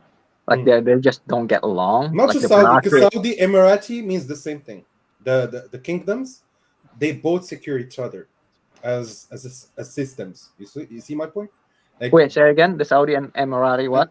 They share a common history and a common background of both of them. They secure the same interest for each other. They secure the region for each other against Iran, against them. So they always act together. They always, whatever Saudi Arabia will say, Emirati will say it as well, and vice versa. Yes. But Qatar was gonna be used as the small gun, like the risk owners of the whole equation. So Saudi Arabia will not put itself in the map. Emiratis will not put themselves in the map, but Qatar will do that. Qatar refused to do that and tried to do the whole thing by itself. Now they used Bahrain to do that, and they also used Kuwait to do that. Who? Who's they? Saudi and Emirati, UAE. Okay. Because it's two families holding most of the capitals in the countries. Yeah. So I think Investcorp will end up buying either Marseille. I don't know. Like they will go somewhere. I think they will go compete directly with Citigroup. Like they will go to a league where Citigroup has ownership, or Qatar has ownership, and try to fight there. Wait, why Citigroup? Why they trying to fight Citigroup? It's not fight, but actually, I will not say fight Citigroup. Compete. I would say compete. Okay, compete. Compete, but also it will not be as big as Citigroup. Like if they go to EPL, they will probably buy Leeds. You see, and yes, try to increase Leeds value, but not to the point where it overtakes City. Anyway, they also own Paris Football Club, right? So Paris is owned by the Qataris. So probably that's why I think No, they will hang go on. to Not France. PSG. Not PSG. PSG is owned by Qatari, but there is Yeah. another club called Paris FC. Yeah, in the capital. It used to be the best club back in the early 20s, 30s. So Paris FC is owned by the Bahrainian. Yep. So you see why I tell you it's a bit of competition against the Qataris, and they also use their example to showcase themselves. Because 20 years ago, if I tell you, do you know Qatar? You'll tell me probably no. What? If 20 years ago I asked you about Qatar, you would have no understanding what Qatar is, or what country that is, or what it is, or how big it is, how much money that they have, what's their they brought themselves a lot of attention through football. As a country, as a very small country in the region. Yep, I agree with you. After But that, we Saudi Arabia tried to go for bigger projects than football. Like they went and invested much higher stakes than Qatar in different countries, like the UK, the Sukuks, and a lot of things. Like they basically finance the whole UK economy, but still they are not being loved. They have a lot of backlash whenever they are interested in anything, because they never sold a better image like the Qatari did with media. I have a question for Ira and whoever wants to answer. Are you disappointed that Investcorp didn't end up getting Milan? No, not really, honestly. Because either way, I think I would be my only disappointment was if Maldini walked off. That would be, honestly, that was even if Pioli right now walks off, I know that Maldini would probably get us a better coach or a coach of that level. So I trust that guy because he understands. I played sports in a club, and I had the veterans speak to me about the culture, about how we do trainings, how we approach them. You don't speak when you should not speak. And they taught me that through like 8 years, 7 years. And I learned that by the time I was in the seniors, I was almost a veteran of the club. I know the culture. So I believe that Gabbia knows the culture. That's why I want players like Gabbia, Calabria. I want Maldini to be there because he knows the culture even better. He understands what winning is about. And winning is not just about having good players, good aspects. It's not that. It's about details, bro. Winning is about details because you are going to be facing a team like you who are hungry, want to win. And so it's only a matter of details because either way, we are on the same equation. They want to win. We want to win. It's the little detail that Messi would put in the field or that player would put in the field that will get you there. And that's what Maldini used to do and saw in other players in Milan. And that's what he's trying to recreate now. I think either way, with Redbird, I don't think Redbird is going to stick here for longer than Elliott. I think it's going to be around the same time, and probably they will try to find a buyer by the time they have the stadium ready. I think that's the length of the ownership. How many years has Elliott been with Milan now? 3 years I think and a 4 half. years. Yeah, yeah. 4 years now. No, we're going into 4 years. By the time they will land the keys to the Redbird, it would be 4 years. So I think Redbird is going to be about 4 years, 5 years by the time they have the stadium ready, sponsorship deals, better signings, better player, better attention, So better media. you know what? Yeah, I think if I were the Cardinale, I would go to Middle East saying that, hey, you know what? Put the money in my fund. Over time, I'm gonna sell it to you, rather than trying to raise money here and there with the Indian businessman. Like, who that Indian businessman doesn't know anything about soccer. Yeah, the Sacramento guy. Yeah. I would go to UAE. I would go to like MBS saying that, hey, you know what? You want to be my investor, and over time we can work it out. Something like that. Yeah. I think I agree with that. Clearly, they're the Middle Eastern countries. They're very interested because they want to take advantage of their brand name. Knowing the Arab culture, bro, coming from an Arab culture as well, I know that they want to have full, like, if they go spend a lot of cash, they want full control. They don't want to share ownership, and Redbird has a bigger say, or Elliott has a bigger say, or any of that. So that's why they also target teams like Man City, PSG. But that's the biggest. Mid-table teams. That's the biggest. I think that's the biggest. That's the biggest. It's cheaper. Mistake. No, but it's cheaper as well. You will not be spending a lot of money to have ownership of the club, and Wait, yet you can build a bigger stadium and all of that. Exactly. that's the Milan, biggest mistake. Here's the And I mistake. but agree. Milan was an opportunity cost, bro. It was an opportunity for them to go grab it because no team of that value, like intrinsic value of the club, with 7 Champions League, that much history, that fan base, is worth that much. No team. Yeah. Right. So If you here's the want to buy biggest mistake. Bayern, which has the same, almost same history, same fan base, Bayern is 3 times the price of Milan, or 2 But times the price. Bayern is not for sale. And Yeah, and not also even available for sale. So that's why, like, Milan was a very good opportunity, but Right. they backed So- off only because they could not have full control of because they have an agenda for the next 20 years or 25 Yeah, years. They but don't want- this is the problem. This is a problem. Let me tell you why. They're not willing to compromise, so they go with this like Palermo. It's like Yes. here's the problem. Here's the problem with that. Here's the problem with that, right? It depends upon what they want to do, right? If they don't care about winning, they only care about name. Probably they like Qatar. If Qatar doesn't care about winning so much, then they have accomplished the goal.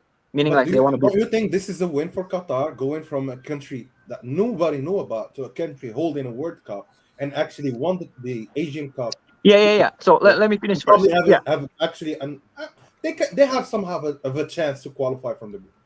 Yeah, So- let me finish first. Yeah, so go ahead. Sorry. Yeah. So it depends. I don't know what their intention is. Like you say, if depends on what their goals. If they want to be winning and be known, they definitely be known because you splash cash, you bring in a lot of crazy players, then you're gonna bring attention to yourself. You're gonna bring spotlights. That's They go do training in Qatar. That's yeah. what But hang on a second. But there's a biggest problem of all this. The biggest problem is that if they will try to win, it's gonna take. It's very difficult for them to win, because why? They did, bro. No, hang on a second. Hang on. They win what? Local leagues. But they reached the final, both of them. They reached the Yeah, but It doesn't matter.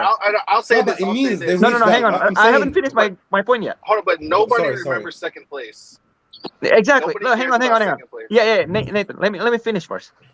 They go to final, but going to final is not winning, man. Juventus went to final 7 times, but nobody remembers for Juventus for winning anything.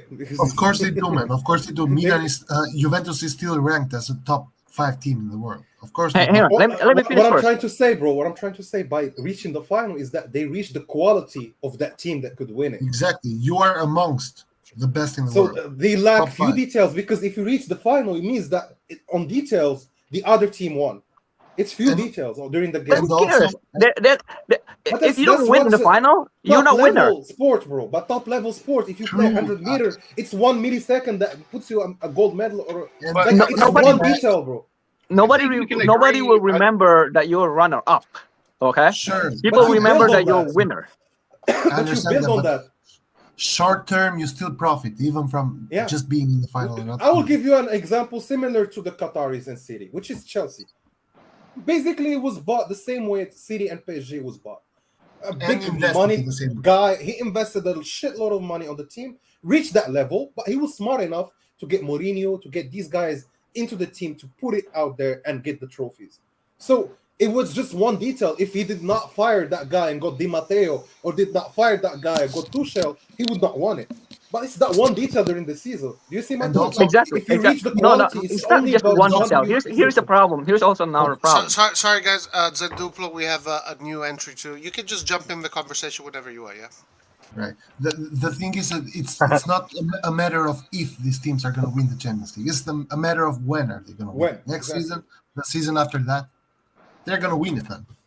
It might take 20 years, 25, whatever, but it's still Might winning. take 1 year as well next season. Who knows? Yeah, but guys, This- can we as long as agree they're that if going to we remain there.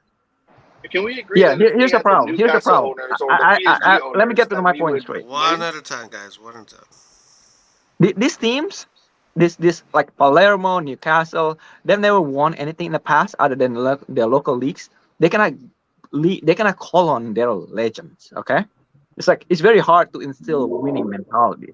But what Right? about Chelsea? How did Chelsea achieve it? I would say it was like pretty much a stroke of luck. Really? 2 times in 10 years? Uh, well, they first they The also one have. against Bayern, I think, was pretty lucky. No, but like during that whole run, they played Barca, they played Bayern. They played so many big teams and still qualified until they reached it and won it because they had top quality players with a shitload of experience. Drogba, all these guys were at their 30s. Yeah, They were lacking a coach, but the coach got let them them finish. winning mentality probably during that half season, and they went for it and won it. I'm saying PSG, probably if they had Zidane during that season, they played the final, they would win it. Because it's just one detail that was lacking in that locker room, probably. Yeah, but you're also forgetting that with Chelsea is also a little bit different because they had players that were at the club for forever. Manchester City does not have any of their. They don't have any club legends there, and legend doesn't necessarily mean that you had to win anything. I'm just saying club legends in general, and the same goes for PSG. Chelsea did build for a long time before that. Exactly. It took them 20 years to win. Yeah, but this is the thing. Chelsea, when they were building, they still kept that core group of club legends at the club. Yeah, City that's why I and said PSG earlier. but What did I City say and PSG earlier, don't do Nathan? that. What did I say earlier? I said PSG did a mistake. They were not patient with their coaches. They gave them a season and a half, a season only, and that's enough for them to tell, oh, this coach is But I not think made it's to the win. players, though. I think No, they're not careful with the players. Coaching is I one think with thing. the players they When it, have, they can win, bro. In Okay, no, hang but on. this is the thing. Hey guys, Those players, hold on, but let those Zenduplo go players, after. He's a new those entry. those Hi players. guys, Hey, bro. How's it just going? joining just to say a big thank you for running the It's show. your I'm not people. sure if you can hear me properly. Oh yeah, we can hear you well. Thank you. Oh Appreciate nice. it, man. I can't Bluetooth that thing for some reason. So I'm driving and holding my phone, which is illegal here. So I may just need to drop off. But I just want to say thank you guys. This is amazing. I'm following you for some time, and Thank you then very much. what you're doing is pretty amazing. So I just wanted to say thank you. And what Milan doing right now is quite amazing as well. Generally speaking, I'm a fan of Milan for 30 years right now. I'll Nice. travel around the world really to see them how they're playing. I remember Nice, bro. legendary games and things like that. I remember the shit games as well. So I just want to say let's appreciate what these guys doing because it's pretty amazing. Generally Yeah, speaking, I think we're complaining a little bit too much yeah. as a group, but I think we're going in the right direction generally. Where you So from? 100%. I'm Yes, from UK. I Oh, love nice. that Uh, energy. I used to yeah, live in the it's UK to for a be while. honest with you. So it's not many followers of Milan around, and I think we're just building up. And I'm quite Um, proud right now to say to my friends and colleagues and everybody around that Milan is a winning team right now. yeah. So this is how we're gonna build up, or how we're gonna put ourselves on the map. But you This Yeah, can't is talk much quite football amazing. Zen with EPL Duplo, fans, though. guys. I will say this though: the reason why we tend to talk about negative stuff is because there's nothing to talk about at the moment. I mean, we know like the transfer news is looking better, but like we're trying to fill like conversations here. But yeah, I would love to be more positive for sure. Yeah. So I the am thing, okay. what I think, guys, Let's be positive. it's a gazillions of players on the planet right now. It's just if you think about it, it's a PSG, Man City, what 20 Premier League clubs that we compete with, maybe Bayern, Barca, and Real. So definitely what Maldini right now do with collecting the best players, but talents, not just names, because names are, are full of stuff they want, full of money. They don't bring the energy to football how they're supposed to do. So I really like what Milan does right now. It's quite Would good you thing to agree be that honest with you. Maldini looks more into the mentality of the player as well? Yeah, so Yeah, well, I do. Obviously, I do. I So do what's agree that. happening right now? It's quite amazing with the energy and these players what they bring as a group. Because when you look at the PSG, names don't win. Uh, but the But team don't team you team won. agree This that if they have probably a Maldini there, someone like him that does things properly, sees football the right way, sorry guys, I'm they gonna will. join you in a minute. All right, but this is the one other point I was trying to make is I think we can agree that if we had the PSG or Newcastle owner starting tomorrow, we would probably win the Champions League in like a year or two. Yeah, We wouldn't that's need what I a believe as 10-year well. period to build. But I believe they lack that's just my point. That's one my or two point, Nathan. details right now to win it. And I That's my think they, Nathan. That's my biggest point, Nathan. but I think they learned that, bro. But by watching Emre win, by watching Ancelotti win, by watching all these guys they let go of, and other teams gave them time to settle and get things running properly, and won. Now they understand that yes, we need to do things differently a bit. That's why they let go of Leonardo. There is a shift in gears now, which Yeah, means but these guys, but you hit it right, Edward. These guys don't keep players around long enough to become a Maldini. Yeah, and that's why these guys will never be as successful, because they do not have a club legend to rely on. Chelsea has another Chelsea point. has many. But here's has, they don't you think getting Ocampos into the team is a great thing for PSG? Because now he sees football right, not Leonardo or the Qatari. Yeah, whatever. I think they're going to become stronger So now. that's why I'm saying like they're shifting gears. They understood where they yes. were lacking, bro. It was It's a not in circus the before. players, in the quality. It was in how they shaped the club. And I think by bringing Ocampos, they're not targeting players for 80 million, 100 million. They have other target. They have other understanding of how we should build a team that could actually win in Champions League. It's And I actually think good. they're doing it right. It's going to become actually a real football project rather than Exactly. a Hollywood project. Ocampos will get you the right coach, first of all. Well, then they get Ketelaere, so. Well, yeah, which is a good coach for he can actually build something with that team. Pochettino, yes, he's a legend of the club. But Pochettino plays English British football. He plays that block defense. We don't move a lot through the field. We only take few opportunities to score. That's not working for that team. That team should attack, should build up, build up, like Liverpool is doing, for example. Put a lot of pressure on you, and they can, bro, because they have that quality. Now, I think what's lacking is there. They fixed what was lacking in the management, in the structure of the club, which I think will lead them actually to a Champions League. I don't know about City. I can say about City they're lacking probably a player, but that's a Guardiola issue. I think Guardiola does not want to rely on a player, and he never gets since Messi, he never really relied on one player to get him things done in Europe. And even back with Messi, it was Eto'o that won him the first Champions League, and he hated Eto'o's guts.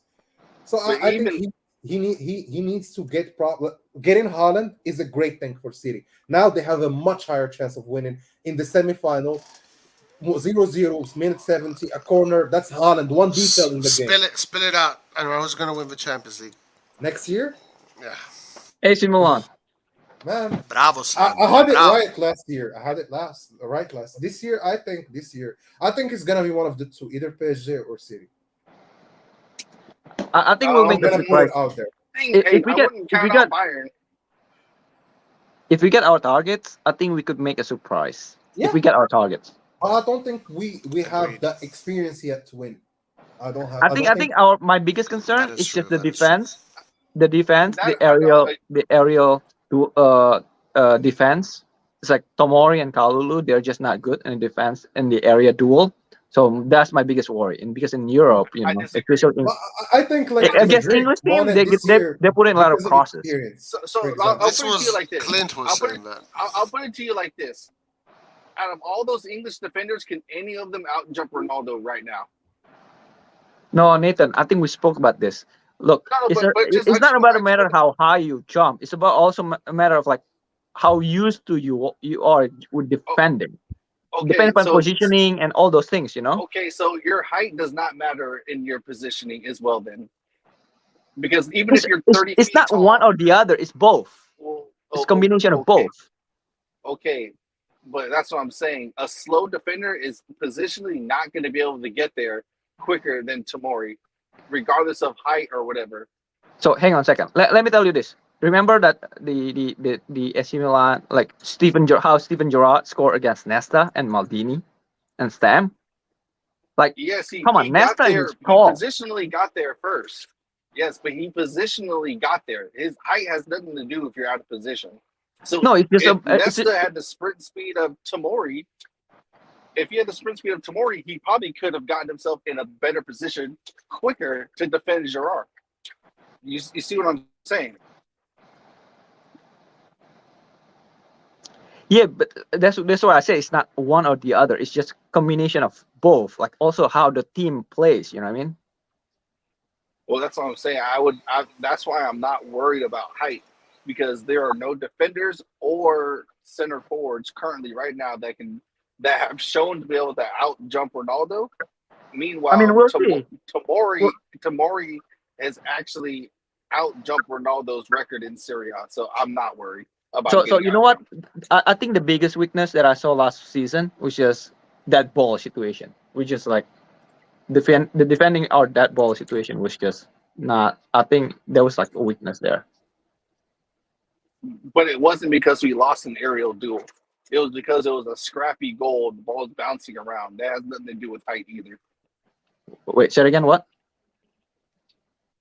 I said when we conceded on set pieces, it wasn't because we lost an aerial duel. It was because the ball was ping-ponging around inside the box.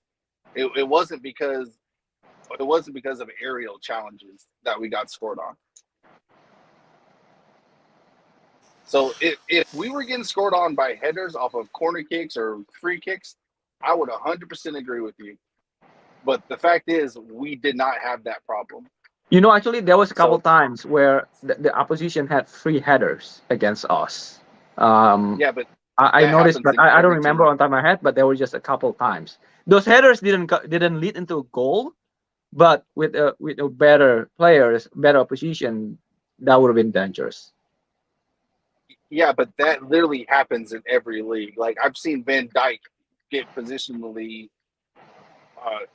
not win the header, but because he's there, he put the player off, even if he's a good header of the ball.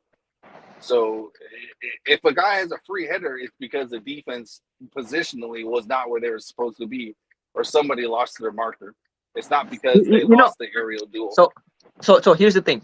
Defense. The thing about defense is that you heard about this one of the AC Milan scout. He talks a lot. Like there was a podcast that where he got interviewed. He says that it's very difficult to get the stats on defenders.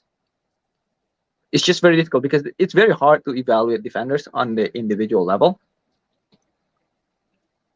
Because like defending, you also need your teammate, not just yourself. You yourself.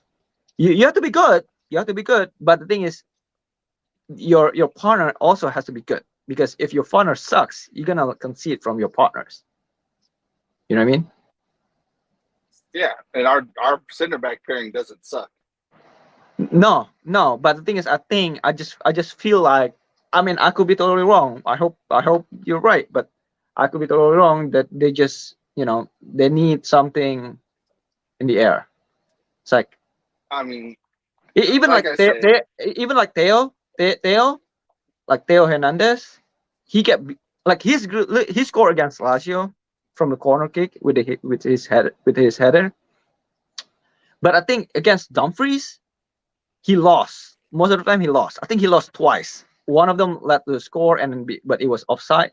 But here's the thing, bro. Like, it's normal to during the season he will for sure lose some win duels, but we want him to have the best ratio, not like to have it every time, right? Not every time, but you want to increase your chances. Well, I don't think we have a big issue there, man. I haven't seen that in this team. Going back to that format, it's nice. I would probably say that in like 2 or so years, to be honest with you. Yeah, I would say with Musacchio, we used to have that issues. Ciao Guido. But I don't think right now with Tomori Kalulu, I've never seen like our team outplayed. I got a feeling. And even Roman as well. Like even with Kjaer and Roman, we still didn't have an aerial No, because Kjaer is really good in the air. But Tomori is very good. Yeah, even Kalulu is good. Yeah, Tomori is even better in the air than Kjaer. That's why I'm telling you. Tomori jumps really high. Exactly. So he scored from that corner. But he scored against Inter though, against the best team in the areas in the league. Juventus. Yeah. And that's right. But defending is different compared to just compared to like how high you jump. It doesn't mean that it doesn't mean that. But do you have like an example is just not about how high you jump. It's about when to jump, how you No, but where to beside the jump. Theo goal, like, do you have another example where you see Tomori or Kalu being outbeat in the duel, and they scored from a header? I haven't I seen mean, that, bro. I've seen it's like very. Oh, here, Skamaka scoring a I'll shot from the midfield. Like, I've seen problems in Kessier area, and that's where I saw most of the issues. Like, we leave space there, that's why they shoot from there or make a pass from there. I haven't seen more of the issues from the central So here, backs. right. So here's why. Right, here's another thing that I'm gonna answer around. Like I don't remember one example on top of my head, but the thing is, I think Maldini knows football, right? We all agree on Yep. that one. So Yep. one of the reasons why he wanted Botman was because Botman is really, really good in the air. You cannot beat Botman Also in the air. left-footed. Also a lot of things, not just the air, but the like the pass with the left foot from the back line. Yeah, I agree. We I didn't agree. have that. I agree. I agree with that too. But the thing is, one of his highlights was that, like, you cannot beat him in the air. He was like SMS of defender. We'll have to wait. Yeah, but Maybe then you got Vlahovic people would who beat just him. We don't know though. who can just dribble around him. Hey Yeah, guys, real fast. We have Guido and we have Gio. Guido is Antonio's dad. He joined us every day. Oh, what's up, man? That was what's up? amazing. Hi guys, how are you? Good. How are you? And then we have Gio. Oh, let's ask him. Let's ask Anthony's dad about our whether guys he agrees with me on that. Can Now you guys listen, hear guys. me? Yes, but one thing, guys, I have to close in It's around breaking 10 down minutes. right now, my phone. I don't know. We can hear you fine, but I do have to close in 10 minutes, guys. It's been 4 hours, 1 p.m. here soon, so I do have to close in 10 minutes. Give it to Antonio, Roy. Antonio's not available. I actually have to leave as well. Like unfortunately, I'm busy this afternoon, so. You have to give it to someone else. Roy, Anyway, go ahead. Just keep it open on your computer, like. No, no, it's fine. It's fine, guys. We went up for 4 hours. It's fine. We're going to have another stream on Sunday. It's Lights, a stream on Sunday. It's going to be the Warzone transfer market. So, but anyway, guys, talk your piece. 10 minutes. Let's go.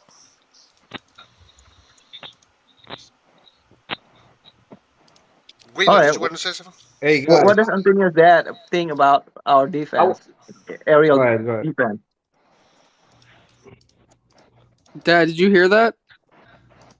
The problem right now is better, but was breaking down. I heard most of the conversation before. I would say that I think Tomori Kalur, they're great, unbelievable. So I wouldn't worry about the size of the players. That's the problem is if you play defense like Inter does, so you have the offender always on top of you. So the guy is 10 inch taller than you, 5, 6, 7 inch. So that's a different story. But when you play on the open field, maybe corner kick, yeah, but corner kick, you got to jump and you steady on the ground. So I think a lighter player, even if you're a little shorter, he can jump up or more than a big player. Like a Maguire, I don't think he can jump more, even if he's tall. I don't think he can jump more than Tomori or Kalulu, not even close. If you guys remember, Cannavaro was the best player of the World Cup 2006. He's a little taller than me, and I'm 5'7". He may be 5'10", maybe. And he won the most duels in the air. He won all the balls in the air. I couldn't believe. I said this guy is using drug. I couldn't believe how high he could jump. You guys remember Baresi, Franco Baresi? Yeah, Franco Baresi was a short like me, maybe. He was getting all the ball in the air. I agree with you. It's about how you jump. It's also about your skills, about pointing like when to jump. Yeah, but now there is a weight. The weight counts too. As I said, if you gotta stay on top of Lukaku and you play defense, so the Inter is offending you in the area, so there's not much running. Because you jump better when you run. When you can run, you can jump much higher. If you gotta jump when you steady on the spot, it's hard. I believe a lighter player can jump more than a heavy player. Yes, you're 100% correct. Yes, it's all the situation. Have you guys ever tried to jump while even walking backwards? Bro, I play basketball, Nathan. I know jumping. Well, not you, and I'm not. I know you, but for those who have ever played striker, strikers lose a lot of aerial duels simply because we don't have the forward momentum to get the height, and that's why defenders usually win every single aerial duel. So that's why I'm not worried about it, because our defenders are always going to have the aerial superiority because they have the more movement, the freedom of movement of going forward instead of backwards. Yeah, plus the advantage with Kalulu and Tomori, you can play a midfield because they're super fast. So if you remember many times Tomori, especially in the beginning when nobody knew him very well, I think in the beginning when he came, he was unbelievable. He stopped somebody. He ran. I forgot who it was, what game it was. He recovered the player all the way from. He was so far away. Was it Veretout? I don't remember. But I mean, I don't know how did he stop him. So a big guy, by the time he turns and run back, he's done. So exactly. We cannot. So you got to see the difference. You got to see the difference. For me, if we play with the defense at 4, like we're doing now, I would take a big guy like Botman if we play at 3. So you have Kalulu, which is actually a right back. So Kalulu open a little bit like Inter play with the 3. So that would be different. Even Romagnoli can play in that case because Romagnoli got good feet, even though he's left foot. But so what I mean is it's different. If you play at 2 in the center, like 4 defenders, I will never change Kalulu. I hope they never do. Even Chiari, I don't know if he's better than them. Plus Chiari, who knows the way he's coming back. Even though Chiari was able to go to midfield, he was taking Ronaldo midfield, if you guys remember. Yep. So that's the way to play. I mean, you got to be fast and, you know. We're playing different football. That's why we need these players. That's why I think Bremer would work more in this team because he's very fast. And I hope if they buy a defender, he needs to have good feet. He needs to be fast. He needs to be confident with the ball. See, Gabbia is 10 times faster than Romagnoli too. He goes on the man. He stay on the man. He take the man in midfield. So all of them, they're doing that. Yes, so I don't that's know why Romagnoli has a lot of lost one-on-ones in Milan because he's slow. That's the problem because we play. Yeah, we play different. He will be probably the best defender in the league because they sit back, wait for you, and you have to attack him when he doesn't need to run and recover the ball or recover the space he lost. Yeah, we play. If we want to play offense like we do, even though the team is very balanced, I would like Hernandez to play more up, but with the defense at 4 is difficult, you know. Yeah. Because I believe if we play 3-4 or 3-5, I don't know, Hernandez will benefit. The defense will be unbelievable. And plus, we don't need a really good defense with a good fit from the back because we have Magnan. Magnan is a register. Magnan got a foot, a long kick, like precise. I mean, true. That's and he plays a left and right foot, so both. We need to have you here more often because you speak the voice of reason. I mean, I love soccer. You know, I was going to the wedding and play soccer outside the wedding room. You know. I mean, when I was younger, of course, but soccer. People think soccer is just kicking the ball around. That's what I'm in USA. I don't know. You guys were. I don't know. Roy is in USA. Antonio, my son, but I don't know where you guys. I lost the beginning. So Houston, Texas. I think the majority of us. USA, when I came over here, people used to tell me, "Oh, that's a sport for girls. You just kick the ball." I mean, that's geometry. Soccer is geometry. It's calculation. You know, yes. The ball. Of course, once you know how to talk to the ball, because if the ball doesn't even stay with your feet, you cannot even talk. You know. So I got a question. So let's say if we get CDK and Ziyech, how far do you think we go with Champions League? And Dad, what will be our weakness? Dad, you know, I have a feeling. Is the Ketelaere, by the way, if you didn't know that, Dad. Huh? Yeah. CDK is the Ketelaere. I know the Ketelaere. Everybody, I don't hear anybody talking bad about him. As I say, I never watch full games of these people. I don't know. I watch some highlights, but highlights, as I say, is always good. That's another thing. Even talking about Botman, I would have seen Botman play in Italy because when you switch team, first of all, switch league, everything change. So okay. What I mean is, I think the Ketelaere would be a good one, and the Ziyech, whatever they call. I mean, if you look at the numbers, because I don't want to look at the highlights. I want to look at the stat. This guy with the Ajax, he was unbelievable. Then with the Chelsea, he didn't have a chance to play constantly. So I believe they're good buy. We can win the Champions League easily because Villarreal, they reached the semi-final last year. You guys think we're worse than Villarreal? I don't think so. What do you think our weakness would be in the Champions League with our current team right now? Experience. The weakness would be if we have because I don't think we have 22 players at the same level, which is very difficult. But I believe that if we don't have injuries, and maybe we have a chance. Somebody has a chance without injuries. See, Borussia Dortmund, they lost Haaland last year for a while. I said, where is it? He was injured. What do you think about the experience of a team, since we're all very young? The experience? I mean, we have experience. We have Origi, whatever. We have first of all, you guys remember that in January, Ibrahimovic is coming back. Yeah, he's old, this, is that. If his leg, his knee, whatever it is in good shape, he never won a Champions League in his life. Remember that? So he'll could be the goodbye. That would be a goodbye, a sweet goodbye to soccer for Ibrahim. Imagine if he gets it the last 6 months of his career. Yeah, that would be really like crazy. Gonna say to Çalhanoğlu in that case. That's nice. Yeah, I'm quite optimistic about the Champions League. I'm quite optimistic. But yeah, I think we'll definitely go farther than we did last week. And I hope we get a little respect because Milan got to learn how to be respected. Yeah. Because what the referee did last year, we were qualified. Even though with the missing players, we were qualified without the referees' mistakes. Yeah. And we would have won the Italian league five games before. Oh, don't say that. Red John will come in here and try to fight. Inter, we beat Inter, right? We beat Inter. They dominate Liverpool a little bit for a while. So. Guys, check this out. Very interesting. I don't know if this is true. Eastbourne usually doesn't troll. He's quite serious. He says, official announcement by Hakim Ziyech.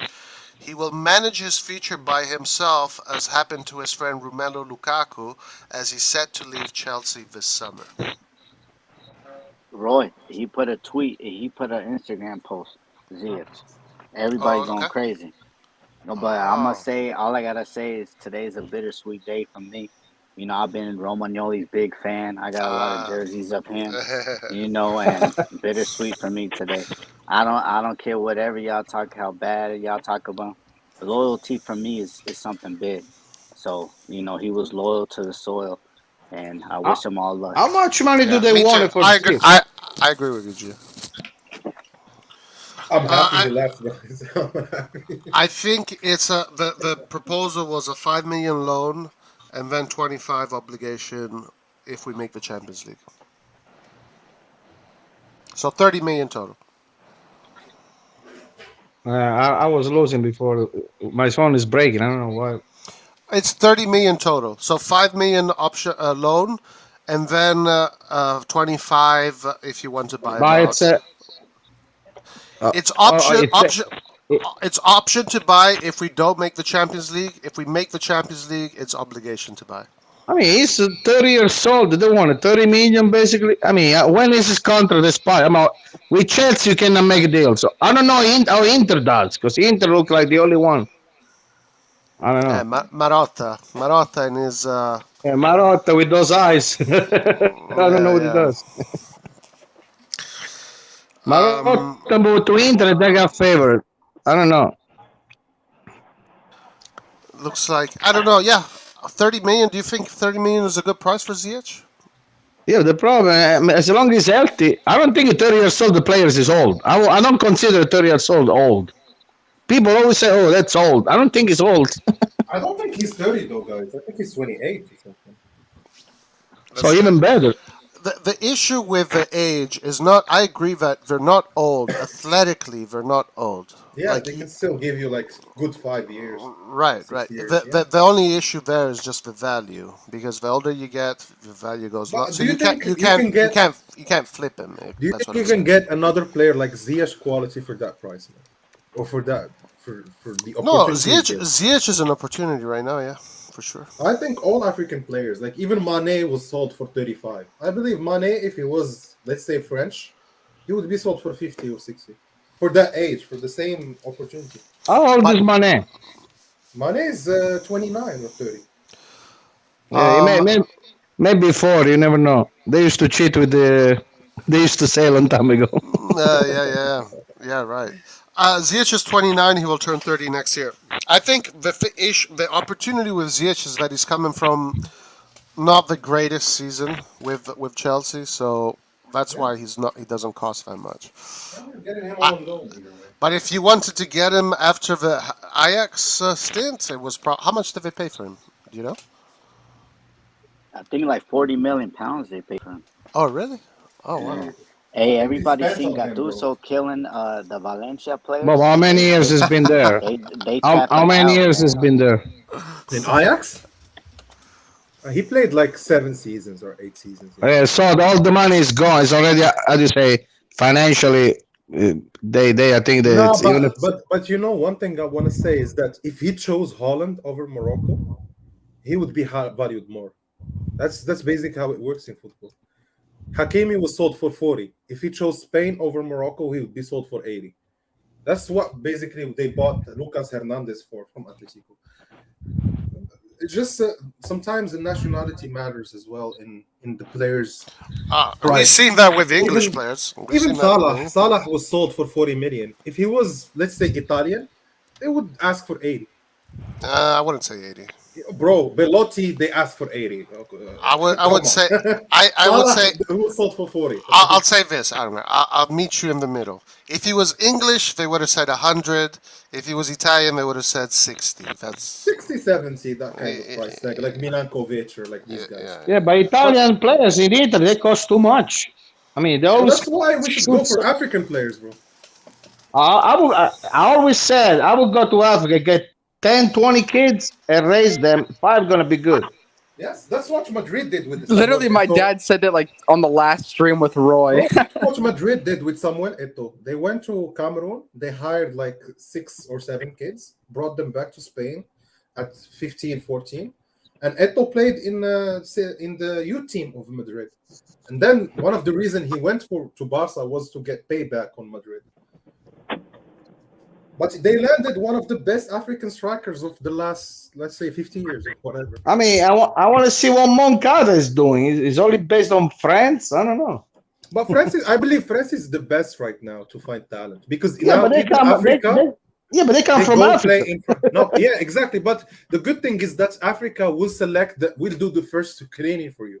So you don't have to do the first screening in Africa. Hey, listen, it's like in USA, right? You want to buy Italian products like food. They have so many steps that they cost 10 times more. I want to buy Italian products. It costs so much because of too many steps. So go straight to the where the source, straight to the source. Maybe. But if you have money, I would say if you develop my gosh, revenues. Milan doesn't have money. Elliot, he owns all Argentina. Milan should open 1 million academies in Africa. But they have it in Egypt, in Morocco. Like there is an academy. I'm pretty sure that they have connection. They got it all. And South America. That's why, too. like South they have America now, they have 4 like Moroccan kids in the Primavera, which is good. Like what's his name? El Halil. He did well in Hilali, and like there is Matia something. Like there is the midfielder as well. Even Diaz is like. All these guys are very young. Like, by the way, I don't know if you guys been watching the trainings. Pioli has been shouting at Ali a lot. Hey, you got to do this. You got to fix that. Good. Hey, you got to. Did you guys see that? Have you noticed? I saw that. Yeah, he was shouting at Ali. Yeah. I love the fact that he's getting him right there, right now. Don't give him time to settle whatever. Focus on football. I believe Ali is gonna be number 10. Watch. Maybe he has talent, bro. He's very, very talented. Anybody seen Brahim Diaz? That would be on steroids. Yes, Brahim Diaz. That's the one I'm the most excited about. Guys, Brahim Diaz is going to be his season. I mean, that's what I hope. But we still got to pay 22, 23 million. Adli cost 10 million, is already paid. Yeah, that's right. And also, Madrid has a buyback clause. As I told you, for Diaz to learn how to run in front of the ball and run behind the ball, is going to be a champion. But I think we did things right because we don't know if Diaz would He save always us or twist. not. He always twist with the ball. We went and bought Adli like as the plan for the long term. If Diaz is not there, then you actually develop Adli now. Plus, look, Tonali was relegation with Brescia. Krunic and Benacer relegation. So this guy relegate too. So maybe it's good luck. Yeah. No, yeah, you've seen that if you are in a team that relegates, when you go to a big club, you can develop into a very important player. So That's why Milan look only relegated club, so they're cheaper. So Ali I has a hope lot we of get like potential. two other more players from Empoli, for example. I hope we do that. Or Cagliari. Cagliari got relegated. Listen, that's what I would do. Roy and everybody, I don't know everybody's name. What I would do is, I always tell them, even Antonio thing, I would go every little team and buy the best player of each team. That's what I would do. Because each team always have a very good player. Like Genoa, right? Huh? Like Genoa, Cambiaso.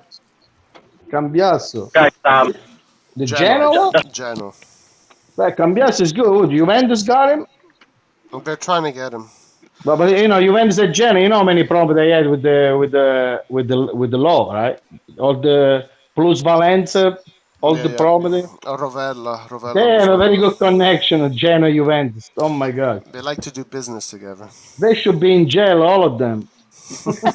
Yeah, my dad is Nah. super anti-Juventus. Oh my god. You No, know he what? said Parisi's right there for the taking. he Parisi's right said the there. Sampdoria Parisi, owner yeah. went to jail. You know How Sampdoria about- owner? Your dad is awesome, Antonio.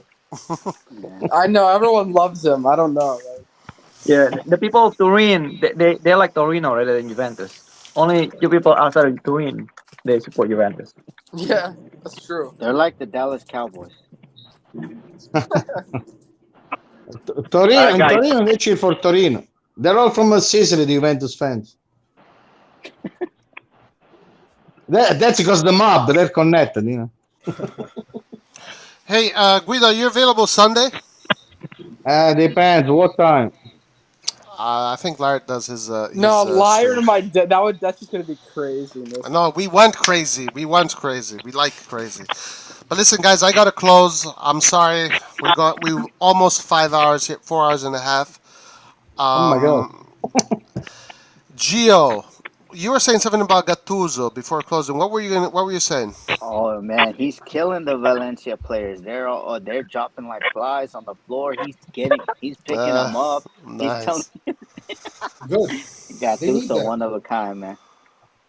If they would have got Ibrahimovic, if they would have got him Ibrahimovic, we would have probably been like 2 years more advanced in the project. But I think so. Gassi, Many of the players learned from Gattuso together, they got all red card. No, but he They're gonna got get the disqualified, discipline back to okay. the team, though. What's that? Anwar? I think he got the discipline back to the team. Also, like the scudetto is also, I believe, thanks to somehow the work of what Gattuso did. 1,000,000%. Because we were with such a losing mentality, He and started he took it. over, was not joking around. Yep. He finally gave back that identity to Milan. Like Yeah, you we could got see some it. pride back a little with him still, even though we didn't qualify by 1 point, with the team much lacking compared to the team that qualified. Yeah, 1 point, the Inter deserved to lose with Empoli. Empoli but still, destroyed them, If and you they give him qualified. only one good player in that squad, he would have qualified with better points, not just 1 point. Because he was lacking only one player. He had Suso. I mean, a lot of. No, the thing about Gattuso team was back then, which is he would beat like bigger teams, but against Benevento he would lose. Yeah, but because the players are not consistent, not the coach. But even this year we lost points with the little teams. Yeah, but still we made up. Barini cost us top 4 when he gave away that stupid free kick versus Parma, and then I don't remember the guy who scored the free kick. That was 2 points that was dropped in the last minute. Gattuso made the Napoli not qualify. Napoli didn't qualify for the point. The reason I remember the game because that was a 3:30 a.m. game out here in California. So that's why I don't like Lord Barini. Oh, but I just want to say about Milan. How many games you guys had fun all year round? I remember just maybe 1 or 2 games that we really sucked. We played bad. But even when we lost or we tied the game, we created with Spezia 25 chance of goal. Yeah. So I think Milan is much more fun. I enjoy more watching Milan than watching Man City, whatever you guys say. I don't know there, but Against Porto. Tiki-taka. How many times Man City shoot to the post? I don't think more than us. No, they do more. They scored a lot more goals than us. We don't have the remember best. against Porto. I don't think we have the best. No, I'm stats not when it saying comes to goals. I'm offense. saying situation. Yeah. But situation, I think, yeah.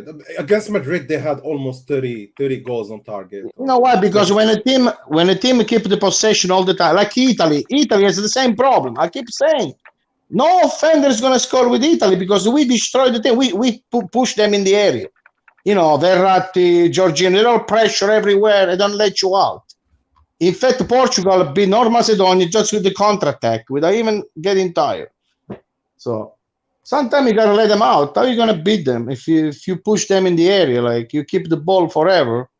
That's the Guardiola mentality. Walk the ball into the net. Walk the ball into the net. Guardiola. I like Guardiola, but it's exaggerated. Yeah, true. You cannot play soccer without number 9 like he think is because he That's did why, that. I think that's why he got Haaland though. I think that That's why he got Haaland and Alvarez. He got 2, not only 1. Yeah, because he know where because what was missing against Madrid was a killer striker. Yeah, because they had 30 attempts. If you have 30 attempts, you just need a striker. Yeah, see, Real Madrid, they got Benzema. They don't miss. Benzema. He scores from nothing, bro. That's Benzema, if Benzema don't win the Ballon d'Or this year, I don't know when because if they don't give him the Ballon d'Or, then Ballon d'Or. I mean, he wanted They'll give it to Messi again, of course. But, I mean, if Messi ends up winning the World Cup, Messi this year didn't do anything. Oh, that is true. If he wins a World Cup, the World Cup is the biggest tournament this year. Yeah. It's not Champions League. It's not the rest of the league. Hold on, Anwar. Because you forgot that Benzema played with France, so he has even a chance. Yeah, he has a chance. But hold on, isn't the no, they give it at December. Right, but the World Cup is at December. So December is still 2022. I think it started at the end of the end of November or beginning of December? The World Cup is in December. End of this. No. It's not the end of December. No, in December. In December. It will end by the end of December. They will stop the season before, like the home game. So the World Cup, the Ballon d'Or is usually given out in December. So they're probably by the first week of January. World Cup. Oh, Ballon d'Or is in October. World Cup is after that. You know, I think Qatar will just buy the referees too. Yeah, but the World Cup should be 2022, so it's still gonna be considered. It would have been in the summer, so I think they're gonna wait. Yeah, maybe they're gonna wait. For the World Cup. Yeah. Because the World Cup, whoever wins the World Cup is gonna have much higher chances of winning any other individual trophy. Ronaldo in 2002 and Liga. 2002, he played a month during that season. 1 month. That's how much he played during that season, and he got the Ballon d'Or. The whole season he was injured. A month before the World Cup, he got back and played the World Cup, won the World Cup, and they got Ballon d'Or. And that's the season of Ronaldo in 2002. I mean, the World Cup changes a lot of things, I believe. Yeah. I mean, Ronaldo 30 years ago, he would be cleaning the dressing room. He would never play. 30 years ago. Who? Ronaldo, the Brazilian? No, the Brazilian. No, you were talking about the Brazilian. I'm sorry. No, Ronaldo phenomenal again. I don't know why. I thought it was Cristiano Ronaldo. Cristiano is good though. He's a good. He's good. 30 years ago, he wouldn't play because they would break him apart. You don't know. You don't. Thing is, there was no camera. There was no camera. No VR. Anwar, guys. Yeah. From an outside perspective, I'm gonna be honest with you. Like Anwar and my dad have a lot of like disagreements, but you guys have been like, it's been a really good discussion so far. But yeah, my dad doesn't like CR7 that much. I get people who don't like him, but I believe he's an amazing striker. He doesn't have anything. He's just power. He's power. He's a robot. Nobody can play with that power. You see when he stops and when he fake, what he fakes? He's 5 yards from the defensive. He makes the stupid fake left and right. I want to see the player going through the legs. dribble. You see, Messi was Ronaldo the phenomenon. He was going straight. He was dribbling like boom, boom, boom. Like, he looked like Speedy Gonzalez, like you know. But Ronaldo Cristiano looks like Van Basten. If you want to compare. No, please. No, he scored more actually than Van Basten. Let's be Yeah, honest. Van Basten have 28 Van in Basten, My dad Van saw Basten, Van Basten live, man. Van Basten was more technical than Besides the No, fact I that they believe now both play are very 300 games technical. more than before. I believe both are very super technical. Everyone who played against Ronaldo says he's Listen, amazing. if you compare Ronaldo Cristiano and Bamba, you mean Cristiano or you mean the Ronaldo the Brazilian? No, I mean Cristiano, bro. Okay, Give me a Cristiano is player. uncomparable with Van Basten because Van Basten was in the center of the area, But outside. even Ronaldo. Cristiano Ronaldo play from the left to the center. Come on, He played more in the center in the last years than more that. than a number 9. Come on. I would say he was more the striker than Benzema in Madrid. Benzema would actually go to the left, while Ronaldo would go to the box and complete the ball or like score it. Now, come on, now you want to? Ronaldo is not a number 9. We can talk about this forever, but how many times you saw Ronaldo waiting for the ball with his shoulder to the post? I never No, but seen. you're speaking Benzema about can do different that. profiles of strikers here. You see, Ronaldo needs the space. He needs to face the post. You cannot pay. If Ronaldo plays shoulder to the post, where he attack, where he offend, Ronaldo not touching the ball because Gattuso and Brazil they let him touch the ball when he played with Manchester But when he was also, young. like Ronaldo, the Brazilian one, didn't play with his back to the defender. He played facing the defender. Like, Yeah, you're there are right. some strike- You're like right. You're Suarez, right. I for me, give you does that. not play with his back to the defender. He Yeah, plays but with- Ronaldo goes from the center. Cristiano Ronaldo started from the left all the time. No, he starts from the left, then goes to the center. Look at the goal he scored against Juve. He was in the center He as needs a striker. space. He needs to move the ball wide, and then he shoots. Most of the goals he does is shooting from far away. I would say like early in his career, yes, he played more there. Started from the left, then tries to find the angle to shoot. Besides But as he advanced in his career, I saw him move towards more being a striker than a left winger, and that's what I saw. Even in Portugal, they play with 2 strikers. Like even Juve, they played with 2 strikers. Yeah, I mean, of Madrid, course he in the end, moved 2 around, but strikers. when I talk about he's a very Van good. I Basten believe was a he's an completely amazing different athlete. player. Like what I love about Ronaldo is that he's been doing this for 15 years. Not many players do that for 15 years. No. I mean, he's 2 years, good. I'm 1 not year. saying he's not good, but I don't like to watch him the way he moves. No, I get that. Like I get the fact that you don't like him. Like you don't like him, that's different. But to say he's bad, I don't believe that. I believe I he's grew very- I grew up in a different era with everybody every team had a number 10, a guy with a skill, even more than I one. get what you're saying. Even here, like locally, what we prefer is technical players, not like physical, strong or fast players. That's not what we love about football here. We like dribbles. We like to see one-on-one. Where are you? Where are you at? I'm in Morocco. Oh, Morocco, yeah. So for us, it's all about Arab street football. It's all about nutmegs. Don't get me wrong, Cristiano Ronaldo is good. I mean, don't get me wrong. I mean, actually, That's what I'm he's saying. more than good for what he became. Because I don't think he was born as a talent soccer player. You know, the guy like Messi, like Maradona. This is what I disagree with. I believe he's very talented. He just added a lot more work to become that good. He's very physical. He's physical. It's good for the soccer, today's soccer, but I don't know. I can Long tell time you ago, that Ibra trains probably more than Ronaldo, and he never got to where Ronaldo is. So it's not just training; it's also talent. You need to be. Listen, okay? Now, if you talk like that, I'm gonna give you an example, right? You think that Messi is better than Maradona? Messi is better than Maradona? No, I don't really compare players from different. No, you compare it now. You said Ibrahimovic, he didn't win what Ronaldo won, but I would never change Ibrahimovic with Ronaldo. At least I enjoy watching him. It's unbelievable. He can use every part of his body. Why do you think Mbappe loves Ronaldo? Guys, I have to go. Bye. Mbappe and Ronaldo, you can compare. They're very similar. No. But do you think he doesn't like his football? Like I think that a lot of people like Ronaldo's football as well. No, I'm not saying that I don't like. I mean, I'd say, I don't enjoy it. I think I like the pure soccer, the pure skill. Because for me, even Messi is a killer. He kills the ball a lot of times, then plays the ball. Well, we can argue that he creates a lot of But assists. listen, if you people say, "Oh, Messi, how many golden ball?" Maradona didn't win once the golden ball, not even once. Because South Americans was not involved. I saw Maradona with my eyes live many times. But I agree with you. I Messi, I never saw live anyway. Listen, I watched Messi live. I never watched Maradona live. Messi is me too. I never watched Messi, but no, I watched him live. One control, I stood up. I'm not a Barca fan. I'm not a listen, I love Messi. Between Ronaldo and Cristiano Ronaldo and Messi, I picked Messi 10 times. So I would pick Ronaldo.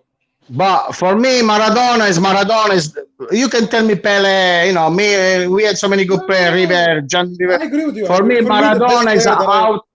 Maradona is it's from another planet.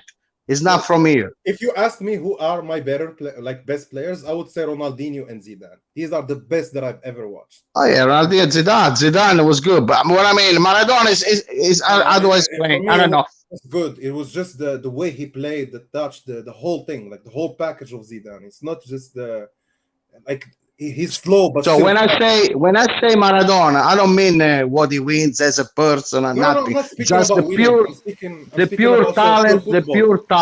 That's all. The pure talent.